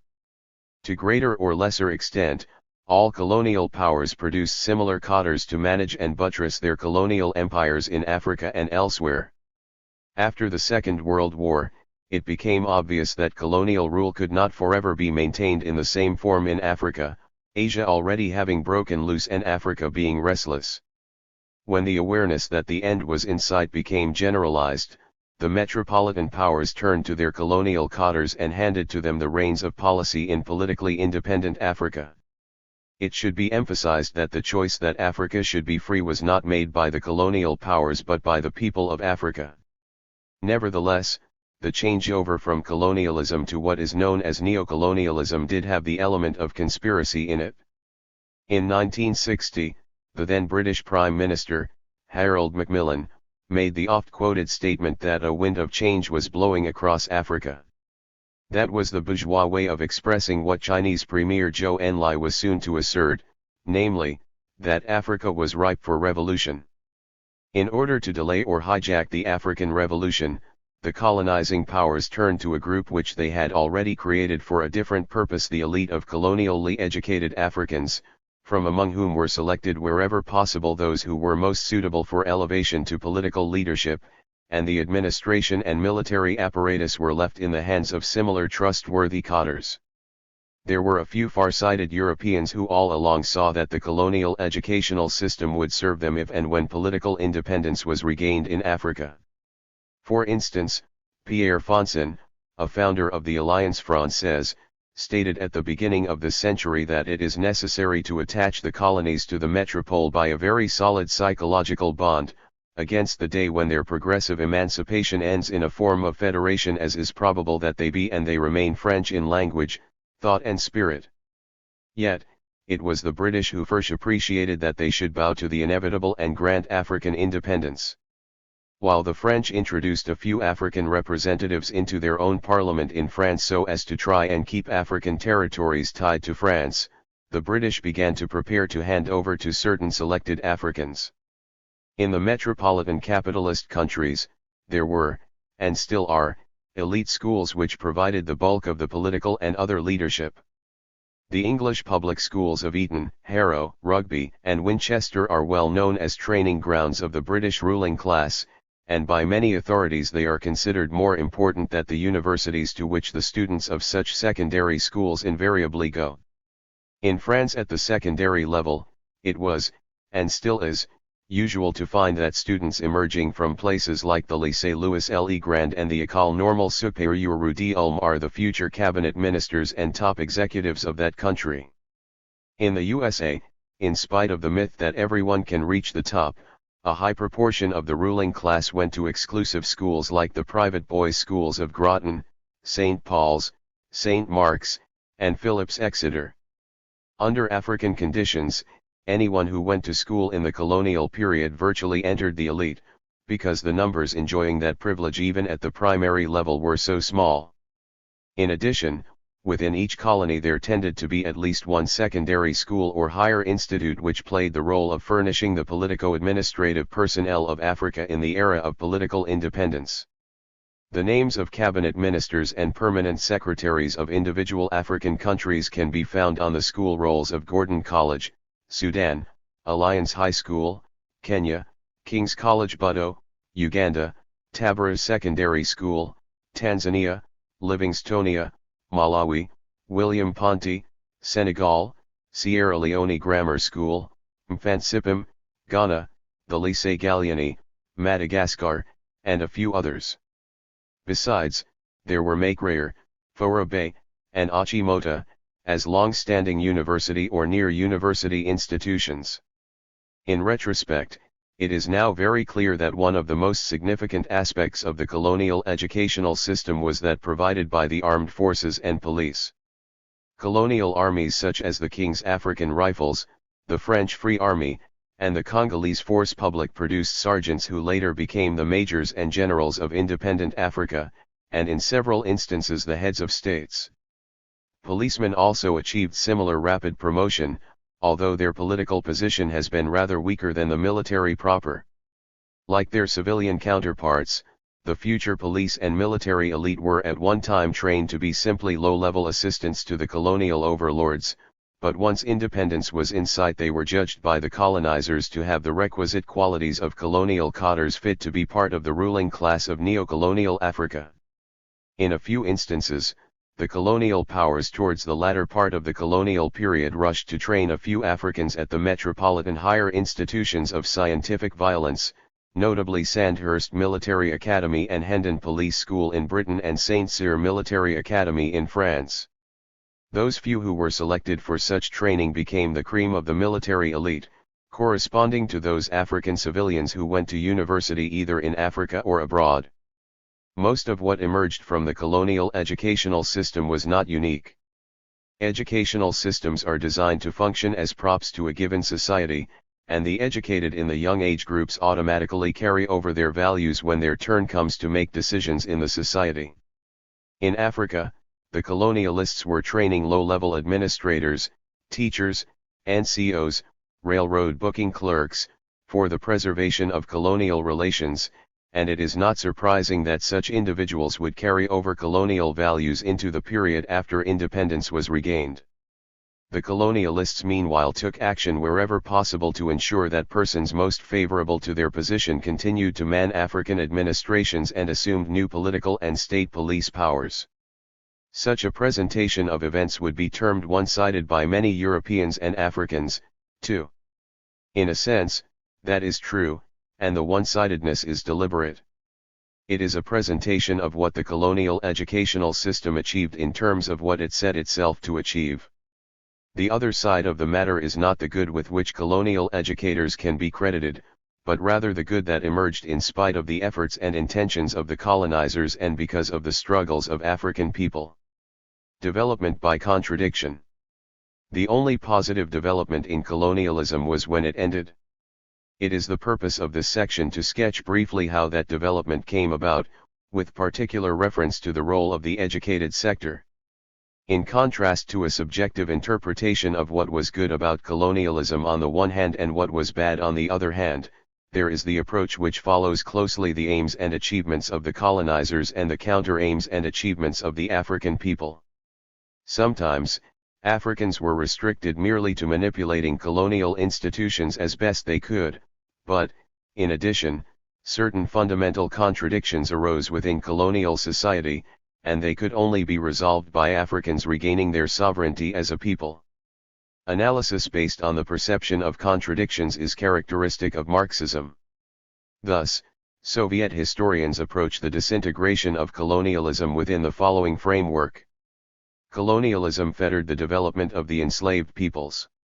To facilitate colonial exploitation, the imperialists deliberately hampered economic and cultural progress in the colonies, preserved and restored obsolete forms of social relations, and fomented discord between nationalities and tribes. However, the drive for super profits dictated development of the extractive industry, plantations and capitalist farms, and the building of ports, railways and roads in the colonies. In consequence, social changes took place in the colonies, irrespective of the will of the colonialists.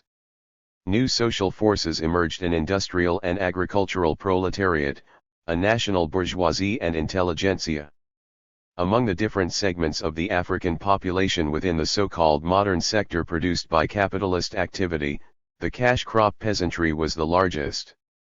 African cash crop farmers had profound grievances against the colonialist, centering on the low price for African products and sometimes on land alienation. Agricultural wage earners and urban workers had definitely lost their land, and were resisting wage slavery.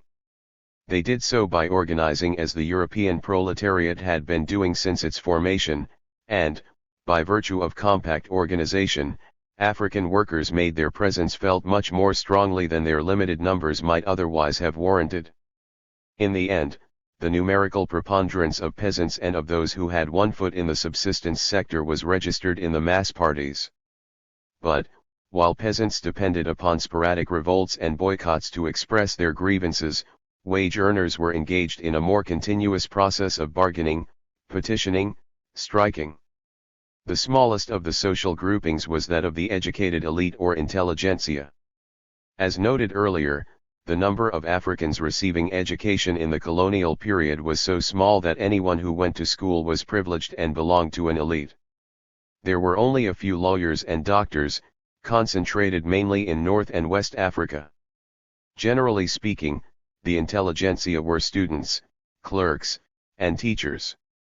The group of the educated also overlapped with that of organized labor leadership, with the traditional African ruling stratum, with ex-servicemen and police, and with traders and independent craftsmen.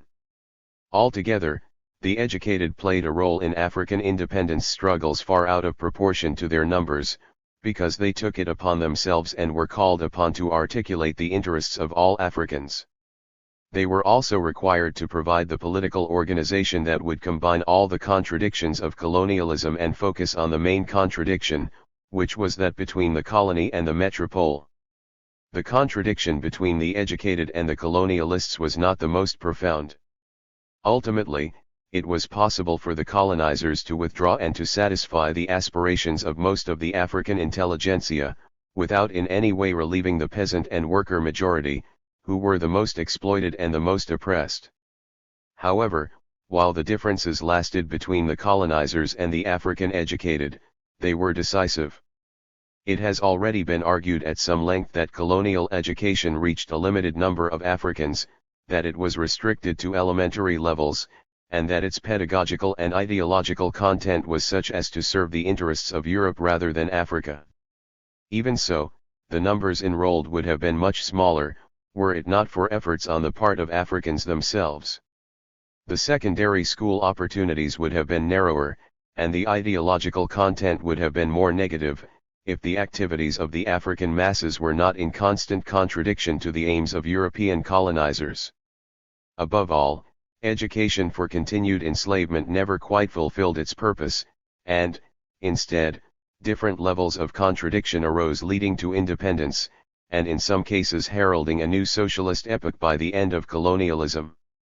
If there is anything glorious about the history of African colonial education, it lies not in the crumbs which were dropped by European exploiters, but in the tremendous vigor displayed by Africans in mastering the principles of the system that had mastered them. In most colonies, there was an initial period of indifference towards school education, but once it was understood that schooling represented one of the few avenues of advance within colonial society, it became a question of Africans clamoring and pushing the colonialists much further than they intended to go. When Africans took great pains to enter the cash crop economy, that generally suited European capitalist ends. But, African initiatives in the sphere of education were producing results antagonistic to at least some of the purposes of colonial exploitation. Education in French colonial Africa has been referred to several times from the viewpoint of French policy. French administrators also commented on African efforts to go beyond the limited number of cadres that the French had in mind, and whom the French were prepared to subsidize out of African taxes. In 1930, the Governor-General of French West Africa reported, "Each new school that is opened is immediately filled to overflowing. Everywhere, natives in their multitude are clamoring to be educated. Here, a chief wants a school of his own, so he builds it, or again, some village or other may offer to bear the cost of fitting out a school. At certain places on the Ivory Coast, the villagers pay the teachers out of their own pockets. Our pupils often come from distances of 20 to 50 kilometers. African enthusiasm in seeking more and higher education was not confined to any part of the continent, although in some parts it was manifested at an earlier date and more intensely. For instance, the Gold Coast and Sierra Leone had a tradition of European education going back to the 17th century. Therefore, it was not at all surprising that in 1824 the Times Educational Supplement commented that there was a universal demand for better and more education on the Gold Coast. It was the Gold Coast which produced J.E.K. Agri, that distinguished African educator and nationalist, and he fired the imagination of Africans well beyond the Gold Coast, in so far as formal education was concerned. There was a definite correlation between the degree of colonial exploitation and the amount of social services provided. That applied to education in particular, so that urban, mining, and cash crop areas had a virtual monopoly of schools. That was partly due to the capitalist policy of enhancing the labor power of workers, but it was also the consequence of efforts made by Africans inside the cash economy. They made demands on the colonial administration, and they also went through a great deal of sacrifice and self-denial to get more school places. Thus, one finds that Igbos who were earning income from palm oil deployed a significant proportion of their small earnings into building schools, usually in association with the church. Incidentally, it should be noted here that what were called church or mission schools were often entirely financed by Africans. They paid church dues, they made donations for the church harvest, they sometimes contributed to a special education fund, and they often paid school fees. That pattern was widespread in Iboland, and it was not uncommon in other parts of colonial Africa. The existence of schools should be traced through the church back to palm oil and the people's labor. Indeed, it must not be forgotten that missionaries, administrators, white settlers, the whole lot were living off African labor and resources. In the cash crop areas of British Africa, it also became the practice to try and use the agricultural produce boards and similar institutions to finance education. After all, the agricultural boards were supposed to have been established in the interest of peasant producers. They concentrated on exporting surplus in the form of dollar reserves for Britain, but, towards the end of colonial rule in the self-government epoch, it was too much of a scandal to avoid giving Africans some small part of the benefits of their labor, and so the produce boards were prevailed upon to make some funds available for education. For example, in 1953 the Uganda Legislative Council voted to spend about £11 million from the Cotton Price Stabilization Fund on welfare schemes, with agricultural education receiving a big slice. Among those Africans who did somewhat better than their brothers financially, some philanthropy was expressed in terms of helping African children go to school. The historical records of African education under colonial rule reveal certain tidbits, such as the fact that the first secondary school was established in Somalia in 1949 not by the colonial administration or on the initiative of the church but by a Somali trader. Of course, it is still expected in Africa that anyone who is already educated and is earning a salary should in turn help to educate at least one more member of his extended family. That is precisely because his extended family and his village community often made sacrifices to allow him to be educated in the first place. That was as true in Mauritania as it was in the reserves of South Africa, and no African would have any difficulty in supplying his own examples to that effect. There are now available a number of biographies of Africans who gained prominence in the colonial period, usually in the movement for the regaining of African independence. It invariably emerges from reading such biographies how much of a struggle it was to be educated in colonial times. The same conclusion can be reached through reading the modern African novel, because the novelist, while writing what is called fiction, is concerned with capturing reality.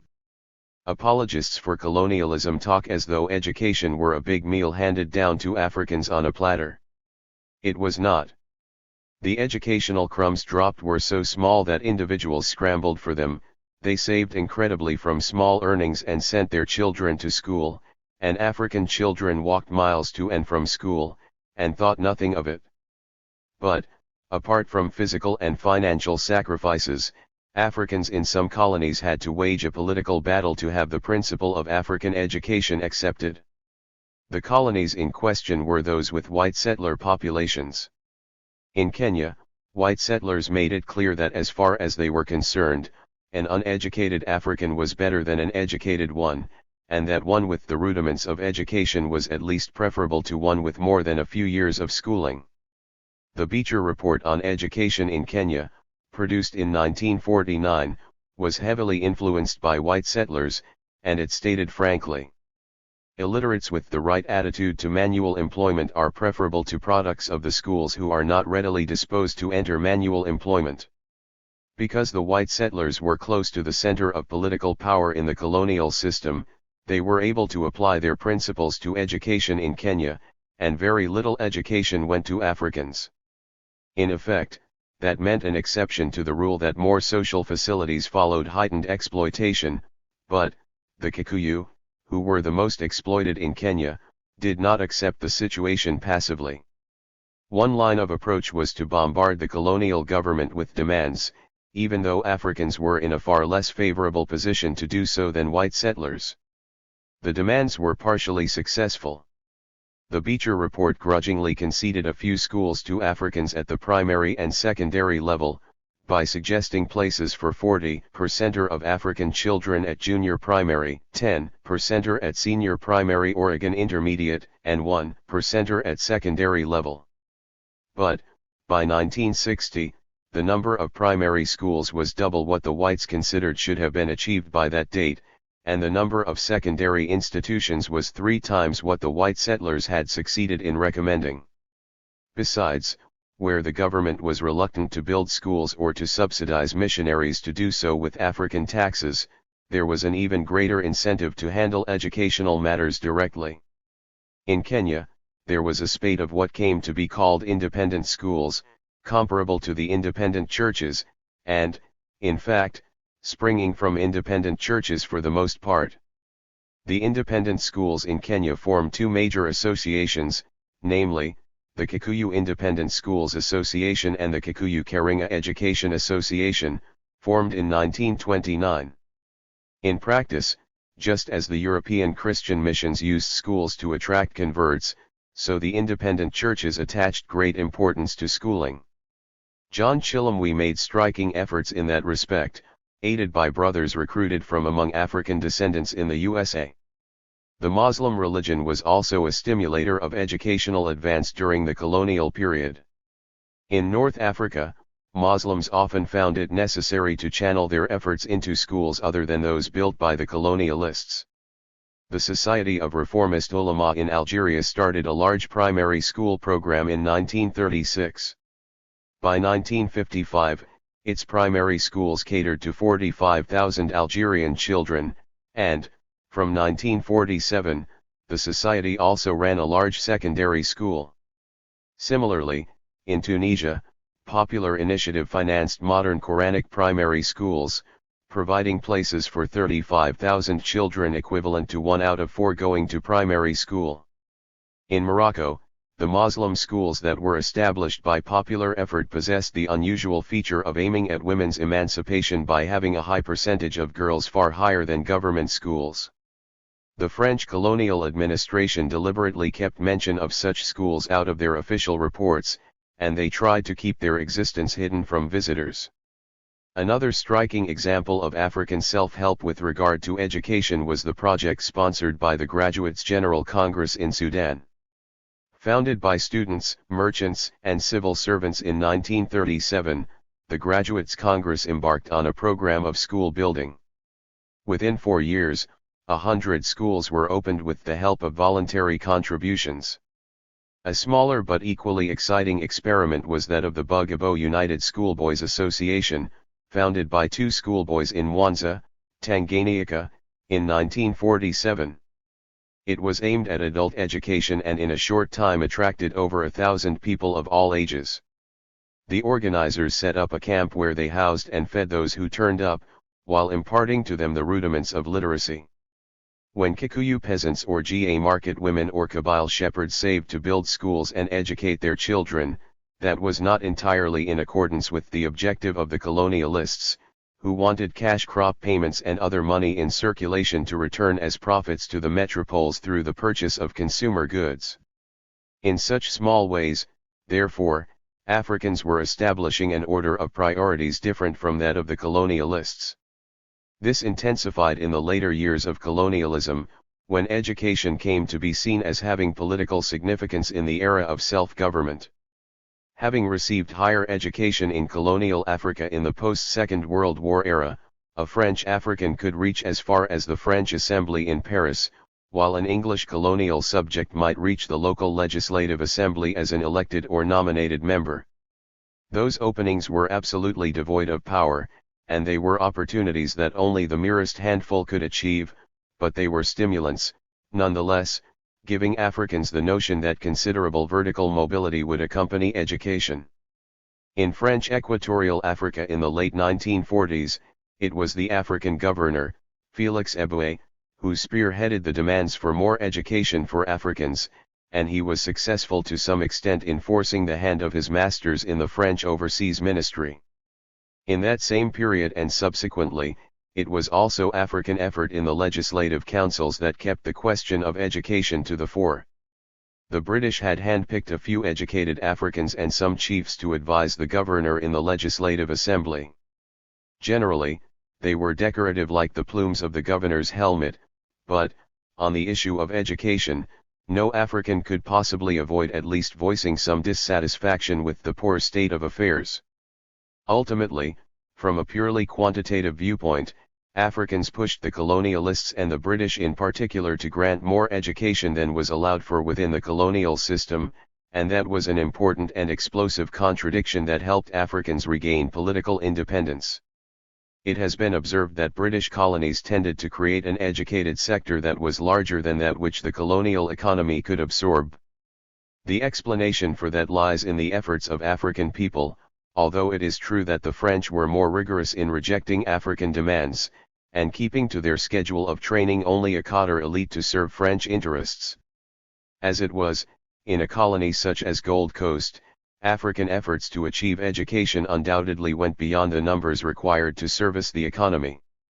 Gold Coast was one of the first colonies to experience the crisis of primary school leavers or the secondary school bottleneck. That is to say, among those leaving primary schools, many were frustrated because they could not find places in secondary schools, nor could they find jobs in keeping with the values they had obtained in school and in keeping with the internal stratification of African society caused by capitalism. It is sometimes said that Kwame Nkrumah organized the illiterates in the Convention People's Party. That was a charge contemptuously made by other conservative educated Ghanaians, who thought that Nkrumah was going too far too fast. In reality, the shock troops in Nkrumah's youth brigade were not illiterate. They had been to primary school, and could read the manifestos and the literature of the African nationalist revolution. But, they were extremely disaffected because, among other things, they were relative latecomers on the educational scene in Gold Coast, and there was no room in the restricted African establishment of the cocoa monoculture. Colonial powers aimed at giving a certain amount of education to keep colonialism functioning. Africans by various means required more education at the lower level than their allowance, and this was one of the factors which brought about deep crisis, and forced the British to consider the idea of withdrawing their colonial apparatus from Gold Coast. The timetable for independence was also speeded up against the will of the British. As is well known, the regaining of independence in Ghana was not just a local affair, but one that was highly significant for Africa as a whole, and it therefore highlights the importance of at least one of the educational contradictions in bringing about political independence in Africa. The Gold Coast colony was not the only one in which there appeared the problem of bottleneck, because of the shallowness of the educational pyramid. In the area that was once the colonial federation of the Rhodesias and Nyasaland, educators in the 1950s were commenting on the primary school leavers crisis.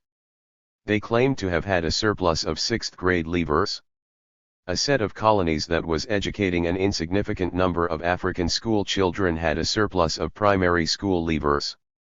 All it meant was that colonialism was so bankrupt and had so underdeveloped Africa that it had no use for more than a handful of educated. Furthermore, the colonialists had assured every struggling African that, if he endured missionary education, he would be given a white-collar job and a passport to civilization, but, on leaving school, African youth found the promises to be false.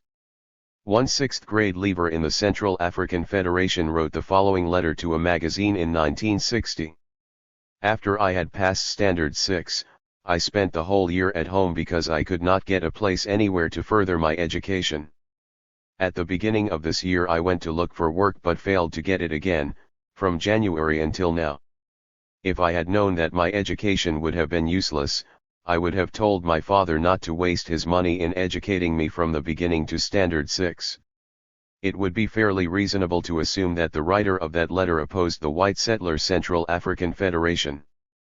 Whether or not he consciously rationalized the matter, he was bound to act as a product of the deep contradictory forces within colonialism, forces which had produced the discrepancy between promise and fulfillment, in terms of his own personal life. Occasionally, the frustrated school leavers might vent their sentiments in a non-constructive manner. For instance, the problem of the bottleneck in education and employment arose in Ivory Coast by 1958, and, in a context of confused African leadership, the youth of Ivory Coast decided that their enemy was the group of Dahomeans and Senegalese who were employed in Ivory Coast. However, on the whole, the situation of frustration aided Africans to perceive more clearly that the enemy was the colonial power, and it therefore added another platform to the movement for regaining African independence. Africans clashed with the colonial structure not just over the quantity of education, but also over the quality. One of the key topics for disagreement was colonial agricultural education, to which reference has already been made. The colonialists seemed surprised that a continent of agriculturalists should reject education which was supposedly intended to raise the level of their agriculture. Indeed, some Africans came out against agricultural education and other reforms to Africanize curricula, for what appears to have been selfish elitist reasons. For instance, one Guinean demanded that there should not be a single change from the teaching program as used in metropolitan France. We want a metropolitan curriculum and the same diplomas as in France, for we are as French as the French of the metropoles, he declared. In Tanganyika, during German days, there were also protests against changing the formal and literary educational program, as it had been introduced body and soul from Europe. A prominent Tanganyikan African, Martin Kayamba, asserted that those who think that literary education is unsuitable for Africans ignore the fact of its importance and indispensability to any sort of education, and therefore deny the Africans the very means of progress. Statements such as the above have to be seen in their correct context to understand that the African response was perfectly justified. The colonialist value system assigned a low value to manual activity and a high value to white-collar bureaucratic work. Even more important, the colonial economy offered discriminating compensation to those who had literary or bookish education, as opposed to those with manual skills. It was extremely difficult to convince any sane African that education which would send him to dig the soil to get 100 shillings at the end of the year was more appropriate than education which qualified him to work in the civil service for 100 shillings per month. When Europeans preached that brand of wisdom, Africans were suspicious. Africans were very suspicious about taxes in the colonial era. They never wanted to be counted, nor did they want their chickens to be counted, because bitter experience had shown them that that was how the colonialists assessed taxes. Similarly, on educational issues, there was no confidence in colonial plans to provide different versions of education, because such plans almost invariably meant an even more inferior education, and one that was more blatantly intended to be education for underdevelopment. The most extreme example of a colonial education system designed to train Africans to fill their natural role of manual laborers was that in South Africa, after the introduction of the Bantu Education Act in 1953. However, the earlier attempts by the British and French to set up what they called farm schools or initiation schools were along the same lines as have since been ruthlessly pursued by the racists in South Africa. The non-literary education had the superficial appearance of being more relevant to Africa, but it was really inferior education for a people who were supposedly inferior in order to make them accept their own exploitation and oppression. As Abdou Mumini put it, colonial education was cut-rate education. It offered by European standards low-quality substitutes to suit what was described as the limited intellectual capacity of Africans. In French colonial Africa, the diplomas were seldom equal to those in the metropoles at comparable levels, and in British East Africa one official asked educators to bear in mind the gap between themselves and the grubby savages whom Britain was attempting to civilize. It is in this context that agricultural education in particular revealed itself as an exercise in deception. Consequently, the struggle against agricultural or rural schools was one of the most bitter struggles waged by African nationalists, and helped heighten consciousness at all levels of African society, with regard to the fundamentally exploitative and racist nature of colonialism. In French West Africa, for example, the farm schools were determinately opposed after the last war, and the French colonial government had to abolish them. In Tanganyika and Nyassa, the confrontation between the colonialists and the African people was much bigger, because opposition to agricultural education was associated with opposition to colonial agricultural innovations, such as terracing, which were forced upon people without consultation and without taking into account the varying conditions in different localities. In East Africa the British made a few determined efforts to introduce what they considered as relevant agricultural education. One pilot scheme was at Nyakato in Tanganyika, which involved transforming a secondary school into an agricultural school in 1930. It lasted for 9 years with tutors recruited from Britain and South Africa, but in the end the attempt failed because of protest by students and the population of the region. Although the school claimed to be offering new agricultural skills, it was readily recognized that it was part of a program defining the correct attitudes and natural place which Europeans thought fit for the natives. In the 1940s, as Africans sought to change features of the educational system, they naturally had to demand a voice in councils that formulated educational policy. That was in itself a revolutionary demand, because colonial people are supposed to be ruled, not to participate in decision-making. Besides, on the issue of educational policy making, Africans not only alarmed the administrators, but they trod on the corns of the missionaries, who generally felt that they inherited education at the partition of Africa. All of those clashes were pointing in the direction of freedom for colonial peoples, because in the background there was always the question of political power. It would be erroneous to suggest that educated Africans foresightedly moved with the intention of regaining African independence. There would have been very few indeed who, as early as 1939, would have joined Chief Essien of Calabar in asserting, "Without education it will be impossible for us to get to our destination, which is Nigeria's economic independence and Nigeria's political independence." However, education, both formal and informal, was a powerful force which transformed the situation in post-war Africa in such a way as to bring political independence to most of colonized Africa within 2 decades. There were also a few Europeans who foresaw what were called the dangers of giving Africans a modern education, namely, the possibility of its leading towards freedom. Certainly, Europeans were not at all happy with any schools which were of the European type, but which were not under direct colonialist control. For example, the independent schools of Kenya were disliked by white settlers in that colony and by other Europeans outside Kenya. One Catholic mission report from nearby Tanganyika in 1933 warned against allowing Tanganyika Africans to set up schools controlled by themselves. It noted that, independent schools are causing difficulties in Kenya. Such schools may easily become hotbeds of sedition. When the Mau Mau War for Land and Liberation broke out in Kenya, one of the first things the British government did was to close the 149 schools of the Kikuyu Independent Schools Association, 21 schools of the Kikuyu Karinga Education Association, and 14 other independent schools. They were considered training grounds for rebellion, a term which essentially captures the fear expressed in the Catholic mission report just cited. Europeans knew well enough that if they did not control the minds of Africans, they would soon cease to control the people physically and politically. Similarly, in North Africa, the French colonial power and the white colons, or settlers, did not take kindly to the self-help schools of the colonized Algerians and Tunisians. The purpose of the schools set up by the Society of Reformist Ulama in Algeria was that they should be modern and scientific, but at the same time present learning in the context of Arab and Algerian culture. Pupils at the ulama schools began their lessons by singing together, "Arabic is my language, Algeria is my country, Islam is my religion." It was no wonder, therefore, that the colonialists victimized pupils and parents, and took repressive measures on the grounds that those schools were also hotbeds of sedition.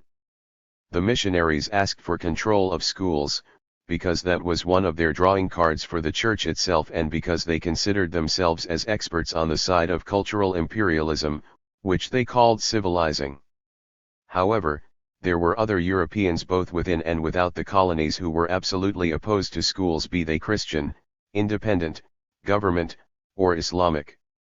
Starting from a racist position, they asserted that offering education to Africans was like throwing pearls before swine. Some of the most violent expressions of racism were directed against educated Africans. Starting from the time of individuals like Lord Luggard and through to the days of the last colonial administrators like Sir Alan Burns, many colonialists demonstrated hostility to educated Africans. Educated Africans made colonialists extremely uneasy, because they did not conform to the image which Europeans liked to harbor of the unspoiled African savage. But, if one goes to the heart of the matter, it can be discerned that the white racists did not seriously believe that Africans could not master knowledge then in the possession of Europeans. On the contrary, the evidence of educated Africans was before their eyes, and the white settlers especially feared that, given an opportunity, far too many Africans would master white bourgeois knowledge too thoroughly. Such Africans would, therefore, refuse to work as agricultural laborers for 12 shillings per month. They would compete with Europeans in semi-skilled categories, and above all they would want to govern themselves. In the records of colonialism, it is not uncommon to encounter the following type of remark: "What need is there to educate the natives? You will give them the weapons to destroy you." In one sense, those Europeans were simply dreamers, because giving education to Africans was not an option which could have been avoided, it was an objective necessity to keep colonialism functioning. P. E. Mitchell, who later became governor of Uganda, remarked in 1928 that, regret it as he may, no director of education can resist the demand for clerks, carpenters, shoemakers and so on trained in European methods to meet European needs. These men are not being trained to fit into any place in the life of their own people, but to meet the economic needs of a foreign race. At the same time, the available education was also a consequence of the irrepressible actions of the African people, who hoped to move forward within the alien system. So, Those Europeans who were absolutely opposed to giving education to Africans did not understand the contradictions of their own colonial society. But in another sense they were defending the interests of colonialism. Firstly, however much the colonialists tried, they could not succeed in shaping the minds of all Africans whom they educated in schools. The exceptions were the ones who were going to prove most dangerous to colonialism, capitalism, and imperialism. And secondly, the most timid and the most brainwashed of educated Africans harbored some form of disagreement with the colonialists, and, in the pursuit of their own group or individual interests, the educated elite helped to expose and undermine the structure of colonial rule. Keeping the above distinction in mind, one can consider both those contradictions which arose between the colonizers and the African educated as a whole, and those which arose between the colonizers and particular individuals among the African educated. As already noted, insufficient educational facilities and inadequate jobs were the complaints raised by the lower echelons of those who were educated in Africa during the colonial period. Those who went to secondary school or institutions of higher learning found little access to remunerative and responsible posts, because they were destined to fill the lower ranks of the civil and business administration. After working for 20 years, an African in the civil service would have been extremely lucky to have become head clerk, or in the police to have become a sergeant. Meanwhile, to add insult to injury, any European doing the same job as an African got higher pay, and whites who were less qualified and experienced were placed above Africans, who did the jobs their superiors were paid to do. In the colonial civil service, to be a European was enough. It did not matter whether the white person was ignorant and stupid, he would be assured of drawing a fat salary and enjoying wide privileges. The Guinea-Bissau leader, Amilcar Cabral, gave an example of that type. I was an agronomist working under a European who everybody knew was one of the biggest idiots in Guinea. I could have taught him his job with my eyes shut, but he was the boss. This is something which counts a lot, this is the confrontation which really matters. Questions such as salaries, promotions, leave, allowances, were ones which were of paramount interest to most African civil servant associations and welfare or improvement associations. There should be no illusions concerning the factor of self-interest. But, their complaints were justified in terms of the discrepancy between their living standards and those of white expatriates or settlers, as well as in terms of the ideology of the very bourgeoisie who had colonized Africa. The educational process had equipped a few Africans with a grasp of the international community and of bourgeois democracy, and there was a most unsatisfactory credibility gap between the ideals of bourgeois democracy and the existence of colonialism as a system which negated freedom. Inevitably, the educated started gravitating in the direction of claims for national independence, just as educated Indians had done much earlier on the Indian subcontinent. According to official Spanish sources, it is said that the school system in Spanish Guinea achieved all that the colonizers expected of it. It produced the required Africans who loved Spaniards more than the Spaniards loved themselves, but it produced no opponents of the colonial regime. It is difficult to believe the truth of such an assertion, and the Spanish took good care that no one from outside got wind of what things were like in the small Spanish colonies in Africa. However, if it were true that the colonial educational system in Spanish Guinea created only whitewashed Africans according to plan, then that would represent an outstanding exception to the general rule. Wherever adequate evidence is available, it shows that the cultural imperialism of colonial education was successful in large measure, but was never entirely successful. It produced according to plan many loyal Kikuyu, Capricornists, Anglophiles, Francophiles, but it also produced in spite of itself those Africans whom the colonialists called upstarts, malcontents, agitators, communists, terrorists. From the viewpoint of the colonialists, trouble often started with African students before they had completed studies. The Sudan, for example, has a history of nationalist student protests, and Madagascar was outstanding in that respect. From the early years of this century, a politicized student movement was growing in Madagascar, in spite of specific steps taken by two French governors. By 1816, Malagasy students had organized the Vivato Society, seeking to kick out the French. When the Vivato was discovered, students were brutally suppressed. However, as so often happens, students gained inspiration from the martyrdom of their fellows, and they resurfaced at a later date on the nationalist scene. Students who were taken to universities in the metropoles were the most favored and the most pampered of the Africans selected by the white colonial overlords to become Europeanized, and yet they were among the first to argue vocally and logically that the liberty, equality, and fraternity about which they were taught should apply to Africa. African students in France in the post-war years were placed carefully within the ranks of the then conservative French national student body, but they soon rebelled and formed the Federation of Students of Black Africa, FIANF, which became affiliated to the Communist International Union of Students. In Britain, African students formed a variety of ethnic and nationalist organizations, and participated in the Pan-African movement. After all, most of them were sent there to study the British Constitution and constitutional law, and, for what it is worth, the word freedom appears in those contexts rather often. The fascists who ruled Africans at some points during the colonial epoch tried to avoid bourgeois democratic ideals altogether. For example, while the Italian fascists were in charge of Somalia between 1922 and 1941, they took away from history textbooks all reference to Mazzini and Garibaldi, two key leaders of the democratic wing of the Italian nationalist movement of the 19th century. Yet, the clerks and NCOs who received that education nevertheless went into the Somali Youth League and fought for independence at the head of popular forces. The fact of the matter is that it was not really necessary to get the idea of freedom from a European book. What the educated African extracted from European schooling was a particular formulation of the concept of political freedom.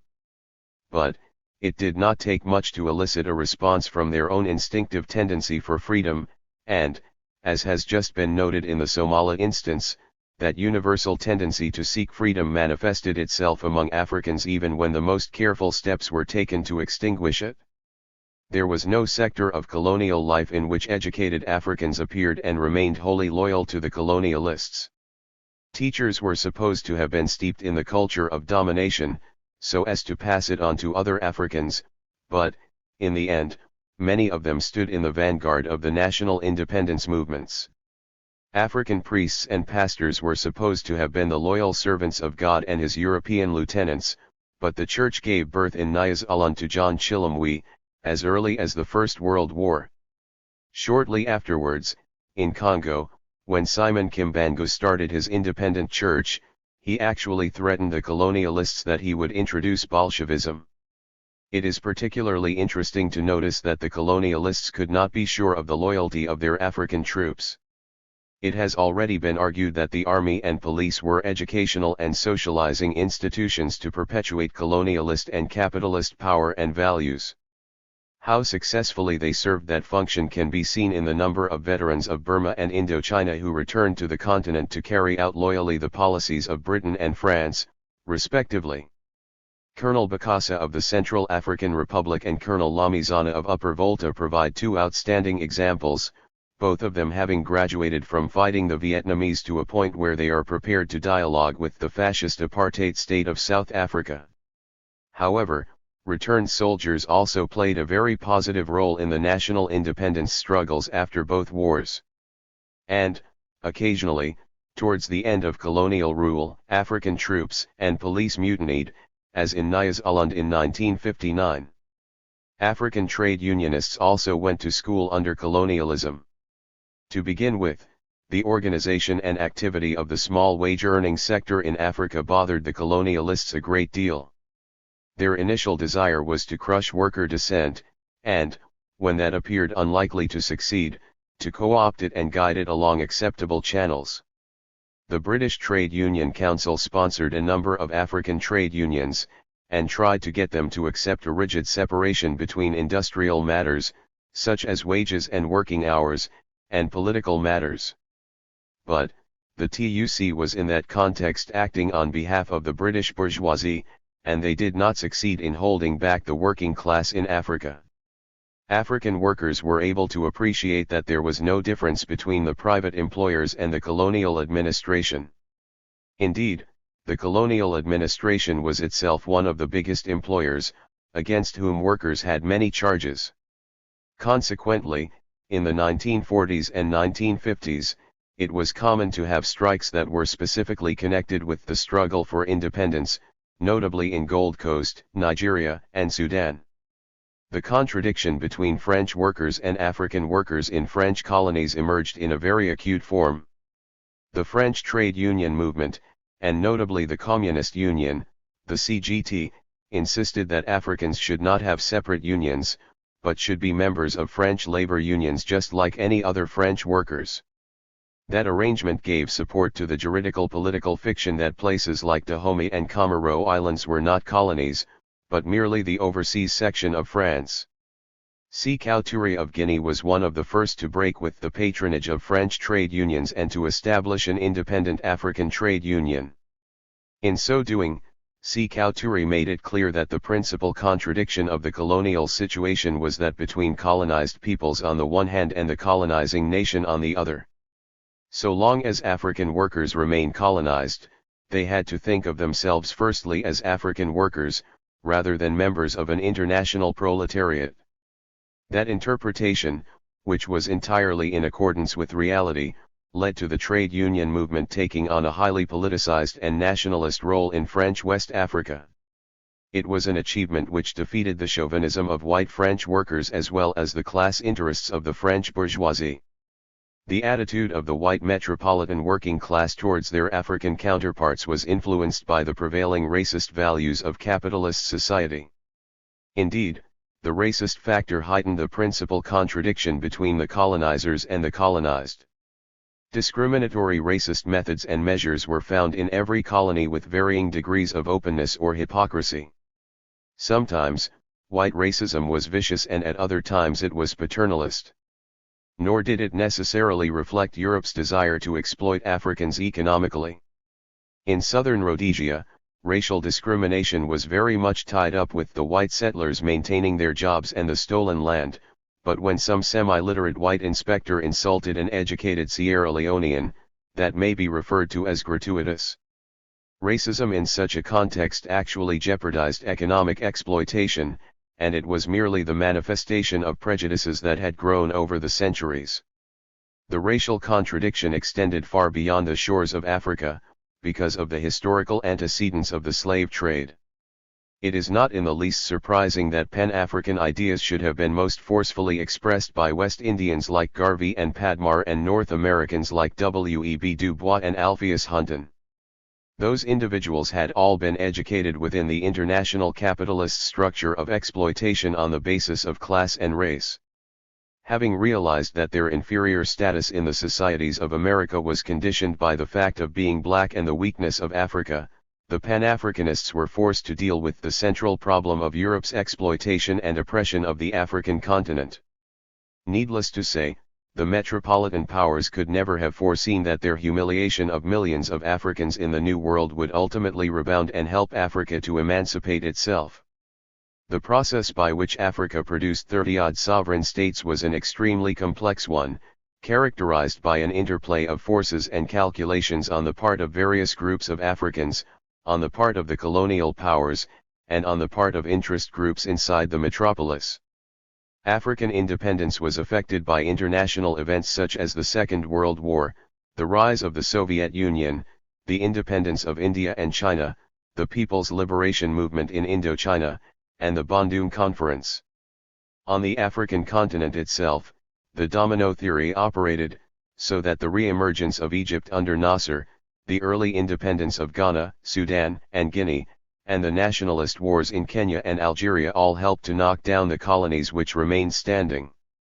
However, it must be stressed that the move for the regaining of independence was initiated by the African people, and, to whatever extent that objective was realized, the motor force of the people must be taken into account. In a conference held by the French in Brazzaville in 1948, and chaired by General de Gaulle, it was explicitly stated that the establishment, even in the distant future, of self-government in the colonies is to be avoided. As is well known, the French eventually considered the idea of conceding independence to African peoples after being taught a salutary lesson by the Algerian people. Moreover, when Guinea chose independence in 1958 rather than accept being permanently a footstool for France, the French administrators literally went crazy and behaved like wild pigs before sailing from Guinea. They just could not cope with the idea of African independence. Apart from the Portuguese, the Belgians were the colonialists who were the most reluctant in withdrawing in the face of African nationalism. In 1955, a Belgian professor suggested independence for the Congo in 30 years, and he was regarded as a radical. Of course, Congo turned out to be one of the places where imperialism was successful in hijacking the African Revolution. But, the order of events must still be considered. Firstly, it was the intensity of the Congolese and African demands that made independence thinkable, as far as the Belgians were concerned, and, secondly, it was precisely the strength and potential of the nationalist movement under Lumumba which forced the imperialists to resort to murder and invasion. The British make much of the fact that they conceded the idea of self-government immediately after the last war, but self-government was a long cry from independence, and the notion of training people for independence was nothing but a political gimmick.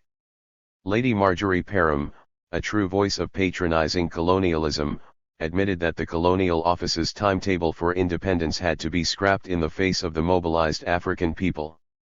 For that matter, even African leaders never hoped to achieve national sovereignty as rapidly as they did, until the mass parties began to roll like boulders down a hillside.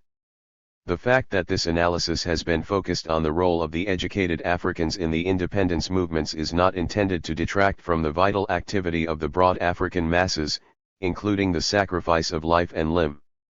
In brief, it is enough to say that the African people as a collective had upset the plans of the colonialist, and had surged forward to freedom. Such a position may seem to be a mere revival of a certain rosy and romantic view of African independence which was popular in the early 1960s, but, on the contrary, it is fully cognizant of the shabby reality of neocolonial Africa. It needs to be affirmed, from a revolutionary, socialist, and people-centered perspective, that even flag independence represented a positive development out of colonialism. Securing the attributes of sovereignty is but one stage in the process of regaining African independence. By 1885, when Africa was politically and juridically partitioned, the peoples and polities had already lost a great deal of freedom. In its relations with the external world, Africa had lost a considerable amount of control over its own economy, ever since the 15th century. However, the loss of political sovereignty at the time of the scramble was decisive. By the same reasoning, it is clear that the regaining of political sovereignty by the 1960s constitutes an inescapable first step in regaining maximum freedom to choose and to develop in all spheres. Furthermore, the period of nationalist revolution gave rise to certain minority ideological trends, which represent the roots of future African development. Most African leaders of the intelligentsia and even of the labor movement were frankly capitalist, and shared fully the ideology of their bourgeois masters. Houphouët-Boigny was at one time called a communist by the French colonizers. He defended himself vigorously against the false charge in 1948. We have good relations with the French Communist Party, that is true. But it is obvious that that does not mean that we ourselves are communists. Can it be said that I, Houphouët-Boigny, a traditional chief, a doctor of medicine, a big property owner, a Catholic, can it be said that I am a communist? Houphouët-Boigny's reasoning applied to so many more African leaders of the independence epoch. The exceptions were those who either completely rejected the worldview of capitalism or at least stuck honestly to those idealistic tenets of bourgeois ideology such as individual freedom and, through experience, they could come to realize that the ideals remained myths in a society based on the exploitation of man by man. Clearly, all leaders of the nonconformist type had developed in direct contradiction to the aims of formal and informal colonial education, and their differences with the colonizers were too profound to have been resolved merely by flag independence. African independence was greeted with pomp, ceremony, and a resurgence of traditional African music and dance.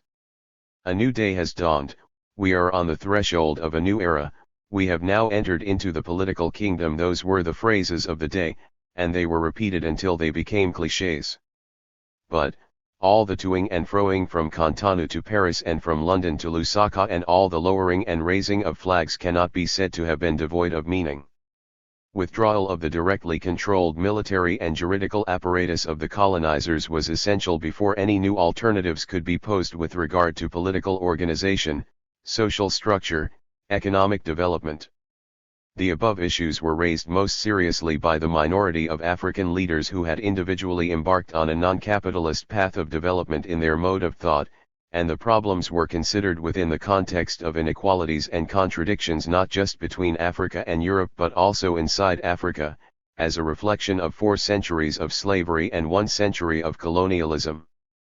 As far as the mass of peasants and workers were concerned, the removal of overt foreign rule actually cleared the way towards a more fundamental appreciation of exploitation and imperialism. Even in territories such as Cameroon, where the imperialists brutally crushed peasants and workers and installed their own tried and tested puppet, advance had been made insofar as the masses had already participated in trying to determine their own destiny.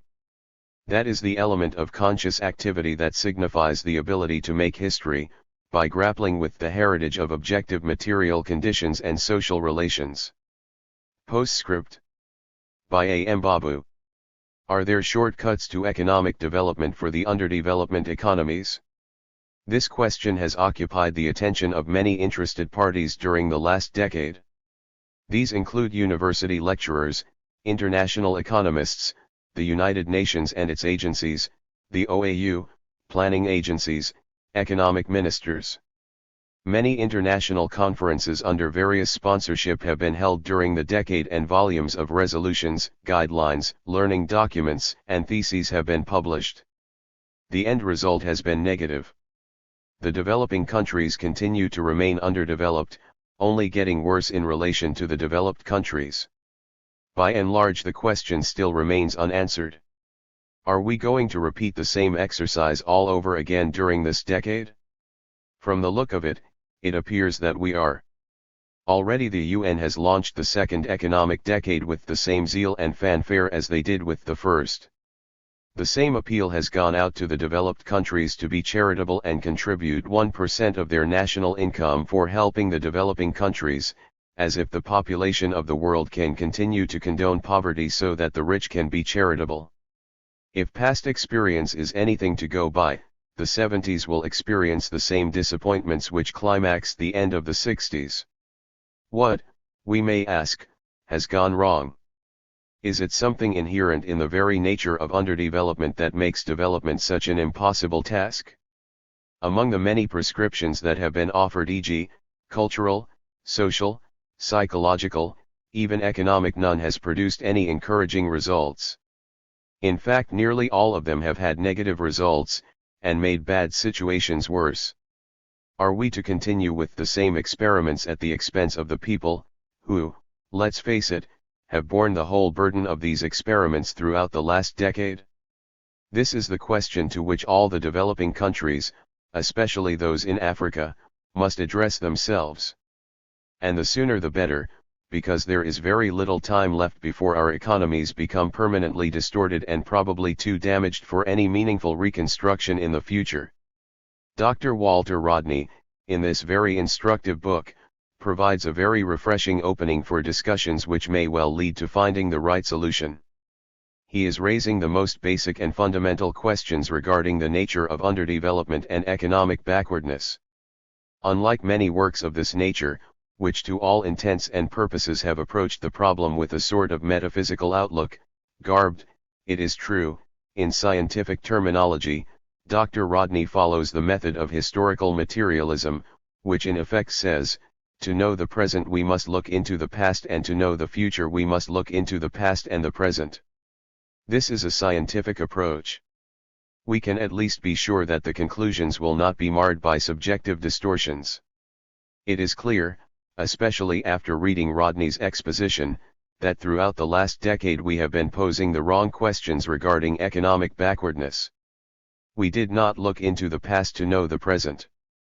We were told, and accepted, that our poverty was caused by our poverty in the now famous theory of the vicious circle of poverty, and we went around in circles seeking ways and means of breaking that circle. Had we asked the fundamental questions which Dr. Rodney raises in this work, we would not have exposed our economies to the ruthless plunder brought about by foreign investments, which the exponents of the vicious circle theory urged us to do. For, it is clear, foreign investment is the cause, and not a solution, to our economic backwardness. Are we not underdeveloped now because we have been colonized in the past? There is no other explanation to the fact that practically the whole of the underdeveloped world has been colonized either directly or indirectly by the Western powers. And what is colonialism if it is not a system of foreign investments by the metropolitan powers? If it has contributed to our underdevelopment in the past, is it not likely to contribute to our underdevelopment now, even if the political reins are in our hands? Put in this way, the question of underdevelopment is immediately rendered more intelligible, even to the uninitiated.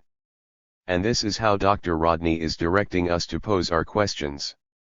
The inevitable conclusion is that foreign investment does not only help to undermine our economies by extracting enormous profits, but it does more serious damage to the economies by distorting them into lopsidedness, and if the process is not arrested in time, the distortion could be permanent.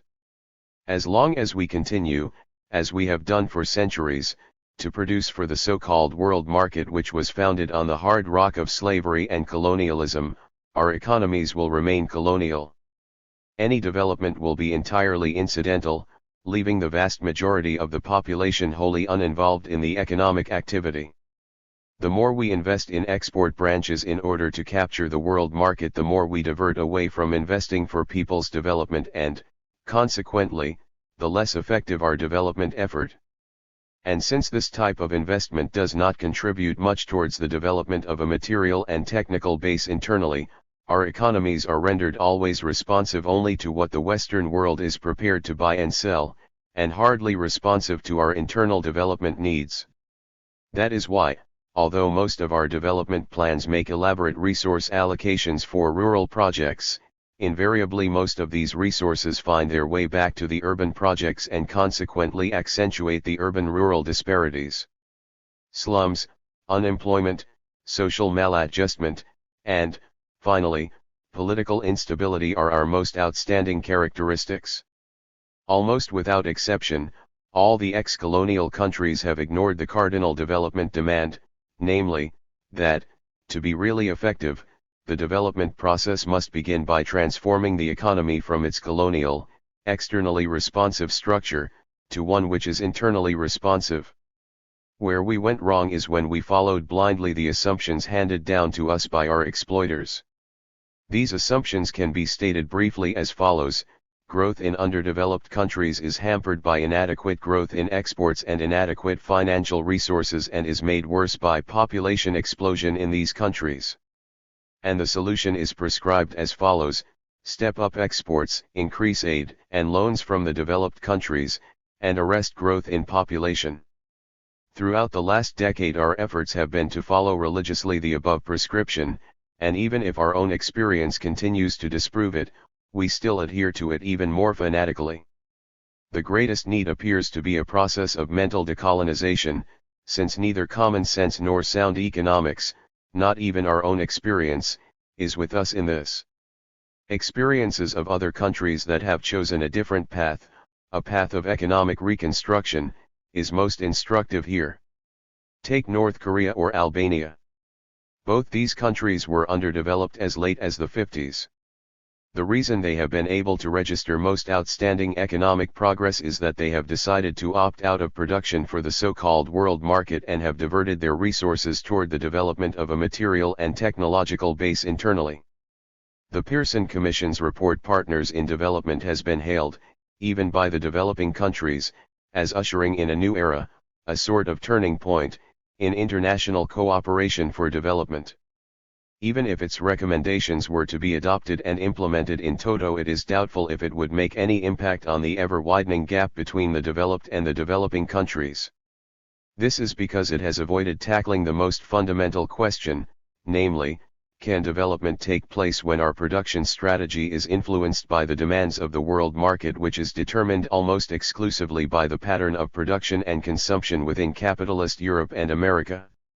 In other words, in distorting our economies to fit in with the demands of the world market, the demands of which are not always compatible with the demands of our own development, are we not, in the process, depriving our economies of the capacity for a self-sustaining growth which is a precondition to development? By posing the question in this style, it is possible to see through the smokescreen of international do-gooders and begin to understand the real cause of our underdevelopment. It is, of course, too much to expect Pearson or people of his liberal inclination to pose the question in this way, since their training and outlook consider this way of putting the question to be almost morally sinful and economically subversive. However, as leaders of the developing countries, we are obliged to adopt this style of posing the question, since we have taken upon ourselves the responsibility for steering a development course whose success or failure will affect, one way or another, the well-being of hundreds of millions of the people who comprise more than 2/3 of the human race. For too long we have left their fate to be determined by the kind of production which is not based on the satisfaction of their wants but rather on serving external interests as expressed by the accepted laws of supply and demand of the so-called world market.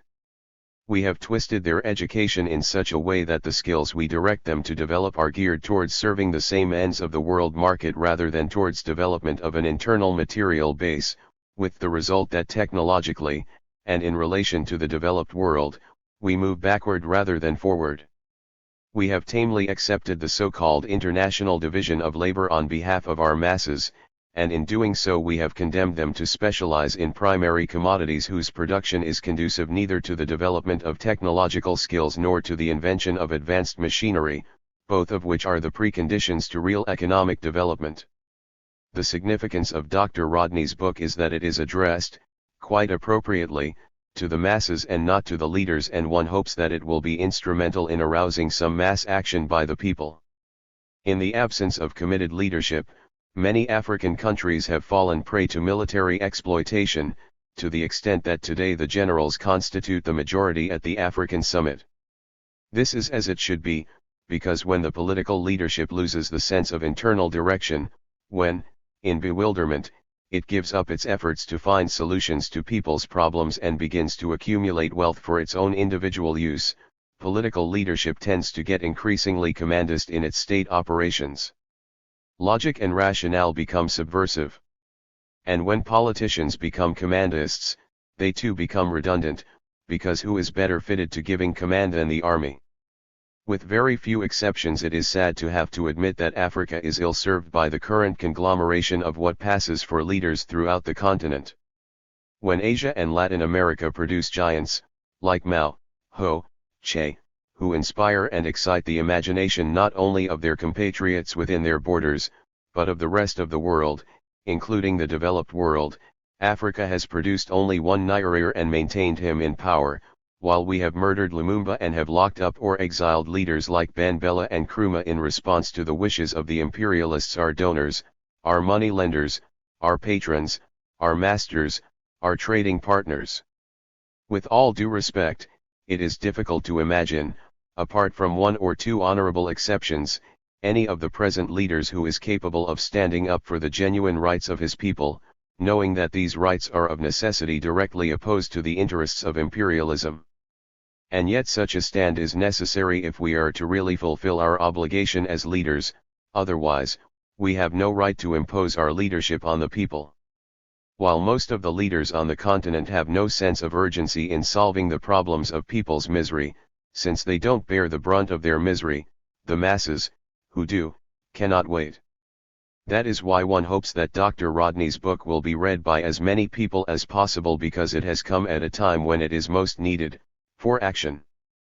After reading the harrowing account of the brutalities of slavery, of subjugation, of deprivation and humiliation, when whole civilizations were crushed in order to serve the imperialist interests of the West, when settled societies were disintegrated by force of imperialist arms so that the plantation owners of the New World could get their uprooted, and therefore permanent, labor force to build what is now the most advanced capitalist economy, it becomes absolutely clear that the only way out of our current impasse is through a revolutionary path, a complete break with the system which is responsible for all our past and present misery. Our future course must be guided dialectically. If by looking into the past we have known the present, to know the future we must look into the past and the present. Our action must be related to our concrete experience, and we must not give way to metaphysical hopes and wishes, hoping and wishing that the monster who has been after us throughout our history will someday change into a lamb. He won't. As Engels puts it, freedom does not consist in the dream of independence from natural laws, but in the knowledge of these laws. Freedom of the will, therefore, means nothing but the capacity to make decisions with knowledge of the subject. We know the subject only too well, and he is a monster. Do we have the capacity to make a decision now that Dr. Rodney has provided us with the knowledge of the subject? The people must answer. Dar es Salaam, Tanzania. December 1971.